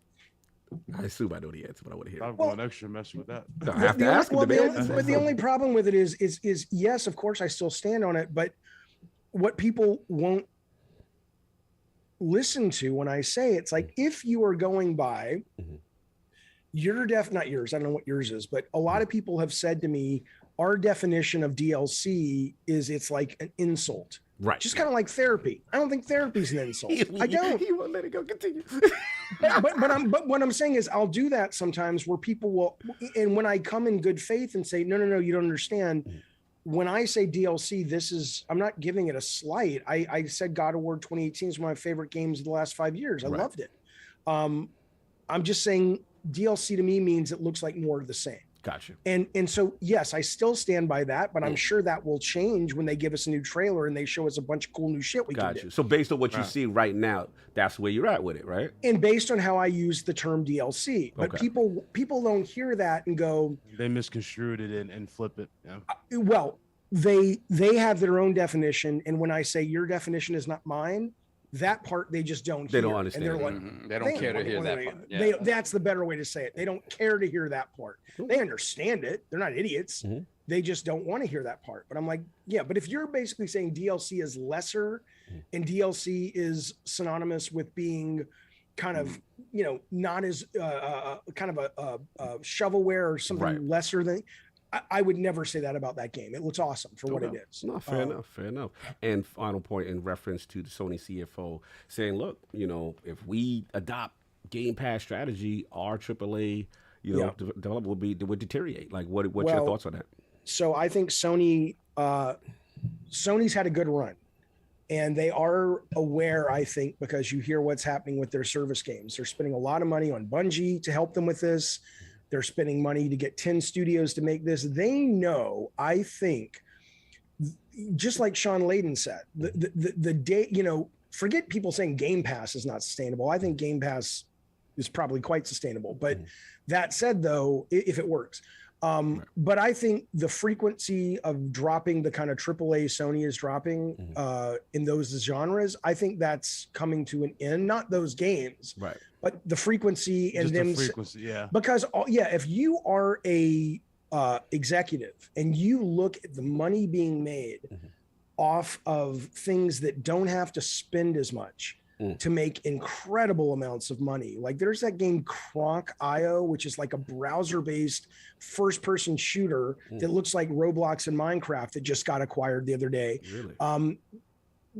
The new generation of gamers coming up, it's free, good point. easy, good point. social, everything from Among Us to Fortnite to Roblox, Fall Guy. So what the CEO is saying is, the kind of games we've been making are not sustainable day and date. But I think what he's not saying is that they know that those kind of games are not really sustainable to the degree they've been making them in terms of volume of them either. Because, and I think that's a good thing, actually. I think, it's better for the medium because really I've loved so many first party games. I've loved Ghost of Tsushima. I've loved Returnal, Ratchet and Clank, I love it. Spider-Man, Miles Morales, God of War. I'm not crapping on those games, but you cannot deny that a huge component of their success and appeal is the money thrown at the production value. And that, that's like a Michael Bay movie at that point. I'm not saying those games are as vapid as Michael Bay movies, but if you're building your house on a foundation that's shaky like that, you're only as good as your next incredibly expensive game. But if you build it on the fundamentals of the medium, you can have Kirby selling 3 million copies. And it probably only cost about $30 million to make. A fraction of that. And do you think that also is why the pivot to, like I said, the Bungie acquisition, the helping out with the live service to facilitate that type of transition if the industry moves in that direction? If you're an executive and you don't see the writing on the wall, you're a really bad executive. The writing on the wall is the money to be made and the games that the audiences are responding to. Strauss Zelnick, who's the CEO of 2K, literally just had his contract redone, and a big part of it is you're going to make the most money if you create an uptick in recurrent spending, which is microtransactions, DLC, season passes. EA last quarter made 71% of their money from service-based games. If you're sitting around thinking that the future is 15, 20-hour narrative games, yes, those will continue to be made, and they should, and they're wonderful. But that's going to be a much smaller piece of the pie. That's going to be icing on the cake, basically. Yeah, that's a good point. Good point. Great answers. Big Cloud, God of War Ragnarok this year, yes or no? And Sony CFO statements. What you feel about Game Pass? As far as God of War is concerned, we'll see what's up in June. I do think it's going to happen still this year, just because there's really no competition for him. So now's the time. If you don't want nothing to interfere with a game like this, why not just ride it out, go all out through the holiday, throughout the holidays, go into 2023. Drop that boy right quick. The reason why I said that, look at Horizon Forbidden West. Horizon Forbidden West didn't do so well. Trying to go against so you think it's imperative because the lane is clear for the most part. And like Jaffe's saying, like, again, even these these 15-hour like AAA budget games, right? They have the market for them, but I would say like those games, they're good for the moment. You know what I mean, Jaffe? Like they're good for like that one particular moment. You need an ongoing type of service thing to be really all out here to compete like nonstop. So God of War doesn't have that, and God forbid they try to put that in there because they did it before with Ascension and didn't really do so well for them. So I do think that's going to drop this year. I have really no fear for God of War Ragnarok. So I think that would be here. Out here. You gonna wear a red hat? Yeah, I think it'd be. I mean, they push it to 2023. I'll be like, okay, then what month this coming out on? That's gonna be the question. What month are you going for? But away from that, Sony CFO and this whole game service. I mean, again, the thing about Sony, and again, this is the same thing applies to the fans. Everybody can just attest to this because y'all have seen it multiple times. A lot of people have the mindset where if it's not broke, don't fix it type of thing. So everybody's used to the same particular strategies, whether it be, for example, something simple like the PS3 gen when we had like a bunch of games in a year for this, the first party, or what Sean Layden wanted to do where it was a game in each quarter. Yeah, I remember that. It was like one game for each quarter. Everybody likes that particular thing. So when they see change, they're like, oh, I'm not with that. I'm used to what I'm used to. I'm used to you just dropping these OGs games. Are holding on. OGs, yeah. A lot of people want that OG type of feel. But the thing is, and I said this multiple times, I even got flack for it. So Jaffe, don't feel weird that you get work comments. I had dudes calling me an Xbox. Wow. And I'm a big PlayStation guy. You like the definitive PlayStation guy. I know, it's weird. That's how dudes are.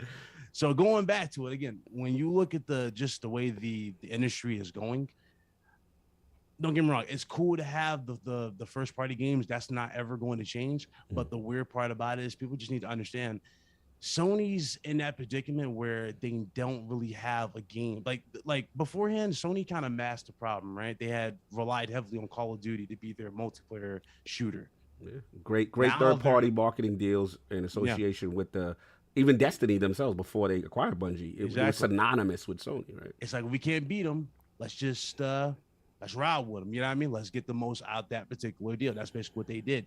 Now you see them in a predicament where they have former Call of Duty devs making a next Call of Duty. And now you have Bungie itself helping you with the core, thing that you really, really need. That's multiplayer games. And I'm pretty sure they're going to help out with networking as well for the games as well, because, that's also something that hasn't really been their greatest strong suit. But when you hear 10 games as a service, right? And Jim Ryan, go back to Jim Ryan, him wanting new and existing franchises, and they brought that back multiple times. I do see SOCOM getting that next, gets the next set of legs. I can see Resistance Fallen Man coming back and getting that next fall, set up. So that's where I kind of see it. It's like, does it hurt the games? No, I don't think it hurts the games. Options are me saying options are bad. No, that's not the point. Like options are good. You could having the option to play a game or experience it on a cheaper rate is good. Now a lot of people have this idea where value versus, I guess, Game Pass, right? On the PlayStation side, like I seen dudes say PlayStation has the best value ever with the whole PlayStation Premium thing. I mean, you're paying the biggest amount out of everybody in here. On top of that, you have to buy it just to get the discount. Microsoft, you're paying a little, still getting the discount and getting more essentially out there with it. 2-hour game trials for a game versus a full-fledged playthrough of a game for $15 a month. Right. I think the masses are going to choose $15 a month.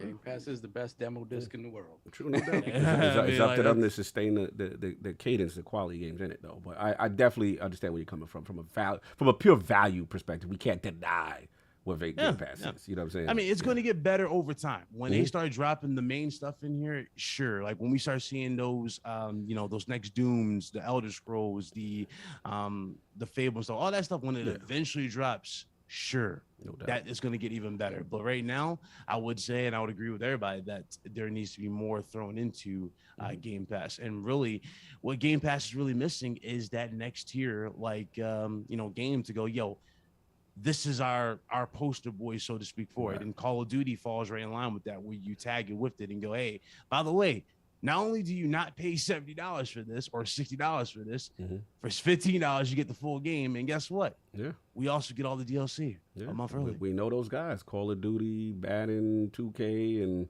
they good for the year. We know those guys. I know those guys.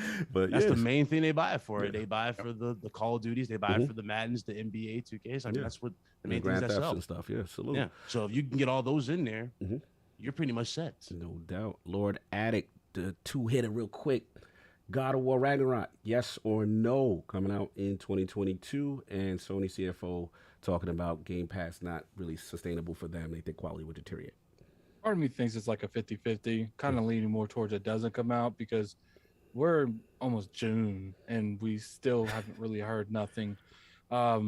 I was on the hill. I died on the hill. Well, I didn't die. Which one? Everyone else died around me about Horizon getting pushed back. Yeah, and he was on your square. Yeah, he was on your square. I died on that hill, hill, on your square. and then I got resurrected as a god. So, because I didn't die. So it's just like, look, like the question is Sony going to break we don't really release too much stuff in November or October? Are they breaking that? If they're not breaking that, it's coming out next year. If they are breaking that, it's coming out this year. The only reason I'm giving it 50-50 is because a lot of developers and some, I think a community manager said it's coming out this year.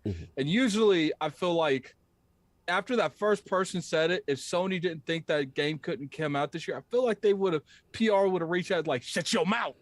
I feel like they probably would have put more of a tighter leash on everyone else, but it just feels like everybody can come out and say God of War is coming out this year. So that's what kind of makes me feel like, okay, maybe they do break that for a holiday launch. And I just real quick, the community manager thing is weird because, I know Bruno came out, the lead animator, and said 2022. And I already said what I think about that. But people I started Googling like, well, where's this community manager? It didn't come out through Sony Santa Monica's official community manager tweet. Post, right? It came out through this person who has like 4,000 followers that may be that person. I have no idea.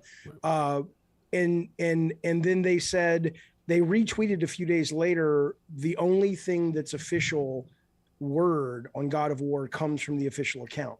So I'm kind of like, when people bring up that community manager bit, it's like, let's be clear. It's not Sony Santa Monica's community manager tweeting through Sony Santa Monica proper resources saying it's coming out. It's somebody's private account that I don't even know if that is the community manager when you go to their site. So I'm just saying, just be aware that that's what Addict's talking about when he says community manager, because I don't think it's been anything more than that. Got you. It's like I said, at the end of the day, are they willing to break that most of the time? I think Death Stranding's the last game that came out that late. And I think Kojima probably had a lot more say on his brand than Sony did at that time. So it's just like, are they going to do that for God of War? I'm inclined to not think so. And I feel like that Cory Barlog, that if I've never seen it's not coming out this year, but we got an update for you that I don't know what it is. That kind of energy. I got to see, I would say within a month. If you don't hear it within a month, or at least some kind of like date for some state of play, it's coming out next year. Yeah, I think Jaffe, someone in the chat asked, shout out to Lords of Game with Energy, if you think anything's coming from a Sony showcase standpoint, possibly. I mean, I haven't, I know there's a rumor that there's one in June. I don't know if Sony feels the need to hit June, given that you've got, Keely's thing already, Right. and Yeah, you've got Microsoft's thing. June is awesome. I am excited. Like, I'm more excited for June sitting in front of my computer and streaming than I am, because E3 used to be brilliant, and I E3 just became know. an awful experience. I know. But Yeah. now, I mean, really, if you look at, there's the PC Gamer show, there's Keely's show, And the Xbox. there's the Xbox thing, and there probably are going to end up being 4 or 5 more. What a neat way to have a new E3. It's just everybody can come.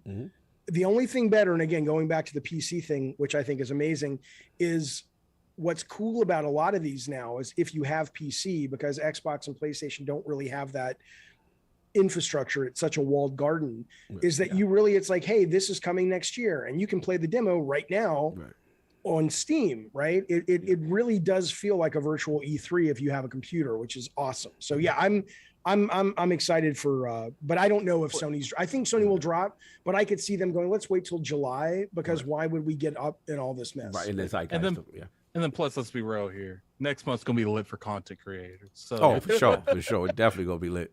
No doubt. And real quick, Sony's strategy, you agree with them as far as them saying that if they adopted a Game Pass kind of model, that AAA development would deteriorate for them? I don't think that I know enough about like all the behind the scenes stuff that Game Pass does to really justify if Sony can do it or not. Like I do know that one of the reasons Microsoft's able to do what they have to do is because they have the financial backing to get through the really messy beginning part. I don't know if Sony has that kind of money that they can call on to do that for years. And I don't know, even if they did, would Sony be willing to risk that kind of money doing something like that? So, you know, I think it's just two different things. Like Sony wants to, they want to continue doing what they're doing. I've said it for years. They got a certain amount of time until Microsoft's Game Pass, all these studios start hitting. Hopefully it's soon. But once all these studios starts putting out games, if they're good games, Sony's gonna have to rechange stuff up, because regardless if you got a game and the quality of like Last of Us 2 and it's an amazing game, God of War, amazing game, the best way to beat up a bully is to take 5 people with you. So like it's just like, I you know, respect that. Jump them. Just jump them. Just jump them. Like I respect it. Continue. So it's just like at the end of the day, we got to see how Game Pass. Like, look, we're seeing them. I know Game Pass has been out there for a while, but it's still a relatively new concept. We have to see how it does once they start kind of wanting some of this money back that they put into it. You know what I'm saying? Regardless, it's in 5 years. We got to see how long it takes to really realistically recuperate that money and see if that is worth the investment that they've been doing. No doubt. Can I just say real quick, do you know the best way to make a bully not a bully, though, and make that Talk person better? Talk to him. Oh my God. Therapy. Oh All my right. God. Totally true. He dying on it, bro. You gotta respect Jay. He dying on it, bro. He on his square. Do not agree with Jaffe. Listen, he on his square. You can't get mad at a man that's on his square, regardless. You know what I'm saying? That's where he at with it. I knew the moment he said that, I knew where he was. I knew he was taking gonna do it too. It was a killer setup. Oh, shout out song where you at God of War Ragnarok this year or not? And Sony CFO Game Pass, man. I mean, much like my feelings on Starfield and Redfall, like I don't care. Like, I just want it to come out when it's good and ready. Like for me, the only thing that will disappoint me about God of War Ragnarok is if it comes out and like King and Jaffe were saying before, it doesn't incorporate some of the things from previous God of War games that we've come to expect and love. I want to see the gore. I want to see, I just want to see it to be a little bit more over the top. I like the Dad of War angle. I know people don't like that, but like Jaffe said before, I like it. I appreciate the fact that the guy murdered everybody who he wanted to murder. And what happens when that guy has time to reflect and think? What happens? And I think 2018 does that very well. But I do want to see more variety in the enemies. I want to see more. Addict need more trolls. He definitely. No, I don't want to see troll. more damn troll. Addict was 10 highly different requested. trolls. I'm at that point where I know there's trolls in this universe. I want them to delete them. I want them to put in the lore that they got like You want more troll colors. That's what you want. You want more variants in the colors of the trolls. Literally have Kratos fighting the troll god at the beginning, kill him, and get rid of all the trolls after that. Yeah. Like, I don't want to see no more trolls. Yeah, We like killed enough trolls for the decade. Okay. I want to see more Question about variety. that? Yeah, good. Yes, please. Well, because my guess is the reason you saw a lot of trolls, unlike earlier games, it takes so long now to make a character and to rig a character and to animate a character that I'm sure they would have loved to have had more, but it would have come at a cost of visual quality. Would you have preferred maybe the enemies in God of War 2018 to look 30%, they'd still fit in the world, they'd look like they fit, but 30-25% less great, but you had more variety? Or would you rather have less variety but keep the visual and animation fidelity? I think for me, the variety matters a lot. The variety and the grandeur of the set pieces I thought was diminished over previous God of War games. Yeah, that's why God of War 3. So I think what hit me, Jaffe, I said it past, is I didn't like how there was this one mission where you're pretty much going to the hell gates, and they're just amping this dude up this whole way there. They're like, this dude's a beast. It's gonna be in like it's gonna be an epic battle. You get to him, he's a purple troll. and I think it's like when you amp up characters in a game while you're going to them, but you use the character you just fought 5 times. Then it's Grimace from McDonald's. There's a problem. I'm with you. Like mini bosses that defend a dungeon, that can be a troll, but don't amp something up and it's just a troll. Well, I think the difference between him is he could teleport. That's all. Like, I knew you was gonna get your boss you off actually with that. felt something though when you killed the gods in God of War 3. You know what I mean? As you took their powers, you really like, whether it be Hermes, for example, who trolls you the entire race, is like, well, I can't wait to kill this dude. And when you killed him, like, it's great. So it just, I do want more variety. out of the game, because the funny thing about it is when we talk about variety in this, the other bosses or the other characters that you can fight in the game are hidden, and those are the Valkyries. Yeah. Those are like it goes back to sustainability in AAA though. It's every time the bar gets raised, it comes at a cost, and there's not the audience isn't growing for it, and so. Good point. Again, I keep going back to indies. It's like I know a lot of people want their fidelity, their visual shit, but I literally played one of the funnest horror games of the year last week, and it was one guy made it in Unity, and I get it. You want to see great look, but no, I know where you at. I'm there with you. I'm Jaffe. I feel the creativity. I think the creativity is there. They're more apt to take risk. And then the AAA looks at them like, oh, we need to copy that. And then that's how it becomes the assembly line later. But really, the indie scene, like when we go to PAX and we go, like, I love that stuff. You get to see all these cool ideas, and you're like, yo, they're just so creative. And I know what you mean. We just interviewed like 30 devs on that indie games. All those games are so I'm reviewing promising. one right now. Yeah, so promising. But again, Solve and then Pick Loud. Sorry, I interrupt you. And then we finish. So to the Sony versus the Game Pass strategy, I agree completely that kind of with Addict and what the rest of you guys have been saying, where it's like I think fundamentally the two approaches are different, and on the Sony side, why try to fix what isn't broken yet, but understand, see the writing on the wall, and know that you have to invest in that at some point to supplement continuing to make those types of games, right? At the same time, I just don't like the way it was talked about, because it felt very in one breath he says, I don't want to comment on this on the strategy of the of our sort of rivals, but at the same then he proceeds to say that essentially saying that Game Pass doesn't work. That's not going to work for them. And by saying that the quality of their types of games would diminish in a Game Pass type model is essentially saying that it just kind of just doesn't work. Not necessarily just doesn't work for you, but just doesn't work. And for me, it's just like you could have worded it differently, because at the end of the day, I do think Microsoft is in a special position where there's a willingness and ability to just keep pumping money into Game Pass until it becomes super viable, and you have 100 million subscribers, and it's really self-sustaining. Whereas, like what Addict said, I don't believe Sony cares to do that, even if they could. And in fairness, Microsoft's in a unique position. In a very unique position where it's just, and again, but there still has to be a willingness. It had from the top up. If Satya says no, we're not pumping all this money into Game Pass, then it's not happening. Right. Yep. So so that's that. But it just, for me, it could have been worded differently because it goes back to like the Jim Ryan quote about the virtuous cycle of that. We doing something? Yeah, it's stupid. And I get stupid when you say like, the way we make games would be, adversely affected by trying to, shoehorn them into this subscription model. They got the quality, the But Metacritic.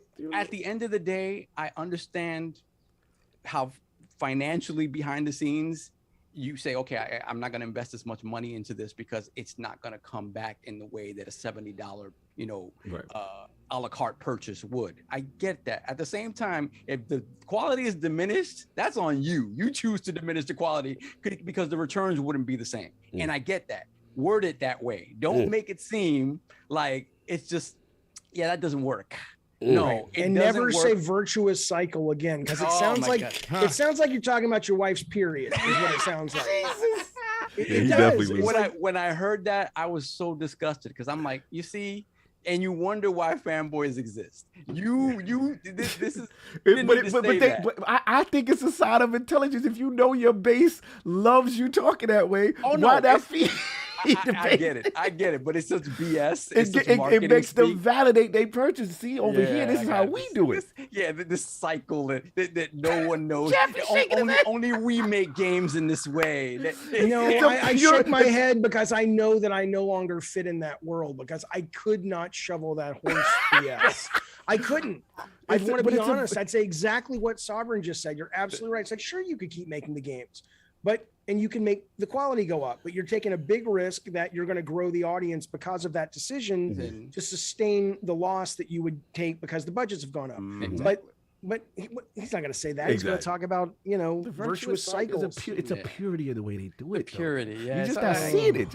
And then when you hear the fans parrot that crap back, I'm like, you're just so this is the only way it could be done. And if King were here, King would say it's just because they too broke to do it. Yeah, King would definitely say that. And he isn't wrong in the sense that I don't think the amount of money that Microsoft pumps into Game Pass is not something that Nintendo would care to do, that Sony would care to do. Right.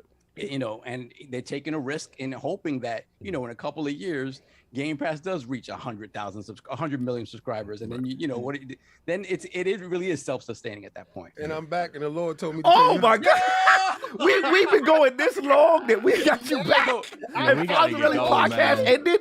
Jaffe, I warned you. Listen. I did a whole show. I came back. I gave you your flowers over there, and I'm back. So being right on time. They have been talking so much crap. I'm so glad you're back. I don't even know what the hell. Oh man, you're lucky he left. Oh my God, yes. So what was they saying? So basically, they said that the model is not, their AAA development would deteriorate.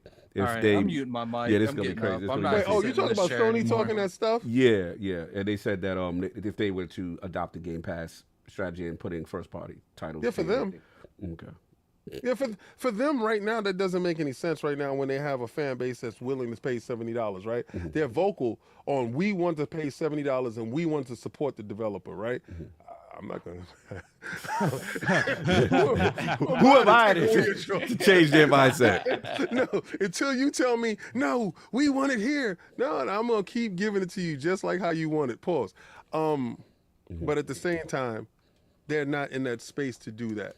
Right, I think with more developers and with a more fleshed out games of service model that they're going to, with a lot of their games right now, that is more sustainable and starting to get that product inside their service in their platform. I think it'll work that way. But right now, no ones and dones, no, I don't think that works. And you missed the do you think God of War Ragnarok this year, 2022? No, I don't. Okay, no, it's not. I don't. I think it slips to the end of the year. I mean, it is DLC, right? So he was waiting to get alive with Jaffe on this. The fact that, come on, man, you saw the same ogre. So Oh my God. They showed you on the board you couldn't get to Asgard, but Asgard was there, right? So that means it was DLC inside the game, right? So if I'm able to get to Asgard now, that means you had this purposely put to the side talking about, oh, it's not gonna be no DLC later. You lied to me. So why is Asgard on the table and I can't get there? Do you know, I thought that I would be able to get to Asgard while I was playing the game, so I thought I had more game left, and then when I saw the credits, I was like, oh, they done robbed me. I said, I didn't get to Asgard. I said, time out, wait a second. I said, maybe it was a secret passage that I didn't go through. So let me get back to the table and flip this table over again. So I flipped the table over again. Still no Asgard. I flipped the table over again. And you know what it said? See you at DLC. It'll be coming out in 2023. Do you know all they have to do in June if they do a showcase for Ragnarok in June is Eric Williams walks out. There's him standing in the snow, Kratos on the screen. He takes his controller. He hits X. Kratos jumps. Yo. Eric walks off the stage, drops the controller. It's like, Oh no. That's it. It's a wrap. Yo, Jaffe and King together are It's loose. hilarious. It's hilarious, bro. Like, I'll make my short. You know what's funny though? I said I don't care. Yeah. But it could easily move into next year simply because there is no trilogy. This is it. Yeah. They're ending the story here. Really? There's a lot of story to tell. Oh, I didn't realize that. There's a And lot then of on story to tell. DLC. That's Yeah. kind of crazy. Look, I'll jump in. I don't know if it's dropping. We'll see. I will say, if it does drop, man, that's gonna hurt for a side that's looking for AAA experiences that didn't get some in 2022. We don't know that though. Yes, We don't- I we know. don't King. that. I mean, after June, we will definitely yeah, we don't. know. Yeah, we But we definitely also don't know who got the bag though. Yes, we do Right? know. So we also know who's financially capable of just sitting there saying, you know what? And I know David could have really loved this part. When you got FU money, when you can walk inside the room and throw FU money on the table, hey, what's that game over there? You put that in Game Pass. I don't care what's dropping on there. Drop it on the same day that they drop it. And let's put it out there. I can see that happening. Yeah, So we said FU money changes the whole game plan. These dudes, if somebody wants to be petty, somebody wants to put on their petty boots, and they got sick and tired of what's going on and what's being said, things can change. June 12th is going to be crazy. it's up to them to get that perception. As far as the second point, I just think it's a different model, man. I just think they probably in their pocket where it's like they don't want to fully commit to the model that Xbox is doing. They are in the vibe I get, they're still in a transitionary period where it's kind of like a 1 foot in, 1 foot out. Hey, we're going to do a service too. We'll have a premium tier, but I just don't see it as something they're interested in until I think they see, signs of some type of decline or, like King was saying, until they see that, then, I know there's the shortages in the stock stuff. I know you wanted to talk about the King. Okay, we don't got much time with that, but it's just, to me, I just think they're resistant to do that. And I think that part of it, is financial. Like, let's be honest. Microsoft is in a different position as them that they can invest into this thing and go as hard as they want to try to build a subscriber base and build it. And with them, that's just not their model. So we'll see. But that's all I got. Damn, we went long. This is crazy, though. I was able to leave, do a whole show, and come back and catch my man before he Leave walked out the door. and go to do a whole show and then started come an back. hour later than it normally does. They started. That's how crazy it was. But first, man. hey, is that a Captain America girl picture behind you? Where you talking about on this side? Yeah, because she looks like a woman. It's hard to make her out. Is that Steve Rogers or is that like a blonde Captain America female? Okay, so that's Captain America that's up there, but you see the Scarlet Witch that's under him. I don't know exactly what you're seeing. In the right hand, upper right hand. Yeah, your where mic. your hand is right there, yeah. upper right hand of the screen with the All right, shield. so And who's the blonde girl? Captain America. That's a guy? That's a Yeah. Oh, it do kind of look It like. does, yeah. Yeah, It's it does look like it it's looks like it's some. a female Yeah, Captain it did America. like a female. Because I've seen blonde Captain America cosplay before, and it's so fucking hot. And I'm just like, did they release like a print? Like, yeah, I love it when Captain America's a girl. No, Anyway. that's all, dude. No doubt. No doubt. I don't want you to be looking over there with those eyes. No, that's a guy. That's right. Let me look up my favorite cosplayer, fella. Look, man, absolute pleasure. The legend, David Jaffe, in the realm, finally did it. Brother, Thank you for having me. An absolute pleasure, man. Love to hear your journey. Love to hear the stories, the inspiration as far as just going from like the film industry, then switching gears, you know what I mean, and then getting into gaming and seeing the uniqueness in these teams that you are a part of that. Like, I agree with King, really shaped the identity of the PlayStation brand, and just hearing your love. I'm mad we didn't get to talk more gaming. It would have just been like a 6-hour show. Because I want to talk arcades with you bad. Like, I really want to really get into the arcade scene. But especially he went to Steven Spielberg's arcade. Oh, you know what I'm saying? Like, I wanted to get into that bad, but it was just time. But, brother, an absolute pleasure. Love what you bring to the industry. Love your perspective. I love that we can agree to disagree respectfully. Oh, yeah. I love what you're doing out here. Where can people find you? What else do you got going on, sir? At David Scott Jaffe is where I tweet. That's the best place to find all my stuff. But if you're on YouTube, go over to just type in David Jaffe in the bar. The show is called Gabbin' and Games, but I think I'm going to change the title because I can't sell any merch because nobody wants to walk around with a stupid shirt that says Gabbin' and Games. they don't. Like Iron Lord's podcast has some fucking juice on it, right? It's like, oh, that sounds kind of cool. I'll walk around with that shirt. I was going to walk around with Games. Welcome to Gabbin' and Games. The Jaffe Coke joint is hot, though. I like the Jaffe Coke. Damn right it is. Look at that. I mean, that's that's dope. But yeah, so I got to figure that out. But if you go over to YouTube and you type in David Jaffe, or I'm all over the internet. But come visit, see if you like a show, see if you like a video, and we also have a Discord and all that good stuff. So we're around. No doubt. Salute to the legend, Lord Big Cloud Gaming, pulling up in the 11th hour, holding us down during King's field trip. The podcast came back, still got it, yelled it down. I went to do hood rat things with my friends. Where can the people find you? What else do you have going on, sir? Oh man, it's always a pleasure, man. I appreciate the invite as always. Good to see Sovereign. It's been a minute. Yes. Nice to officially meet you, Jaffe, again. It was a pleasure speaking with you and hearing about your legacy. King, you already know, it's my dude right there. All love right there. You know, Marvel. Or Doctor Strange, you know what I'm saying? We got to talk about that. I've seen it twice. We got to talk. We got to talk. Addict, you already know, my brother. And, of course, Kai, I appreciate you. For those of you that want to find me, it's Big Cloud Gaming pretty much everywhere, YouTube, Twitch, Twitter. When I'm not uploading, I'm freelancing with IGN and their program. That's what I do. And I'm very happy to announce, I don't know if Kai... No, you can do that. We can do that.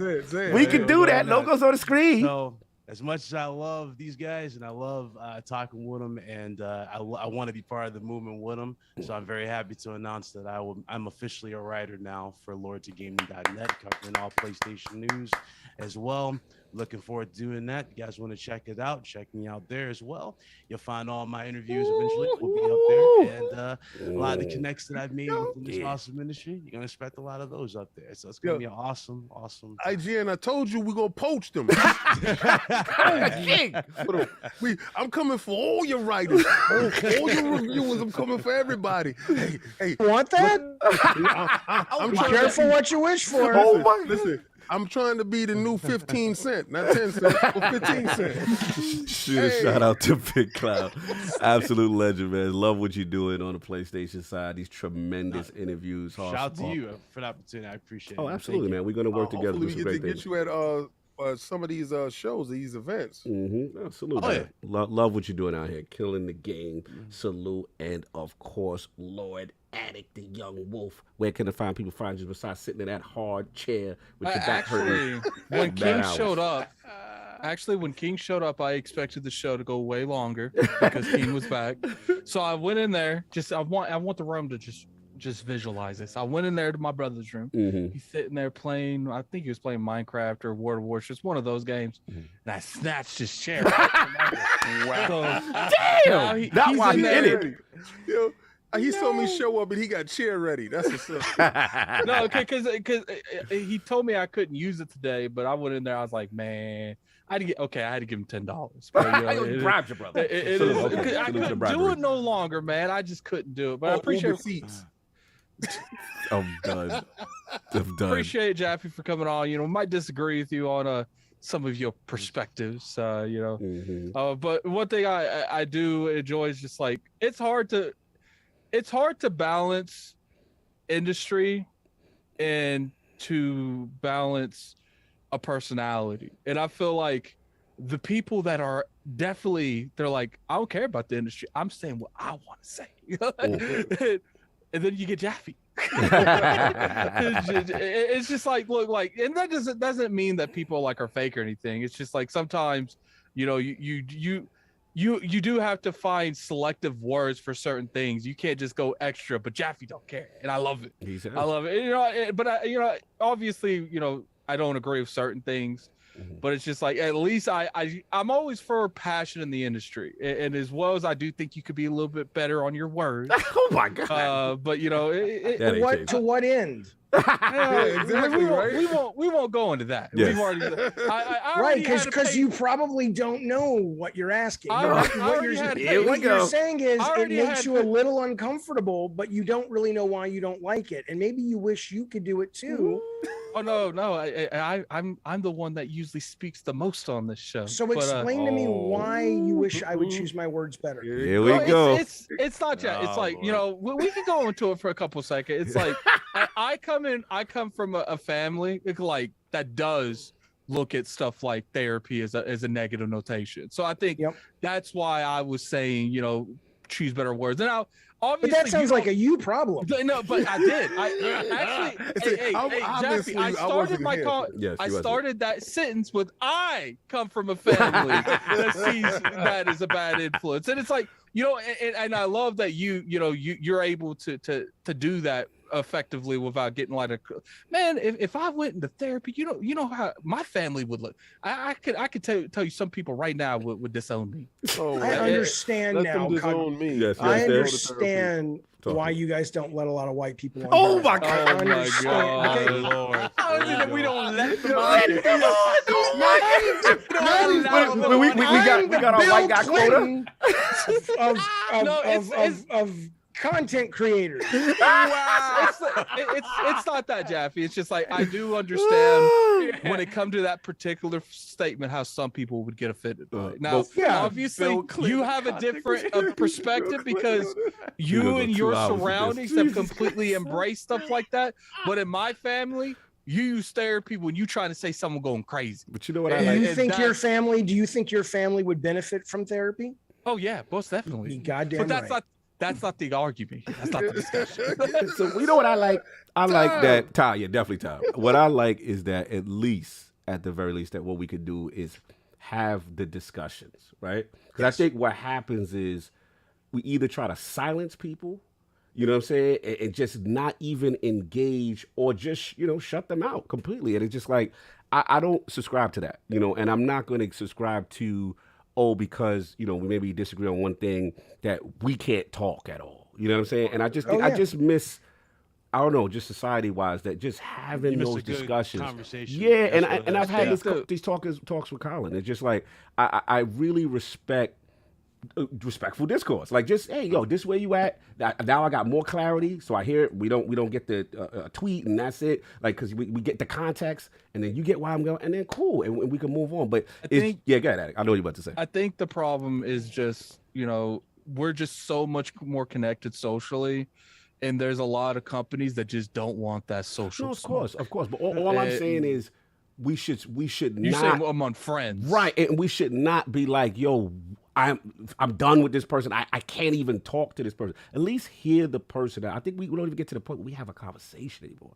That's the part that really bothers me. So I love it, regardless. You know what I'm saying? Y'all were killing me for hashtag just one. Like, my opinion is y'all hate. We've always, I mean, one of our the baby bro mentality. Yeah. One of our key statements is like, you know, we give everyone a platform to speak their mind. Yes. If something, you know, that's one of the reasons we have Colin on here. Right. It's like, look, like you can disagree with some of our guests. Told me rightfully he did not want to be on the show because Colin. I mean, he didn't want to watch the show because Colin. Yeah, we were like, you know what we said? We see you next week. We see you next week if you don't like the guests. And it's like when you look at it from that, and it's like, look, like you can disagree with some of our guests, and some of our guests have every justified to disagree with them, but we're still going to give them the platform to explain what they're talking about. And I feel like that open olive branch is something that's not really done. Preach, brother. That's what I'm proud of the platform. It's like one of those things where, you know, if we was like a lot of other outlets, it's like, we don't agree, so you're not coming on. Exactly. And we even allow adults dating site to spam us every day with with this, they out here, son. Every chat they in here doing the Lord's work on this spam. Moderators, please get these guys. We understand. Sexy chat, XYZ, we understand. Yeah. But I feel what you say. Soft. Where can people find what you got going on, sir? Yeah. Big shout out go to our brother Big Cloud. Like, you're killing it, brother. You're absolutely killing it. Oh yeah, thanks for coming on, Big Cloud. Yeah, salute to him. do us proud every single day with everything that you're doing. So I appreciate you coming on and welcome to LogNet. That's fantastic. Thank you. No doubt. And Jaffe, I gotta say, man, I think what I appreciate most about Jaffe today is that I feel like there isn't a disingenuous bone in your body, and everything. Oh, it's all real. It's all real. You can definitely it's say all that. real, and none of it comes from a place of malice. None of it is. All of it comes from I'm saying what I feel, and at the end of the day, it's always some sort of advisory thing. Like, hey, I've been through this. I need you to acknowledge this, and I think one of the big things also is the fact that you said that you realized that you would not fit in gaming today, which is on one hand is sad, right? To realize that at that level, at the AAA right, level, yeah. Right. But at the same time, it takes a really big person to sort of invest in themselves enough to realize that, hey, I'm at that point where I want to do something different. I don't want to be in this space. I don't feel like I fit in this space, and to acknowledge that and to do what you're doing. It's something that it bothers me about how people perceive you. It bothers me about how people perceive Colin, is that people hear what they want to hear and they believe what they want to believe. And a lot of times that is based on nothing. So right. I appreciate you being here. And no, I do appreciate you saying that. Yeah. No doubt. And I just, again, if we do anything message wise for people who come in with preconceived notions of who these people are, listen to them, listen to what they say, how they carry themselves, and think about any preconceived notions you may have about them. Think about the person behind it, and just really do your research about people. Because there's so much of people just they just want to label someone because it's the easy thing to do, and it just bothers me. So I'm glad Jaffe's here. No doubt, respectfully, Lord King. Where can people find you? What's going on with you, sir? First and foremost, I want to say, Big Cloud. Yes, sir. Got him. The Iron Bank dropped off the bag. Yes. Feels good to work with a little bit of money in your pocket. Be like, oh, bring them over here. Over here. I don't know about that part yet, but continue. I mean, if anybody watched the theoretical bag. You're gonna start to have other people. Yeah, other people like, oh, that's what's going on. Palance. That was Jack Palance. Jack Palance. Oh yeah. Oh, okay. Now I get it. Yeah, that's awesome. Right? Now I do. Yeah. Yeah. Right. If anybody watched Tango and Cash, salute. To interview your idol, like one of my idols. Like I told you, he's one of the four. It's one of your gaming Mount Rushmores. You said. Yeah, man. Yo, you don't understand how you affect this little black kid that was inside the Bronx. You talking to me? Yes, sir. Yes, get your flowers, damn it. I was because he was talking to Big Cloud for a minute. I was like, I don't know who he's talking to. No. We passed Big Cloud. We got him. He on board. Okay. I signed on line 3. You, sir, you affected this little black kid that was in the Bronx. I was never a little, pause. But this black kid that was inside the Bronx, that bet on his Sony PlayStation. Right, I bet on the Sony PlayStation at the time where he's going to turn this into something different. No, I'm not because I'm gonna tell you right now. Twisted Metal and all the other games that you worked on that I got a chance to know because I went down your list and I was like, oh, Sweat Jet Moto. Well, not really that one, but yeah. Yeah, but I mean, you was in there. Yeah. Right. Okay. Yeah. Oh yeah. So all these games, I'm looking at your Wikipedia. I'm like, this guy right here. Is you formed my gaming life, my identity with the PlayStation because you gave the Western market, because remember at that point in time, Japanese market was the JRPGs. They had that on lock. You gave them a Western face. You gave them an identity to identify with the hardcore, the edge. So I appreciate everything that you have done in my gaming history, and my fondest memories has been of your games that you have been involved with, you have directed, and you have created. So I thank you, sir, so much. Salute. And I humbly appreciate you giving your time for us today. Yeah, I was so happy that I'm able to come back and say this to you, we heard because the man thank bladder you so and all much. that. That man did trips. He ate food. He did it all for the Lord. I just want you to know that, man. Like, I don't care what anybody says about anything at all, because I really don't listen, because I only care about what I care about, because I'm selfish as hell. Right? Okay, hell, right? But at the same time, these dudes went out of their way to make sure that happened, because I was asleep.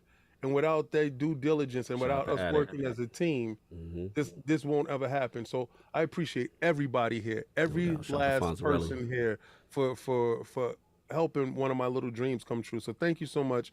You can catch me at Combat Talk with the King Saturdays at 10 p.m. Not this Saturday, because the King is going on vacation doing his thing. But I probably might upload a little something. We have Tank versus Rolly this weekend, and that's going to go up. KOS is coming up as King of the Statues. So probably I'll take a picture of that and send that over to David Jaffe so he doesn't think it's a woman. I did see the guy in the chat saying, no, I'm thinking of American Dream, which is the female Captain America. Yes, just kind of say, just thank you for those are very nice things to say. I appreciate on behalf of all of us who made those games. I have not yet learned how to take those very kind compliments, because not because I'm like insecure about it, but because like I said earlier, I won't go over it too much, but I have felt the same about other creators in movies and comics and things like that.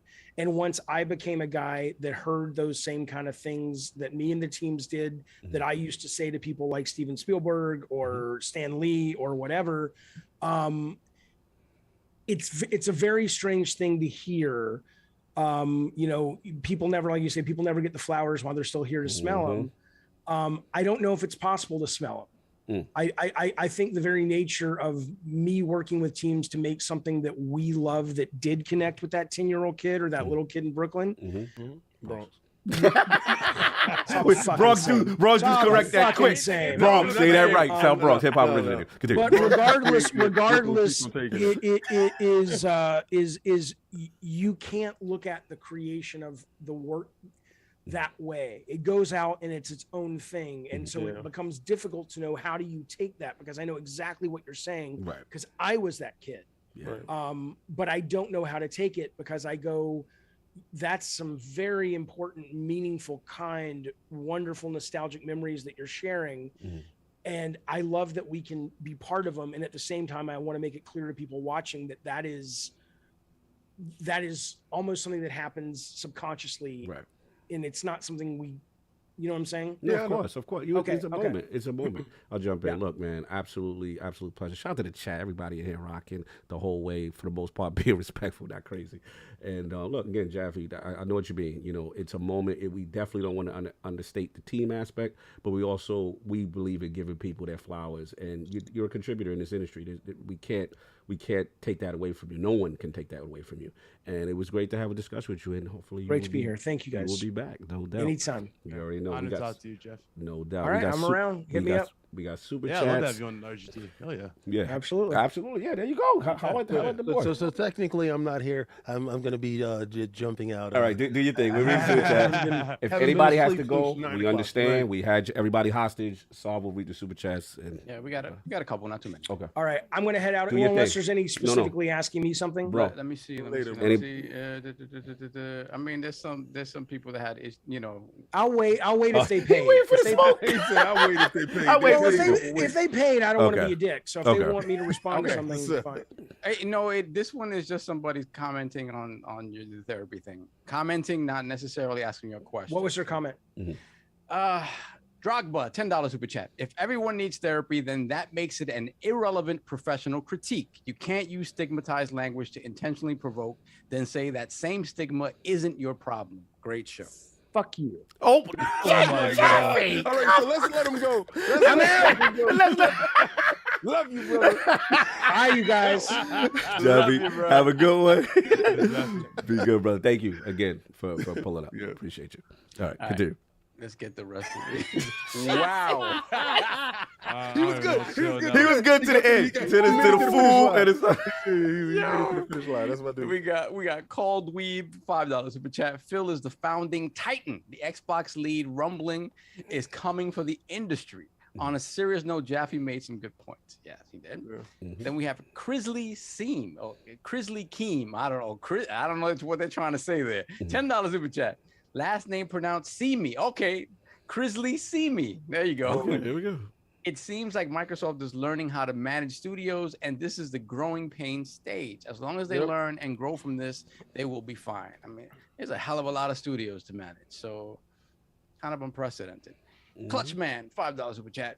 Listening late, but obviously bummed about the Starfield delay, but I just have a feeling they still have amazing games set for this year. Can't wait. No doubt. Then we got Lord Metroid, $2 super chat. Let's not forget God of War trilogy, superb music. Yes, definitely did. Then we got Hargeet Chani, $5 super chat. Where's Jamaican Jim Ryan? Get him on here to tell us what's what. Why he wants to make games bad, to put them day and date in Spartacus. hey, Cog. Yes. We got to talk at the end of the Okay. show, too. Can you stick around for that, too? All right. No doubt. My wife is Then we got Lord Metroid, $2 super chat. Jaffe, if you get stuck on Metroid walls, I got you. Okay. Then we got the Doctor 63, $10 super chat. Jaffe and King should do a show together. Yes, I would pay money. I think it would be hilarious. Then we got Splendiferous, $2 super chat. Phil walk around with sacks of dough ready to drop. It could be called David's Unchained. Then we got Flush Jackson, $20 super chat. Peace, love, and health to the Lords, Jaffe, and this great community. Thank you. You as well. doubt. Oh, Flush was over there on Fonz's show. That's what's Yo, up. shout out to y'all guys cross pollinating. I love you, dude. Yeah, that's fantastic. That's what's up, man. We're good. We're caught up. No All right, doubt. so it's time for me to go. Love you. Everybody do their thing. Look, man, I appreciate everybody. We know it was a spicy one. For those that were a little offended by the language, you know what I'm saying? We apologize, but look, we knew we knew that we weren't getting through that. He did well. He did about 2.5. He was 2.5. That last hour killed him. I don't know when I was gone. What happened? But I know He when actually didn't do He it was too actually much when too he was good. gone. He was actually good for the most It's part. look like regardless how you guys feel, you know, we don't agree with everything the man says, but he does come out there and what you see is what you get. Right. Like, And listen, I love the dude. So listen, at the end of the day, everything was good. I gotta go. no, do your thing. Oh, there's still more soft. Damn. Oh, we got another one? Okay, Yeah. hold on one second. We got Mandingo McThickens, $10 super chat.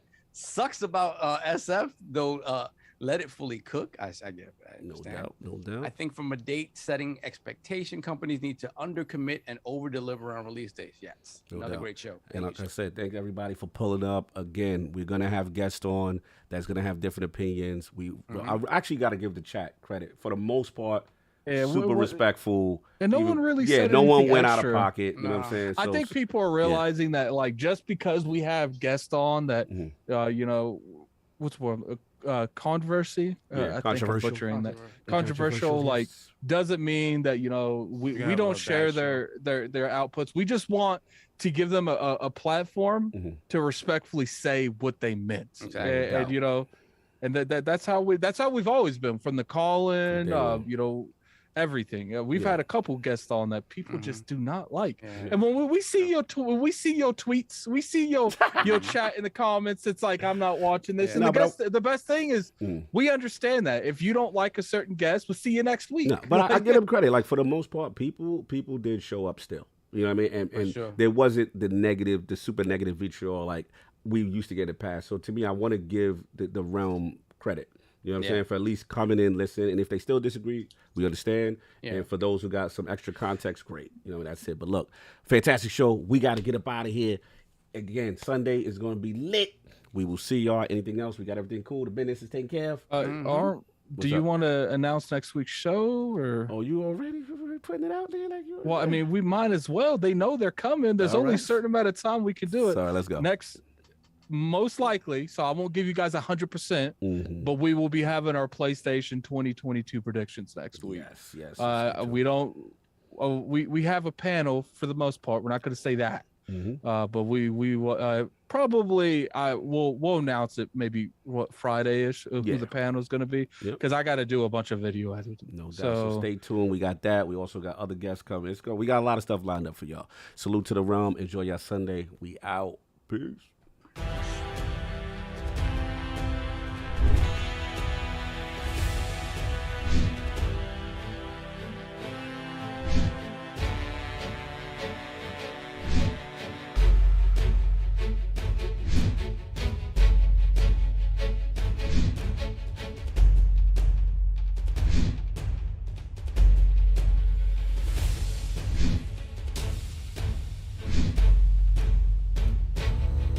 you